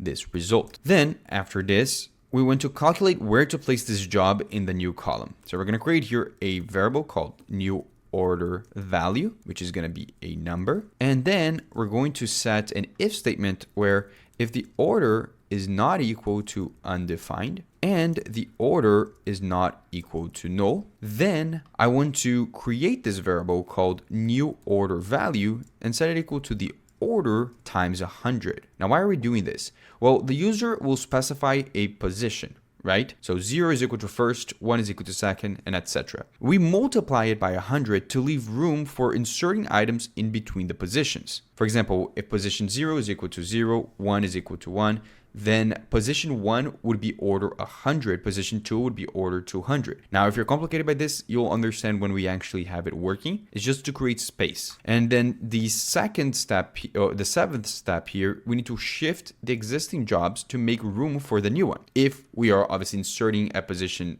for example, 2, we need to move the jobs at position 2, 3, and 4 until it's shifted for this to actually go in. So I'm going to say jobs that need to shift is equal to jobs in target column dot slice. And then I'll pass the order inside of it. Now I want to run for const job of jobs that need to shift. And I will await a job application dot find by ID and update. And here's the important part. I want to update the job with the ID, and I want to set a new value. To set a new value, you pass here the set functionality, and you set the order to be different by 100 degrees. We increase that order of the new job by getting its original job order and adding 100 to it. Then we're able to actually shift it. However, if the order is not undefined, like if the order is undefined, we have to handle that case as well.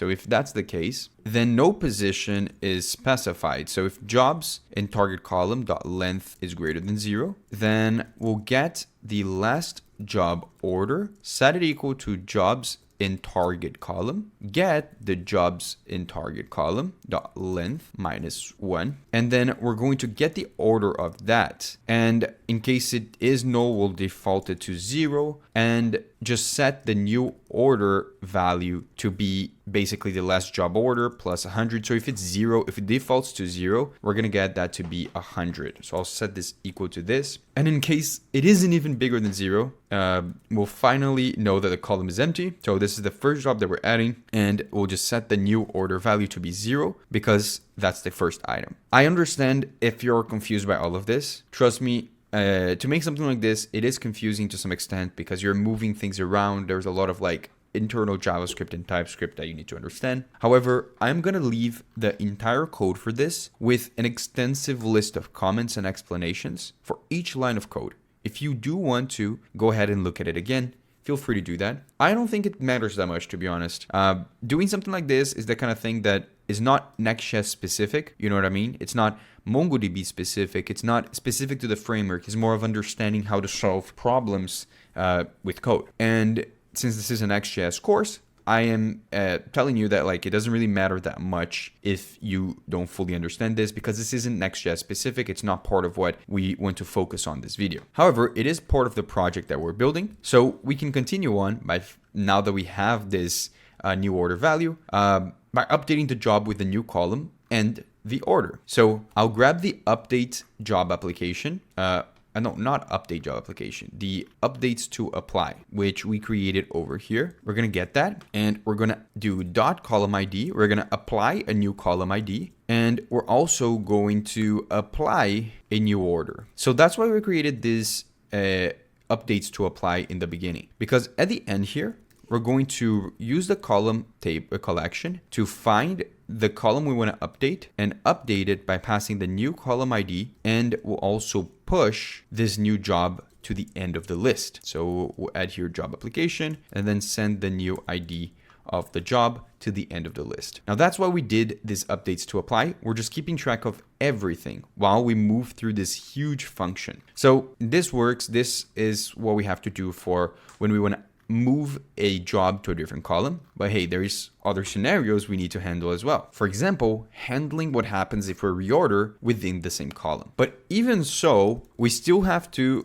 make it into an else if, because maybe the order value is undefined or the order value is null. So we want to handle first what happens if that's not the case, if there's an order set to this order variable. So what do? Well, we first do the exact same thing we did before, where we get the other jobs in the column by excluding the one that we are trying to move. So we'll do this, we'll get it, we're gonna call it other jobs in column, and we'll pass not the new column ID, but rather the current column ID. I mean, it doesn't matter because it's the same, right? We're now moving to a different column. Now, what I want to do after this is I want to find where the job currently is in the list. So I'll say const current job order, set it equal to job application dot order, and default it to 0 as well. Then here's where it's important. We're trying to move within the same column, so we need to get the current position index. We'll create this current position index variable,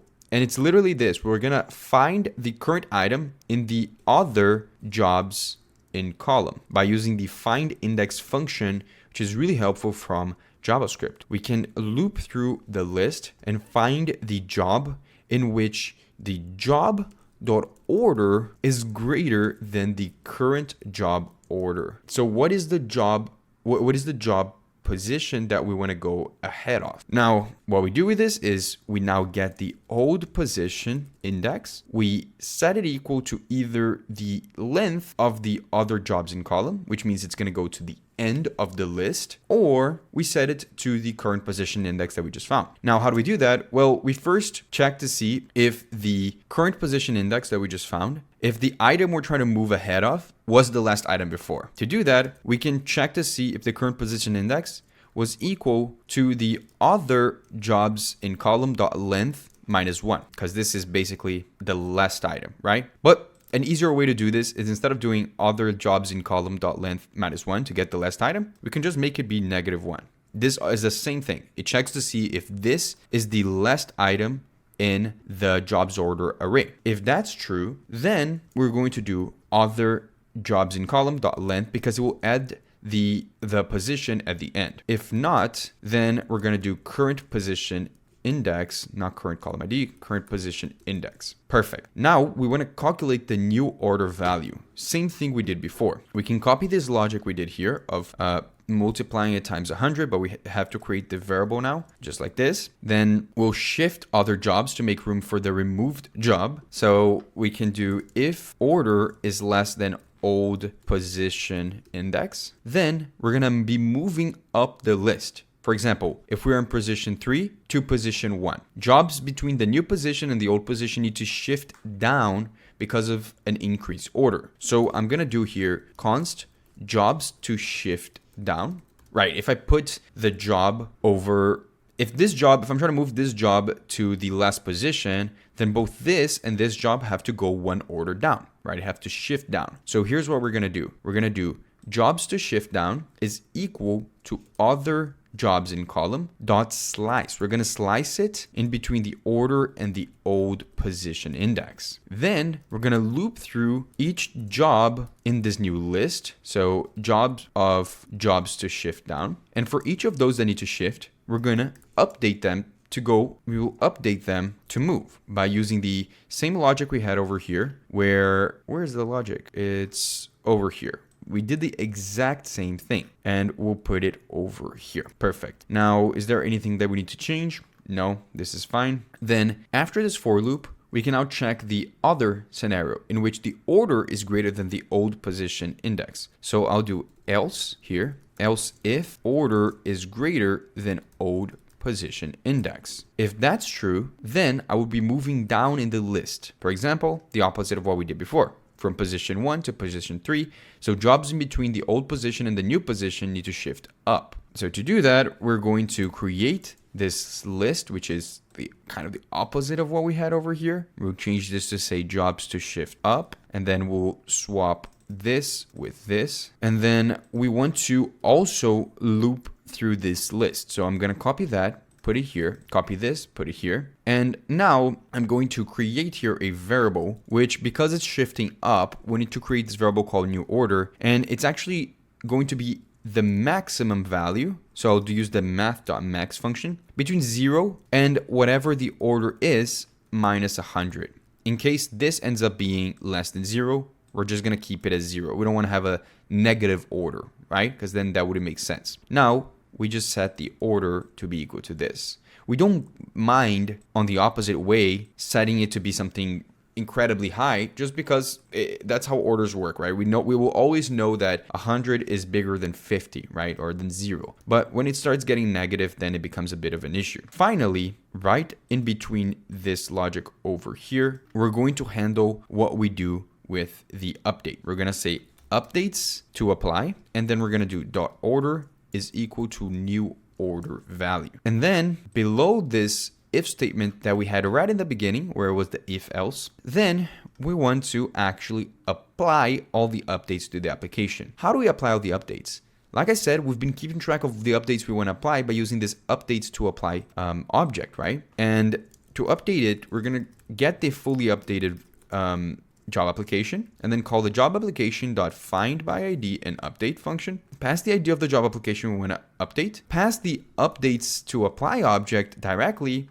because it already contains everything we want to change. And I also want to pass this property here that we can with Mongoose called new. By setting this to true, it's going to return the updated document to me in this object. Then in the end, I can return, if I want to, the data by parsing the updated object after I stringify it, which is something we've done multiple times already in this video. Perfect. Now we have this update function. Again, if you don't fully understand it, don't feel like an imposter. It's totally fine. I understand while coding this that it could be a bit complicated for you guys, but also in the sea of so many ultra beginner videos, I wanted to progressively make this video a little bit harder and harder so that you guys can progressively challenge yourselves. Now, what can we do now? Well, we can actually call this update job application function in so many places. We're going to call it in the use board. Don't think I forgot about this. We created it just to start the infrastructure for what is going to be the main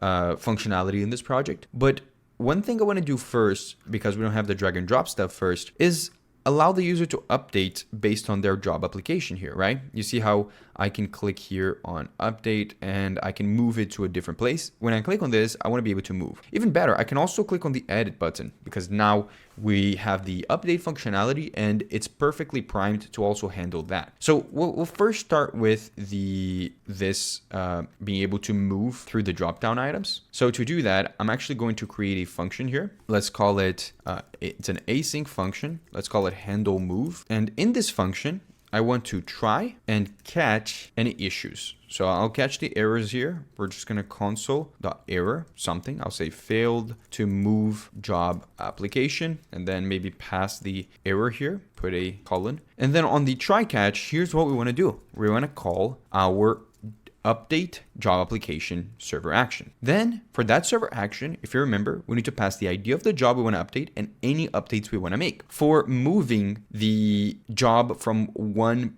column to the other, all we need to pass is the job ID, which we need to pass anyways, and then an object with the column ID, because that's the only thing we need to do. Now, to get this column ID that we want to move, we'll create an argument from this function called new column ID and then set it equal to a string. Now, how do I call this? Well, in our drop-down menu item over here, we're going to add an onClick to this, which when called, it is going to call the handle move function and it's going to pass the column.id because we're looping through it, right? Column.id. And it's going to work. I can guarantee you that. Let's come over here. Let's see it working for the first time. I'm going to move the software developer role to the applied. So I'm going to come here. I'm going to click on this and I'm going to move it to applied. But wait, nothing happened, right? If I come here and I go to job applications, you'll see that if I retrieve the list of databases, the software developer role, was it this one? Now, it actually didn't work.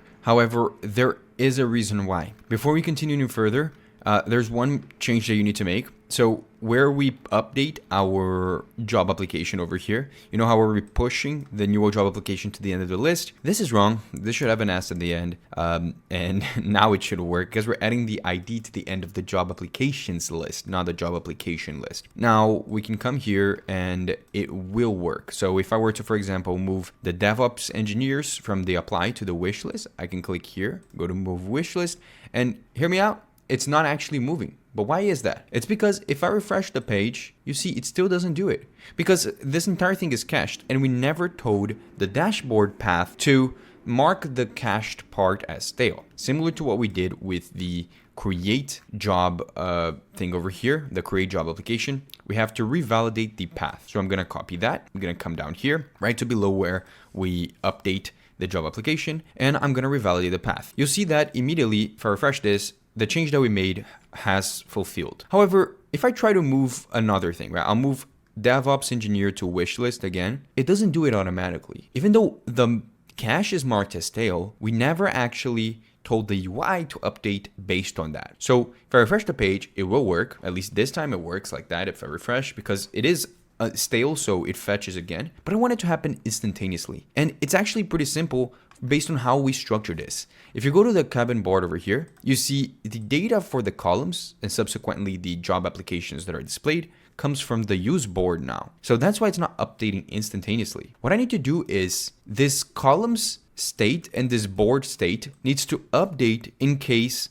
the board that we're passing to this use board changes as well. This board gets updated when we call the revalidate path, but the states that we kept track of to be able to refresh it don't. So what I want to do is in here, I want to add a use effect that is going to run when the prop changes. So when the prop changes, we're going to add the initial board as part of the dependency array. So if the initial board changes, then we want to set the board equal to that initial board. Same thing with the columns. If the initial board changes, we want to set the columns equal to the initial boards.columns, or we'll default that to an empty array. Now, what happens is if I come here and I try to move something, I'll move DevOps Engineer back into applied. It does it instantaneously. So that's the great part about this. Now, this is working perfectly. It is moving in the database as well. Now, the next thing that we want to do is actually allow the user to delete or edit a job application, right? Those two from here. How do we do that? Well, to edit, we already kind of have a lot of the stuff done. I have this update job application function already created, and it handles the edit because of how we created this updates to apply object that keeps track of everything. All we have to do now is pass a value of what we want to update to this function, and it should be good to go. But where do we handle that? Well, I'm going to close all of this just for now. We're going to go to our job application card. We know that we have this drop down menu, which has a button here for editing. It has the buttons for the moving, and then there's a button for the delete. The edit one is a bit different from the other ones because when I click here on edit, I want a dialog similar to the one we have for creating a job, something like this, to appear so that we can edit the job. Right? So here's what we're going to do. We're going to copy the dialog from the create job. We can just copy it by literally copying this entire thing. And obviously there's a lot that we need to change because it's not the same component, but we're going to go below this card over here and we're going to add this dialog. Now let's import a bunch of this stuff, but make sure you import it from your UI package. So I'm going to say import, update imports from UI. I'll import this from Lucid. I'll import this from, again, the UI. I'll do all of these imports and then I'll be back in a second. Perfect. I just added a bunch of the imports. Now there's a couple things I want to change. I want to remove this dialog trigger because we don't need a dialog trigger in this case. The trigger of the dialog is going to be the edit button over here. So we're going to have to do it manually. So I'm going to remove this. Then what else? Obviously, we're going to change this, the handle submits and all of that from the forms. And we don't have the form data yet, but we'll create that. And for the rest, it should be good to go. At the bottom here, instead of saying, add application, I'm going to add save changes. And then for this, we're going to leave it as cancel. So there's two states we need to create: the form data that keeps track of what the user is typing and editing, and the open and closing states for the dialog. So we'll go up here to the start of our component. We're going to create a state for the form data. But the main difference here is that when we create the state, which by the way, now that this becomes a client component, we need to make sure to turn it into a client component. So I'll say use client. But when we create the state, we want to set the initial value for each of the form data items to be what is already part of the job. So that when I click on the edit button, right now it's broken, but when I click on it, it already fills in the inputs with the original values for the job. Now, we also want to keep track of whether or not the user is trying to edit a job. So we'll create an is editing state, and we're going to use that as part of what triggers the dialog to open. Instead of using open and set open, we'll use is editing and set is editing. Also, I'm going to remove this on submit for now, just so we can test the UI. And when we have here our button for editing, which is this one over here, we want to add an on click to it, that when you click on it, it sets is editing to true. Perfect. Now it's time for us to test this out. There's just one error down here, which is this. We're just going to change this to say set is editing, and I think we should be good to test this. So I'm going to come back over here and let's try editing one of them. I'm going to update this Nutrish QA engineer. I'll click here, click edit, and now this should appear with all of the intro information filled into each input. Imagine that I just want to change this to now say 120 instead of 110. I want to be able to click on this button and it should update the data. But to do that, we have to call the onUpdate function, the update job application function, when the form is submitted. So to do that, I'll copy this handle move function and we'll create another one, call it handle update.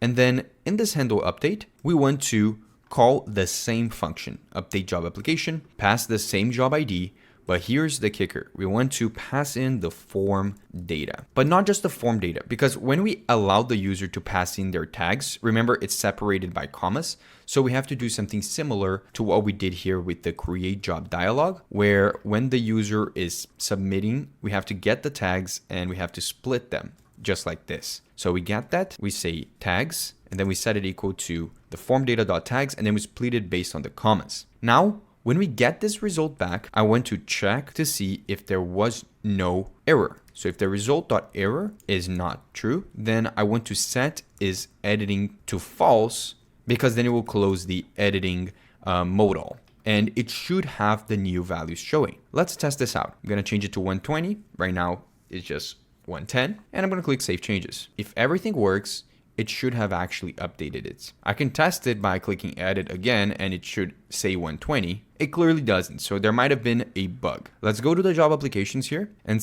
find that job application and see if, yeah, it didn't fully update, so there might be a reason why. Let me try it again now that I refreshed the page. Maybe it was that. And did it work? Let's refresh this. Let's see what happens. And it's loading the documents. And yes, it didn't work. So I'm going to check and I'll be back in a second. Oh, of course. Sorry, this was a really dumb mistake.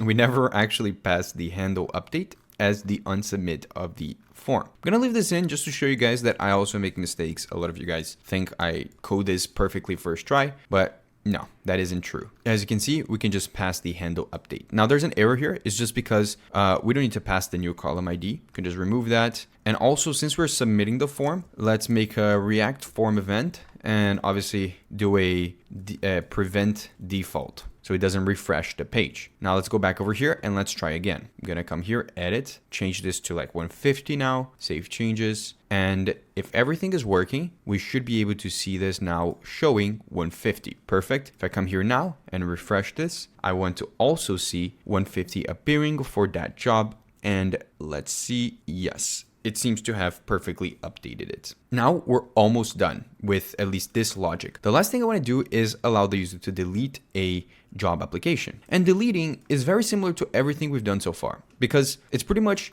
following the same pattern. We go in the server actions, we can add a new server action down here for deleting a job. Now, to delete a job, we're going to export async function, call it delete job application. And all we need to know to delete a job is just what is the ID of the job we want to delete. Then we're going to do the same logic we've done so far, which is to get the session and handle it. So I'll get that, come here, paste it, handle if it's unauthorized. Then I want to get the job application by ID. So we're going to do that other thing that we've done multiple times, which is literally just get it, find by ID, get back the job application. If there is no job application, then we don't delete anything because there's no job application to delete. And also you can only delete a job application that is yours. So we check to see if the user ID of the job application is the one from the user who's signed in. Then we just remove that job application from the list of job applications in the column collection. We do that first.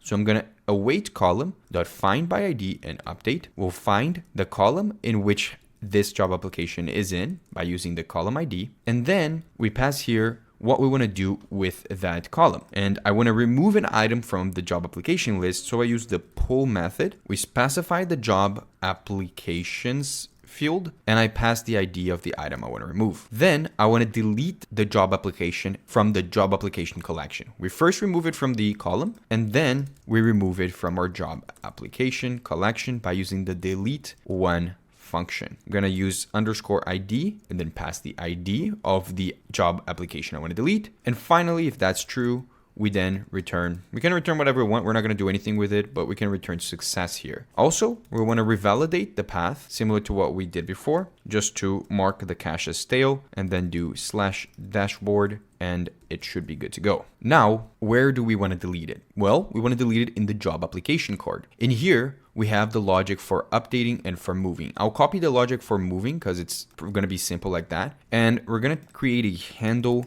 delete function. It doesn't require any arguments. And inside of it, we're going to call the delete job application function and we'll pass the job ID. That's all we need to pass. Then I want to check to see if there was any errors. And if there are actually, we don't really need to, but if you want, you can handle what happens if there's any errors, like console logging something. Like I can say if result.error is true, then you console log or just alert a message, show a model, whatever you want. In our case, we want to call this handle delete when the drop-down button for deleting, this one over here, is clicked. So on click, I'll call the handle delete function. And now we should be good to go. If I refresh this, I'm going to try deleting one of these. let me delete one that I think, I'll delete the interviewing stage. I'll delete the mobile developer. Actually, I'll delete the middle one, the product manager, and it's gone. Now you can see if I refresh this, it isn't here as well. I think it was here. Yeah.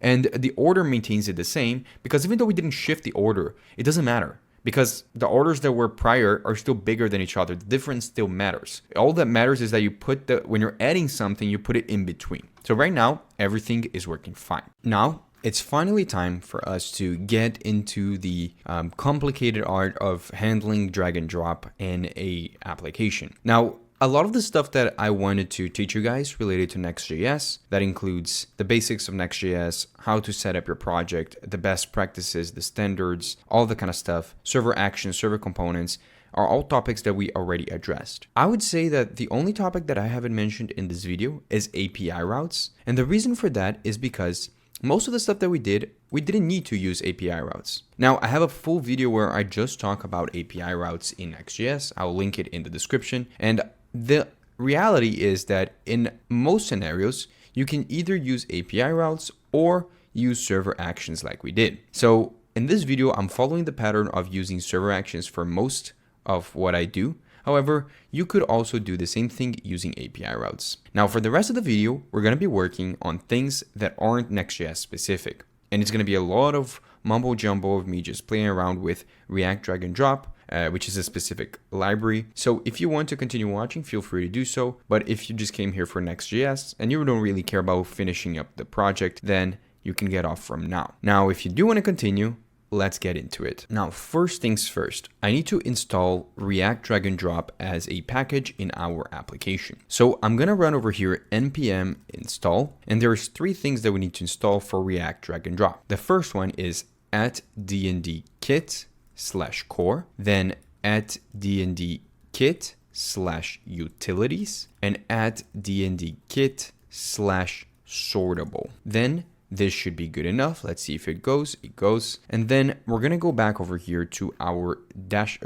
Kanban board. Sorry, this Kanban board over here. Now we'll start with where we want to implement our drag and drop functionality. And that's going to be in our return statement over here, where we return our droppable column. Now, wrapping around this whole thing, I made an empty fragment that I now want to turn it into a D&D context. Now we want to import this at the top over here. So I'm going to run import from @dnd core, and I want to import the package dnd context. Now this is a context provider that is going to wrap the entire section in which we want to have drag and drop enabled. Now, for this context, there's a lot that we need to pass into it, and I'll go over each of them as I actually add them. But we need to pass a property called sensors. We need to pass a collision detection function. We need to pass in an onDragStart function, and we also need to pass an onDragEnd function. Now, we need to create all of them. So I'm going to start by creating the handleDragStart and handleDragEnd functions. Both of them are going to be async functions. So I'm going to say handleDragStart, and I'll also make a handleDragEnd. Now we're not going to implement those functions yet. We're going to go step by step on what I think will actually make it easier for you guys to understand. And I'll pass both values here. Now, collision detection. This is actually not something that we have to put to create ourselves. React D&D actually comes with a variety of different functions that represent algorithms that help you determine how you want to decide which parts of your UI is droppable. So for example, the one we want to choose is called closest corners, and it's an algorithm that I recommend using if you're going to be having a UI that looks like ours, like if it has like columns and cards, because it's the most intuitive one for those. Now, then we have sensors. This is how it's going to detect the distance between the constraints that we set. So basically, when we have here our, let me just actually comment this out. When we have our cards over here, when we drop them, we want to set a constraint of what does it mean that we're dropping it into. Now we're going to obviously structure all of that, but we want to set a boundary of a distance in pixels of how much of where our pointer, our mouse pointer is. This will prevent accidental drags when actually clicking on the items. So this basically means that if I come over here and I utilize, there's a hook that I can use, which will give me a sensors object. It's called use sensor. It's use sensors actually. Yes, that one. And I'm going to use another hook in here called use sensor. I know it's a bit confusing. I don't know why they made it this way. Then we choose what kind of sensor we want to have. I wanted to detect that we're drag and dropping by using our mouse pointer. So it's a pointer event, and we want to add an activation. Actually, this needs to be, it's an object. Activation constraint. And we set a distance of 8 pixels. Now, let's import this. Now, this is not pointer event, actually. This is pointer sensor. And what this means is the use sensors combines one or more sensors into a single sensor object, which we create by using the use sensor. Now, this is going to create a pointer-based sensor. And by setting the pointer sensor over here, it's going to listen to our mouse or touch input. Now, by setting an activation constraint, specifically with the distance of 8, it means that the user must move the pointer of their mouse at least 8 pixels before the drag actually starts, which prevents accidental drags, like I said. So we can now set the sensor over here, and we're pretty much good to go. Now, the next thing I want to do is go to our droppable column. In the droppable column is where we're actually going to do a lot of the detecting in order for the drag and drop to work. So the first thing we want to do is use a hook that allows us to create a droppable area in our UI. Now, what hook is that? Well, it's called use droppable. It's from D&D core, and it requires us to pass in some information. For example, it requires us to set an ID that represents a droppable item. The ID I'm going to use, since this droppable column is being called for each column, so it's in a loop, I want to set the ID for the column to be the column ID. It's a unique identifier that I can use. I can get that value from the column prop, and I'll just use it. Then we have to set some data to it. Like, for example, we want to give a type. I'm going to call it column, and we'll pass the ID again. So we'll give it a column ID over here. You'll see why this matters. I'll pass the column.id inside of it as well. Now, this will give us back a couple things. It's going to give us back a function called setNodeRef, and it's also going to give us back an isOver Boolean. Now, what do we do with the setNodeRef? Well, we're going to go to where we render the place in which we want to allow the drop to happen, which is in the card content, because this is where we render all of our job cards. And inside of each job card, that's going to be what the item is referenced. We're going to apply here a ref that is going to be equal to setNodeRef. So attach the set content or set node ref to the DOM element that should act as the droppable zone, which in our case is the card content because it's each individual job cards. Now, what is one thing that we can do with this isOver Boolean that we have here? Well, this Boolean is pretty interesting. It's a Boolean that basically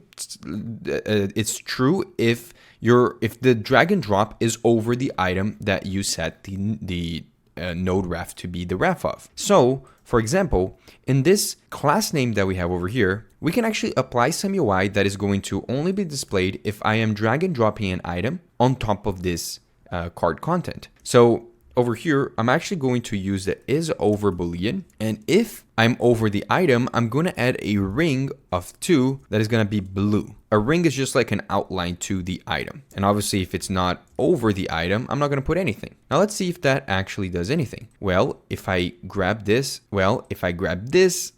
nothing happens. Now, why is nothing happening? Now, the reason for that is even though we are dragging everything internally and in the UI itself, we're not actually still listening to the drag event yet. But to do that, what we have to do is now focus on the sortable job card component that we have over here. Now, what we have to do is around this sortable job card, we want to wrap it around with a sortable context. Now, this is another context that we're wrapping around our area of where we want to show the sorted drag and drop items. And it basically will rip the list of sortable items and tells D&D Git that the items we want to have as the ordered array of items that can be dragged and dropped is the list of IDs of jobs. We have to give a list of IDs to the sortable context over here so that it knows what to order the items as.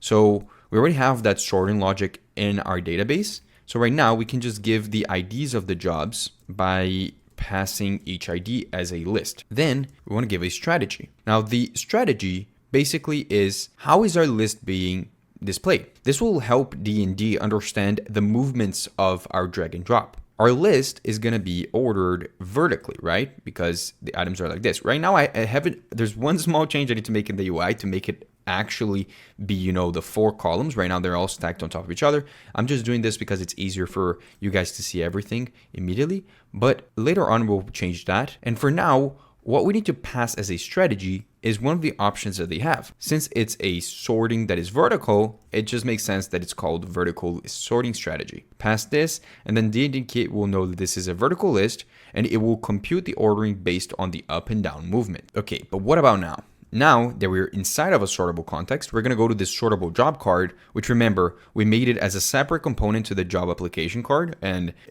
back before this, you might have thought that this was for no reason, but now you understand. Here is where we're going to be using the use sortable hook. This hook registers a card, specifically the card that we are inside of, as a draggable item. And it registers by requiring us to pass an ID. Similar to what we did with the draggable column. Remember, we pass an ID to the use sortable, which is just going to be the job.id.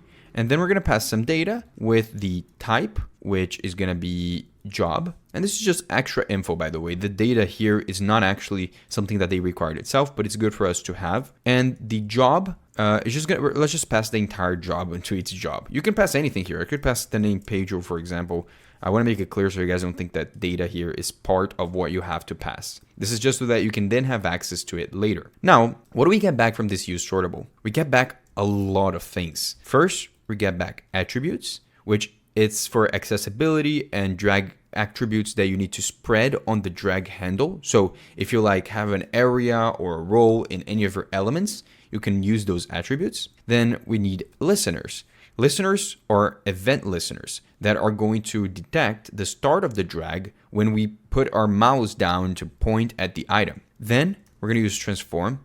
This is actually pretty interesting because it is mostly used for CSS. It keeps track of the current drag translation, like in X and Y directions for this item while being dragged. Then we have transition, which is basically the CSS transition string that we use so that the animation of dragging is smooth. You have to have that happening. And then finally, we have an is dragging. And also, we can get that same item we had before to attach called the set node ref. Now, we have all of this. What do we do with it? Well, first things first, I'm going to set the node ref to this div, which is the exact thing we did before on the column. We're setting this to be a draggable item. Then I want to set a style. Now, this style is going to be CSS that is created by D&D for us, but we can set some things for it too. And it's the necessary CSS to make this animation of drag and dropping the items be actually good. Now, what do we create here?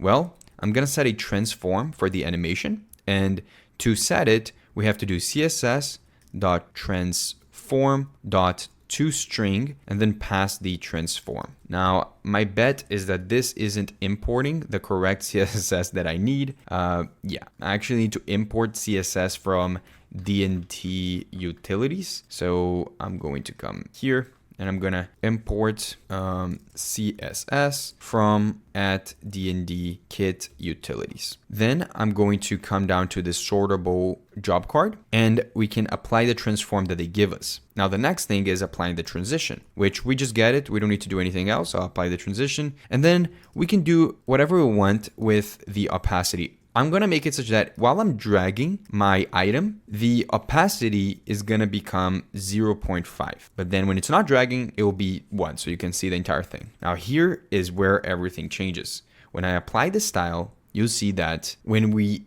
set the proper values inside of this job application card, it will allow us to see the animation of moving the cards. Now, here's where we get the last thing. On the job application card, we have to add a new prop to this component. Now, what prop is that? Well, we're going to call it the drag handle props. It's basically props that we get from this, the listeners and attributes that we haven't used yet. Now I'm going to come here, I'm going to pass drag handle props, and I'll just destructure the objects for the attributes and the listeners. Now, when we get those over here, here is what we need to do. We need to get the drag handle props from the prop, go to the highest level element in here, which is the card, and then apply the drag handle props as props to this item. That's all we have to do. And now, all of a sudden, we are able to drag and drop our items. Now, nothing happens when we drop them, but the animation is here, everything is working. It doesn't stick because we haven't implemented what happens when we drop the item, but it detects everything. It detects when we are moving the items to different places. Now, I can't currently move it outside of this column, but it's something that we're going to work on, and it works for every single column. Now, before we continue this, I just want to do that change that I mentioned where I make this into an actual grid instead of just one stack vertical item. So to do that, we're going to come back here to our Kanban board and go back to right here, right below the D&D context. All we want to do is apply two class names to this div, and you'll see that if I do that, then now it actually gets the proper UI. Now my monitor is pretty big, so it's kind of spaced out, but this is how it should look like. Perfect grids, perfect columns appearing next to each other. And as like Jira or Trello or any of those, it doesn't actually fit into the screen. It's always like this. You can just scroll like this. It's part of how they make their own UI. Perfect. Now we've been doing a lot, but there's just a little bit more left for us to be able to properly move the items and let it stick. So let's get started. I'll go here to the Visual Studio Code, and I want to go to the Kanban board. And in this component over here, there's something we need to do. I need to keep track of the active ID. Now, this is going to keep track of which item is currently being dragged.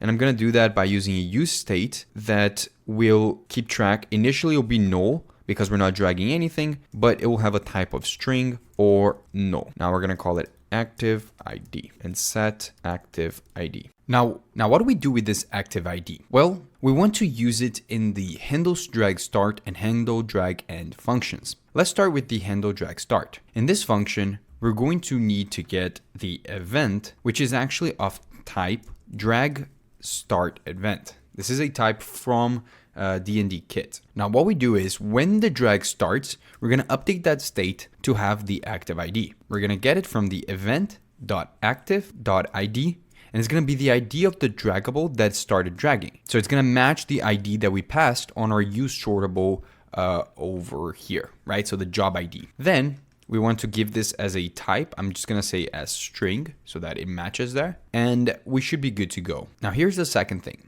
On the handle drag end event, we're going to copy this, paste it here, and we're going to change this to say drag end event. Now, what do we want to do in this function? Well, first thing, we want to get from the event, there's two booleans that are super important. There's the active and over boolean. Now, what do they represent? The active is the draggable item that is being dragged, right? So the card that I'm dragging for the job. And the over is the place we want to drop, and that it ends up being dropped at when we release it. So we're going to need both of them. The active, because that's the job card that we're trying to move, and the over, which is going to be the location where we're going to drop it to actually handle how we're going to reorder everything when we drop the item. Right from the start, we're going to set the active ID to null when we get this, because it will clear which job is currently being dragged before we can move on to drag another one. Then we're going to check to see if there's actually a value for over, or if the board.id is not null. Now,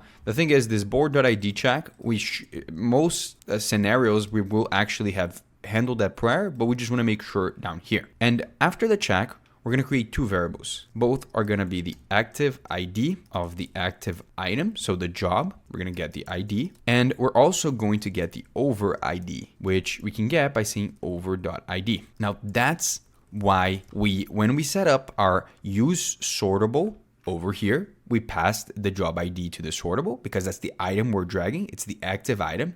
And in our droppable column, we use the use droppable and we pass the column ID, because now in our function here, that is what's going to handle what happens when we drop the item, we now have access to the column ID in the over ID and the job ID in the active ID. Now, what do we want to do? Well, the next thing is we want to find the job being dragged and its source column. So I'm going to create here a variable called dragged job. We're going to give it a type of job application or no, because it's going to default to no. And then we'll do the same thing, but for the source column. It's going to be the column that we dragged it from. So source column is going to be of type column. Now, what do we want to do with them? Well, we want to also keep track of an index where we keep track of the index in that column's sorted list. So we can start with -1 as the end of the list, but we will actually loop through all the columns and set the dragged job to be the job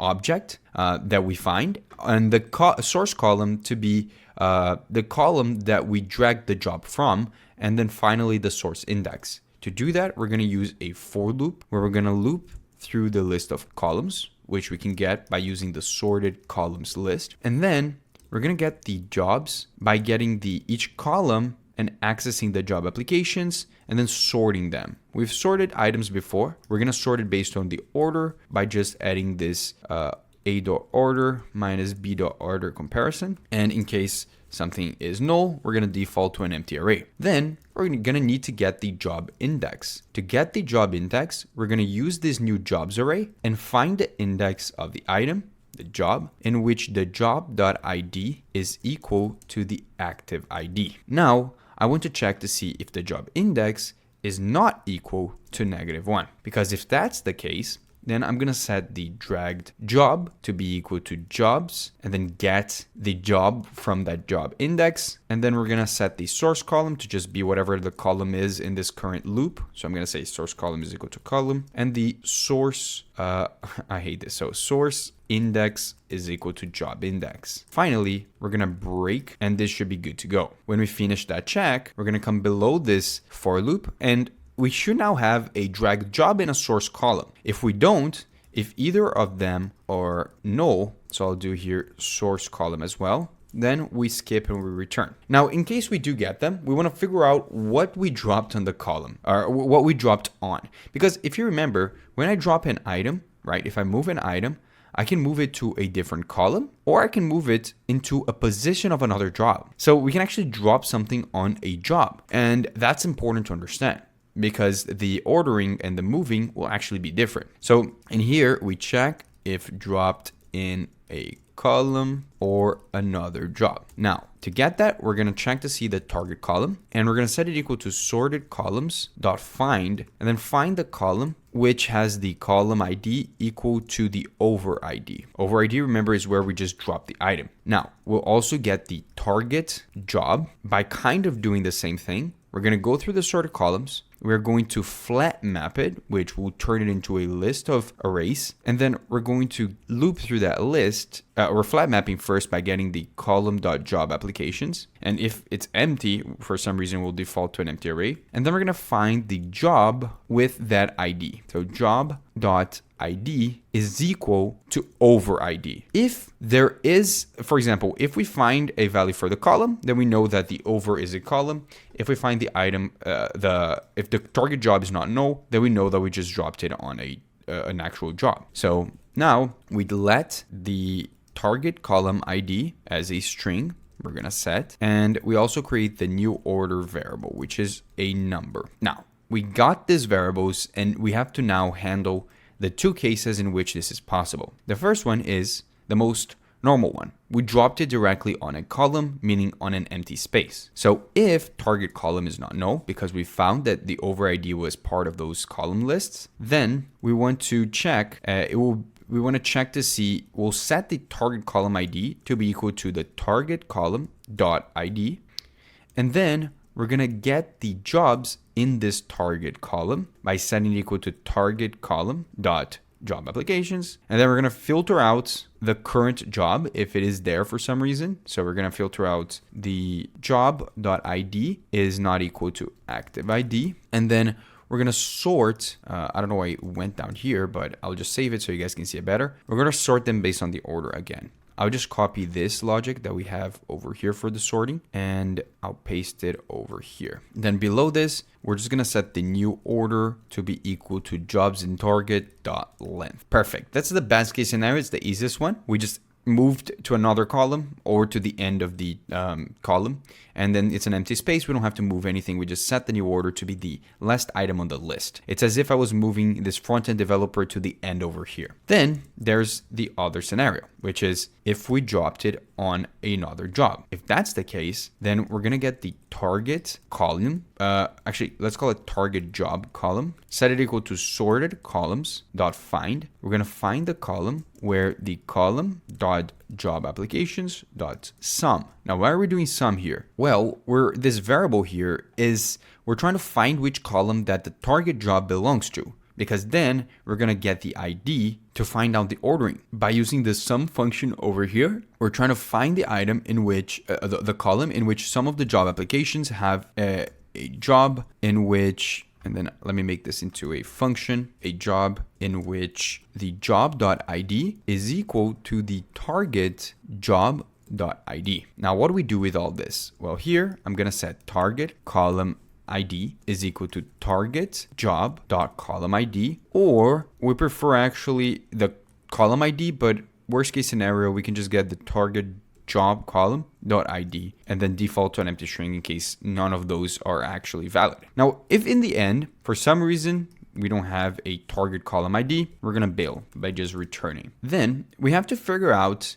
the target columns. Then we have to figure out the exact positioning by getting the target columns jobs. Now, to do that, we're going to create a variable here. Let's call it target column object. Set it equal to sorted columns dot find. Get the column dot ID. Check it to see if it's equal to the target column ID. And if we don't find anything, so if target column ID, object, is null, then bail early. Then we're going to get all the jobs in the target column and then sort it by order. So we're going to do const all jobs in target column, or target original, actually, because it's the original column. And then we're going to do target column object dot job applications dot sort, and we're going to sort it again on that same logic we had before. I might just be able to paste it here. Perfect. And after sorting it, we can get a filtered array that is going to exclude the currently dragged job for insertion. So we're going to get all jobs in target filtered is equal to all jobs in original dot filter j.id is not equal to the active ID because we want to filter it out, and then default to an empty array in case it's null. So we have a lot of variables here. Let me just quickly mention the target column object is the actual column object that we're dropping into. The all jobs in target original are all the jobs in that column, and we sorted it by visual order by using the order variable that we created. Finally, all jobs in target filtered is the same thing, but with the drag job removed so that we can reinsert it cleanly later on. Now, our job is to find where the target job actually sits. So we're going to create a target index in original. I know this looks like a mess, but it's how we have to do it. We're going to use the original to find the index of the job with the over ID. So over ID. Then we're going to kind of do the same thing, but use the filtered array. So we're using these two versions of the all jobs in array, and we're going to look for the same thing. Now, these two arrays can differ when you drag within the same column from above or below the target, because removing the drag job shifts the indices. So that's why it's important for us to have both versions. But now that we have them, we can calculate the new order based on the direction in which we're moving and the column. So we need to calculate the insertion position. I'm going to do here an if else. The first if is if the target index in filtered is not equal to the last one, meaning it's going to go in between items. Then I need to check to see if the source column.id is equal to the target column ID. Then I'm going to again check to see if the source index is less than the target index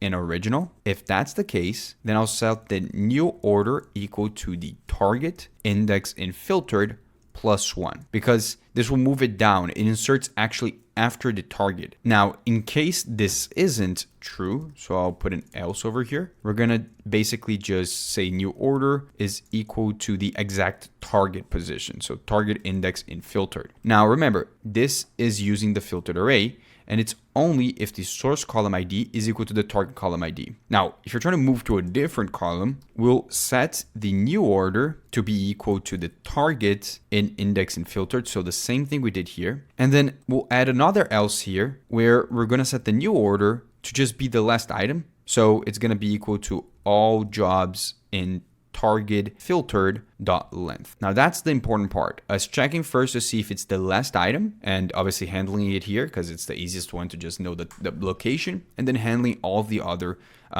cases inside of here. Now finally, in case none of that is true, we're going to do an else here because we did an if else with the target job and target column. Then we kind of already dealt with that here. Actually, we didn't with actually what we got after for the targets, but we dealt with it before, but we just want to bail. I want to return, and that should be good to go. Now we want to ensure that we have a valid target column by basically checking if no target column ID, then return. And finally, we are ready to use the move job function that we created inside of this function. And that move job function allows us to pass a bunch of things. More specifically, it allows us to pass here, as you can see, the job application ID, the new column ID, and the new order. Those are the things that we created. So now we have them. We can pass the active ID as the first parameter. We have to, why is it? Oh, it's because I still need to put more. We're going to put then for the other one, the target column ID, and finally the new order, which I'll just put it here. And now it's time for us to just implement it. However, implementing it is going to be a little bit easier than all the things we've done so far because of the work we put in to detect where we're putting the items. You see that if I were to console.log them, like job application ID, the new column ID, and the new order, when we drop the items now, I'll open up here the inspect element. You'll see that it does actually show the location. See, it shows those three. Now the new order when I dropped front-end developer is 1 because I dropped it at the second location, which is obviously index 1. But if I were to put it here, it will say 2. If I were to put this at the beginning, it should say 0. You see how everything is matching? Now we're still unable to move it to a different place, as you can see, but we're gonna deal with that later. Now, what we wanna do is actually make it stick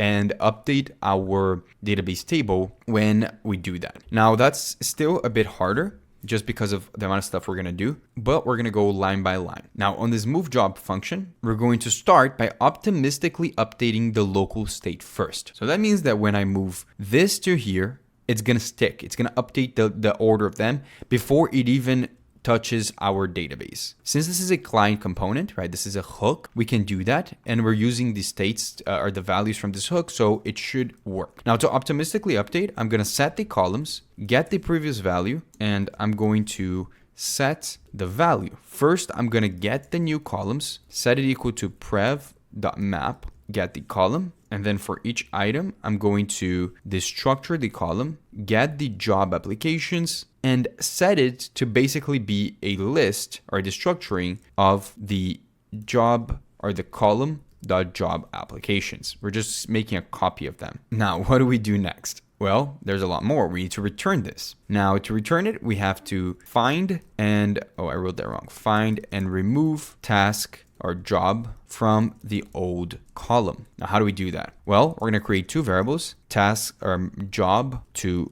move. It's going to be a job application type, and it's going to possibly be null because we're initializing it as null. And then we're going to create a version of this, which is going to be for the old column ID. Now, this is going to be a string. And what we want to do is we want to loop through our list, similar to what we did previously. Now we're going to loop here for each column. In the list of new column, we want to find the job index, which is going to be equal to column.jobApplications.findIndex, and it's going to be the job with the job ID. We've done something exactly like this just a couple minutes ago. And then we need to get the job application ID. Then when we get the job index, we want to check to see if the job index is not the last item, and also if it's actually valid, so if it's not undefined. So I'm going to check to see if it's not equal to undefined. If that's the case, then I want to get the task to move, or job to move, sorry,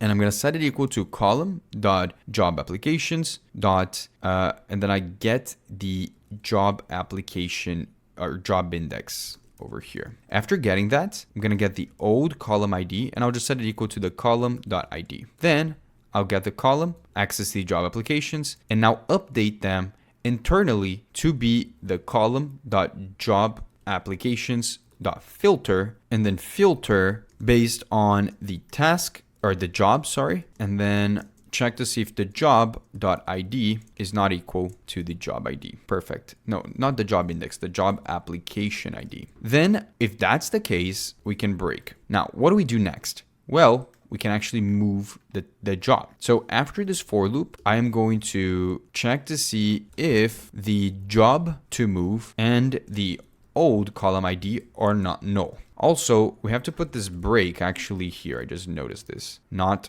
on the outskirts of the for loop. Now, what do we do in this case? Well, we want to add the job to the new column at the specified position. So we're going to get the target column index, set it equal to new columns dot find index, find the column with that ID and check to see if it's equal to the new column ID. Then I want to check to see if the target column index is not equal to the last item in the list. And if that's the case, then I'm going to get the target column, set it equal to new columns, target column index. Same thing with the current jobs, set it equal to target column dot job applications, default it to an empty array if necessary. And then we're going to insert at the correct position. So we're going to create this list here.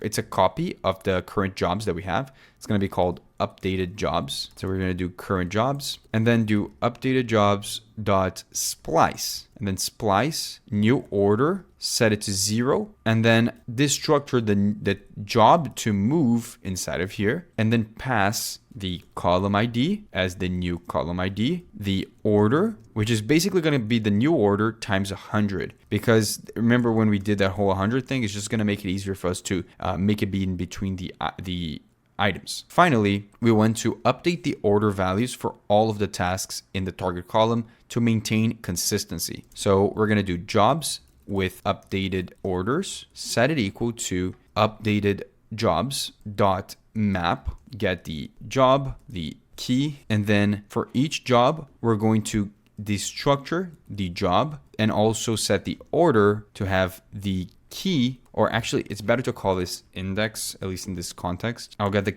index times 100. Finally, we can create the new column object with the updated jobs. So I'll do new columns and then I'll put the target column index, set this equal to an object that should have now the old target column plus the new list and of updated job applications. So I'll put this to be jobs with updated orders. And that's pretty much it. After this, we can return the new columns and it should have fully updated the values. Now, before we continue, let's test to see if this is working. If I come here and I move this front-end developer and I put it in the middle, you see that now front-end developer is in the middle. If I put it at the end, it's now at the end. If I put it in the beginning, it's now at the beginning. Now, obviously, there's some stuff that we need to do there. And this is all like not actually saving in our database. If I refresh, it refreshes, but this seems to be working. Now, how do we actually make it such that it sticks? Well, it's a lot easier than everything that we've done so far, because actually we have that update function that does it all for us. All we have to do is come below where we put this and then do a try and catch. Now, for the catch, you can do whatever you want with it. I'll just console.error it, and I won't even show the message just because we can just put here the error.message in case it's an error message. I'll just put the error directly. And then the try here, we call the await update job application, pass the job application ID, and then we just pass the column ID with the new column ID and the order with the new order. This should be able to update everything perfectly. Now, whatever you want to do with this result, you can. But you'll see that now, if I were to move front-end developer to the end over here, you'll see that not only it sticks from the client perspective, but if I refresh this, it sticks there as well, meaning that we are saving it in our database. As you can see, it is always there. Now, there's obviously more we have to do, especially with moving the items like to a different column. You see that I can do that, but the UI looks super ugly. You notice that when I try to move, sometimes it works, sometimes it doesn't. So we have to handle that. Now, to fix the issue we currently have, we have to go to where we have our columns, because that's where the issue is coming from. Now, the issue is that in here, we're using columns instead of sorted columns. We should be using that instead because it's what we've used throughout our entire thing. You see that if I come here now, refresh the page, I am able to, now it should work. However, you notice that it isn't smooth still. Now, the reason for that is because we need to use what is known as a drag overlay. This means that the way we have it right now, when we drag the card, the drag card stays in the column list while I move it around. So the layout keeps shifting under my mouse. So when I drop the card, it actually seems to jump into place, right? I don't know if you noticed this. Now, to fix this, here's what we have to do. We have to set up what is known as a drag overlay. We're going to do it right down here at the bottom, below where we show the droppable column. And then right below the second div, I'm going to render a drag overlay, and I'll check to see if the active job is equal to true. Now, what is the active job? Well, the active job is a variable we're going to create here by utilizing the active ID. So we're going to get the active job from the sorted columns. We're going to flat map it, get the column, then check to see if the column.jobApplications is not equal to an empty array, and then find the job where the job.id is equal to the active ID. When I do this, I can get this now, use it for my active job, and render the following UI if that's the case. I'll render a div, which is a version of the job application card that I'm moving, and I'll even make it less opaque because we're moving it around. So I'll make it 50% opacity, and I'll pass in the job application card again, but this time the job is going to be the active job that we're moving. The columns are going to be the sorted columns, like always. And also we have to, what else do we have to pass? Let me look over here. The drag handles should be fine. So we can just come down here, pass this value. And then in case the active job is not true, then we want to render null. Perfect. What this shows now is I can move this around and drop it, and it doesn't look as bad as it was before. You see how it doesn't switch. It moves around at a 50% opacity below the item. When I drop it, it stays there. Now that's great because when I move it, I can move it outside of that boundary. And obviously when I drop it, it stays there. If I copy this and put it at the bottom here, you'll see it does stay there too. I can move around the designs and it looks a lot less janky. And that's pretty much it for the moving the drag and drop functionality. You can check out the code in the description if you decided to skip this part. And just copy the code. That's totally fine. Now, there's one last feature that I didn't actually implement, which is this one, to delete column. Now, if you got to this point, you definitely know how to do that. It's very similar to what we did here with the delete individual job, right? You can delete it. You can do whatever you want. Now, I want you guys to do that yourself. Why am I doing that? Just because I always like to add new features that you guys can do it on your own. I don't think there's a point in you watching this video and just following it along, especially this last part where I just wrote a lot of stuff. And if you are not familiar with it, it might have been a bit confusing because at the end of the day, you're not going to be doing this specific kind of work all the time. Now, there's two features I want to present to you guys. Profile images, if you want to add it, and then obviously the delete column. So I'll have both of them in the code in the description so you can check it out. But this is basically it. This has been the video. Thank you so much for watching this video, and thank you so much MongoDB for sponsoring this video. I really like their service. I've been using their databases for over I would say 6 years now, and I've used them for pet projects, I've used them for production projects, and I highly recommend using them, especially if you're going to do anything AI related. I don't think I would choose any other database other than MongoDB. So if you guys want to check them out, download. If you guys want to check them out, create your first project on Mongo, just click the link in the description. So thank you so much for watching this video, and I see you guys next time. Okay, everyone. Now it's time for us to deploy this application. Now, in order for us to deploy this, I'm going to be deploying it to GitHub as the place we're going to store our code. Obviously, you access the code through my GitHub repository, but the website is going to be hosted in Vercel. What I need you guys to do is go to vercel.com/login, and then what I need you guys to do is go to vercel.com/login and then create an account or log into your account. I highly recommend that you use GitHub as the sign-in method in order for your account to be connected to your GitHub account. Now, to get started, after you create your account, we want to create a Git repository to store the code for this project. I'm going to create new over here, give it a name. I'm going to call this the job application tracker, and I'm going to create the repository. It doesn't matter if your repository is public or private, it's gonna work either way. We're gonna copy this part of the command, just this part, and then come back here and we're going to do git init. It's going to initialize a Git repository. We're gonna run git add dot, and then we're gonna paste that entire command over here. Perfect. Now, if we come back here, you should see that the code has been pushed to our GitHub repository. So now what we have to do is we have to deploy this project in Vercel. Now, what we want to do is go to Vercel. You should see yourself in this part of the dashboard. You're going to click new project. Then it's going to pop up this over here. If you have just pushed your code, you should see that it should be the latest repository in the list, because since we connected to our account, our GitHub account, it should keep track of all the repositories, even if they are private. I'm going to click on import, and it is going to show up this page. Now, it recognizes it's a NextJS project. We can change the name if we want to. I'll just keep it the name of the repository. However, the name you give here is important because it will appear in the URL. Then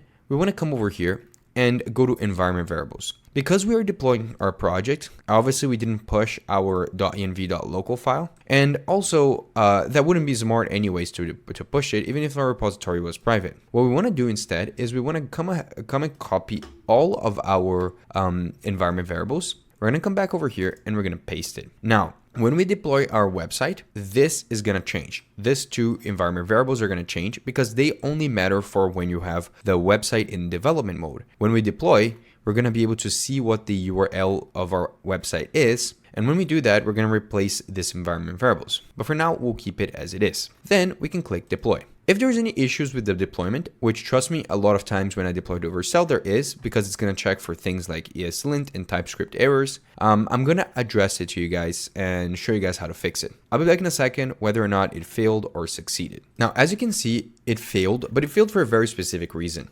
Recently, there was an issue with an NPM package, and in order to fix it, there is a very specific way. If you run into the same issue over here where it says vulnerable version of Next.js detected, all you have to do is you have to come back here to the code and you have to run the following command. You run npx fix react to shell next, and when you run this, you're going to say yes, it is going to fix the vulnerability. So you see it found the issue with Next 16.0.5 and it's asking to upgrade to 16.0.7. My bet is that when I started recording this video, it was before this vulnerability appeared. So I'm going to apply. In case yours, this doesn't show up, it's totally fine. In case any other error showed up, you should be fine as well. Now I'm going to do git add, git commit, fix issue with vulnerability, and then I'm going to do git push. Now we're going to come back here. I'm going to click on go to project. This is our project, but there's no version in production yet because we haven't done a full deploy yet. However, because I pushed that code, it instantly tried deploying again. Now we can see that version of the deployment here. We can see the build logs is going to show everything. In case there's any issues, I'll again come here and address them. And as you can see, actually everything worked out perfectly. You see the deployment is successful, but we don't want to be inside of this deployment. We want to come back and see the full version of our website. It's interesting because you can actually visit production deployments of each specific version of deployment that you have made. But that's not what we want. We want to visit our website being live. So if I refresh this, I can click on visit and it should be working. You see, this is our full website. However, this website is not fully working because if you remember, when we put our environment variables, we actually used the localhost 3000 as the better auth URL, meaning that we won't be able to actually log into our account. So what I need to do instead is I now need to get our URL directly from here. This is the URL that was given to us by Vercel. We come back over here and then we go to settings, environment variables, and we can update those environment variables that require us to have the localhost, the URL of the website. So I'll update it to this, and then I'm gonna save this, and then I'll also update this one over here, and I'll save this as well. Now you see updated environment variables, but for them to take into effect, I need to redeploy. So I'm gonna click here, a redeploy, and it's gonna redeploy our app using the new environment variables. Perfect. Now we have the deployment version ready. There's one more thing we have to do, and that is that when we deploy our cluster to MongoDB, we actually have to specify some stuff related to its security. So basically, to access it, we need to have a username and password combination. But also, there is a list of IP addresses that have access to interacting with your cluster. Now, by default, because we created the cluster ourselves in my own computer, it automatically added my IP address to this list. Now, it is recommended that you add the specific IP address of your server. However, because we're deploying this to Vercel, and Vercel uses dynamic IPs, we need to allow all traffic. Now, just a note, whitelisting all IPs is necessary for Vercel's dynamic IPs, but it's actually a security vulnerability. However, it is acceptable for small or hobby projects, so you shouldn't worry too much about it. But doing something like this is not secure, and that if you do want to actually make it secure, you can actually do that by utilizing Vercel Static Pro/Enterprise plans. However, for a project such as the one that we built in this video, this is totally okay. It's just not secure at a large scale. Now, to allow list all IPs, all we have to do is set the IP address of 0.0.0.0/0 as an IP address allow listed in our list. I'm going to click add entry, and this should be good to go. Now we can start testing our project. I'm going to come here and I'll just try creating an account. I'm going to call this person Jack Freeman. I don't know, I just came up with that name. I'll do jack@gmail.com, and then I'll put a password over here. I'm going to click on sign up, and it said fail to sign up. Let's check why. That's actually because we need to make a quick infrastructure change. Now, what is happening? Well, we have two instances of Mongo, or the connection in our project. We have this one over here that we use for only authentication, where we call the Mongo client and we pass our MongoDB URI. And then we also have this one that we create and is cached, and we pass around using the connectDB function. Now, we want to connect both of them inside of one single place. Why? Because in development, there's one long-lived connection that makes it such that everything works. But in production, when we have two different connections, one might accidentally close, causing that error to appear. Now, what we have to do that is the following. We have to use the connectDB function that we have over here to, instead of creating a new client, we're going to get the Mongoose instance awaiting that function, which actually I'll just write connectDB so I can import. Then I'm going to get the client by saying mongoose instance.connection.getClient, and now we're using the same client on both of them. Now we just have to delete this instance of Mongo client, and we can push the new code. So I'm going to say git add, git commit, fix mongoose issue, git push, and we should see that it should trigger a new deployment. We'll come over here, go to deployments. You see that when that's done, everything should be working. And if not, we'll address whatever errors appear. Okay, as you can see, it looks ready. So technically, because we're using the full production domain, we can just refresh this and it should be working. Let's try creating Jack Freeman again. So I'll create here, Jack Freeman, jack@gmail.com, and then I'll use the same password, and hopefully everything works out and we can create the account. So I click sign up and we have created our account. As you can see, the job hunting is set up.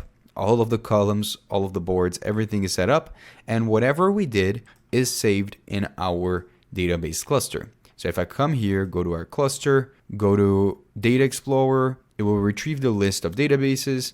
And if I go to boards, you should see that the board that we just created shows up over here. So that's pretty much it. Thank you so much for watching this video. Also, thank you so much MongoDB for sponsoring this video. Even if this video wasn't sponsored, everything that I've said about MongoDB is 100% true. If you watch older videos of myself, I've used MongoDB almost my entire life, and it's one of the best databases in my opinion. Like I've used it for production projects that scales to people. I've used it for just personal pet projects, and I think it doesn't matter what you're using it for. I think it's a great option. Also, with all of the AI craze that is happening, they have adapted really well to it. They have a whole page over here that explains everything that you can use MongoDB for related to AI. So it's actually one of the most popular database solutions for AI because of how scalable, how production tested, how many companies actually use MongoDB to millions and millions of users. So I recommend you guys checking them out. If you didn't click the link already, feel free to click the link and check them out. The link will be in the description. And yeah, that's pretty much it. Thank you so much for watching this video, and I see you guys next time.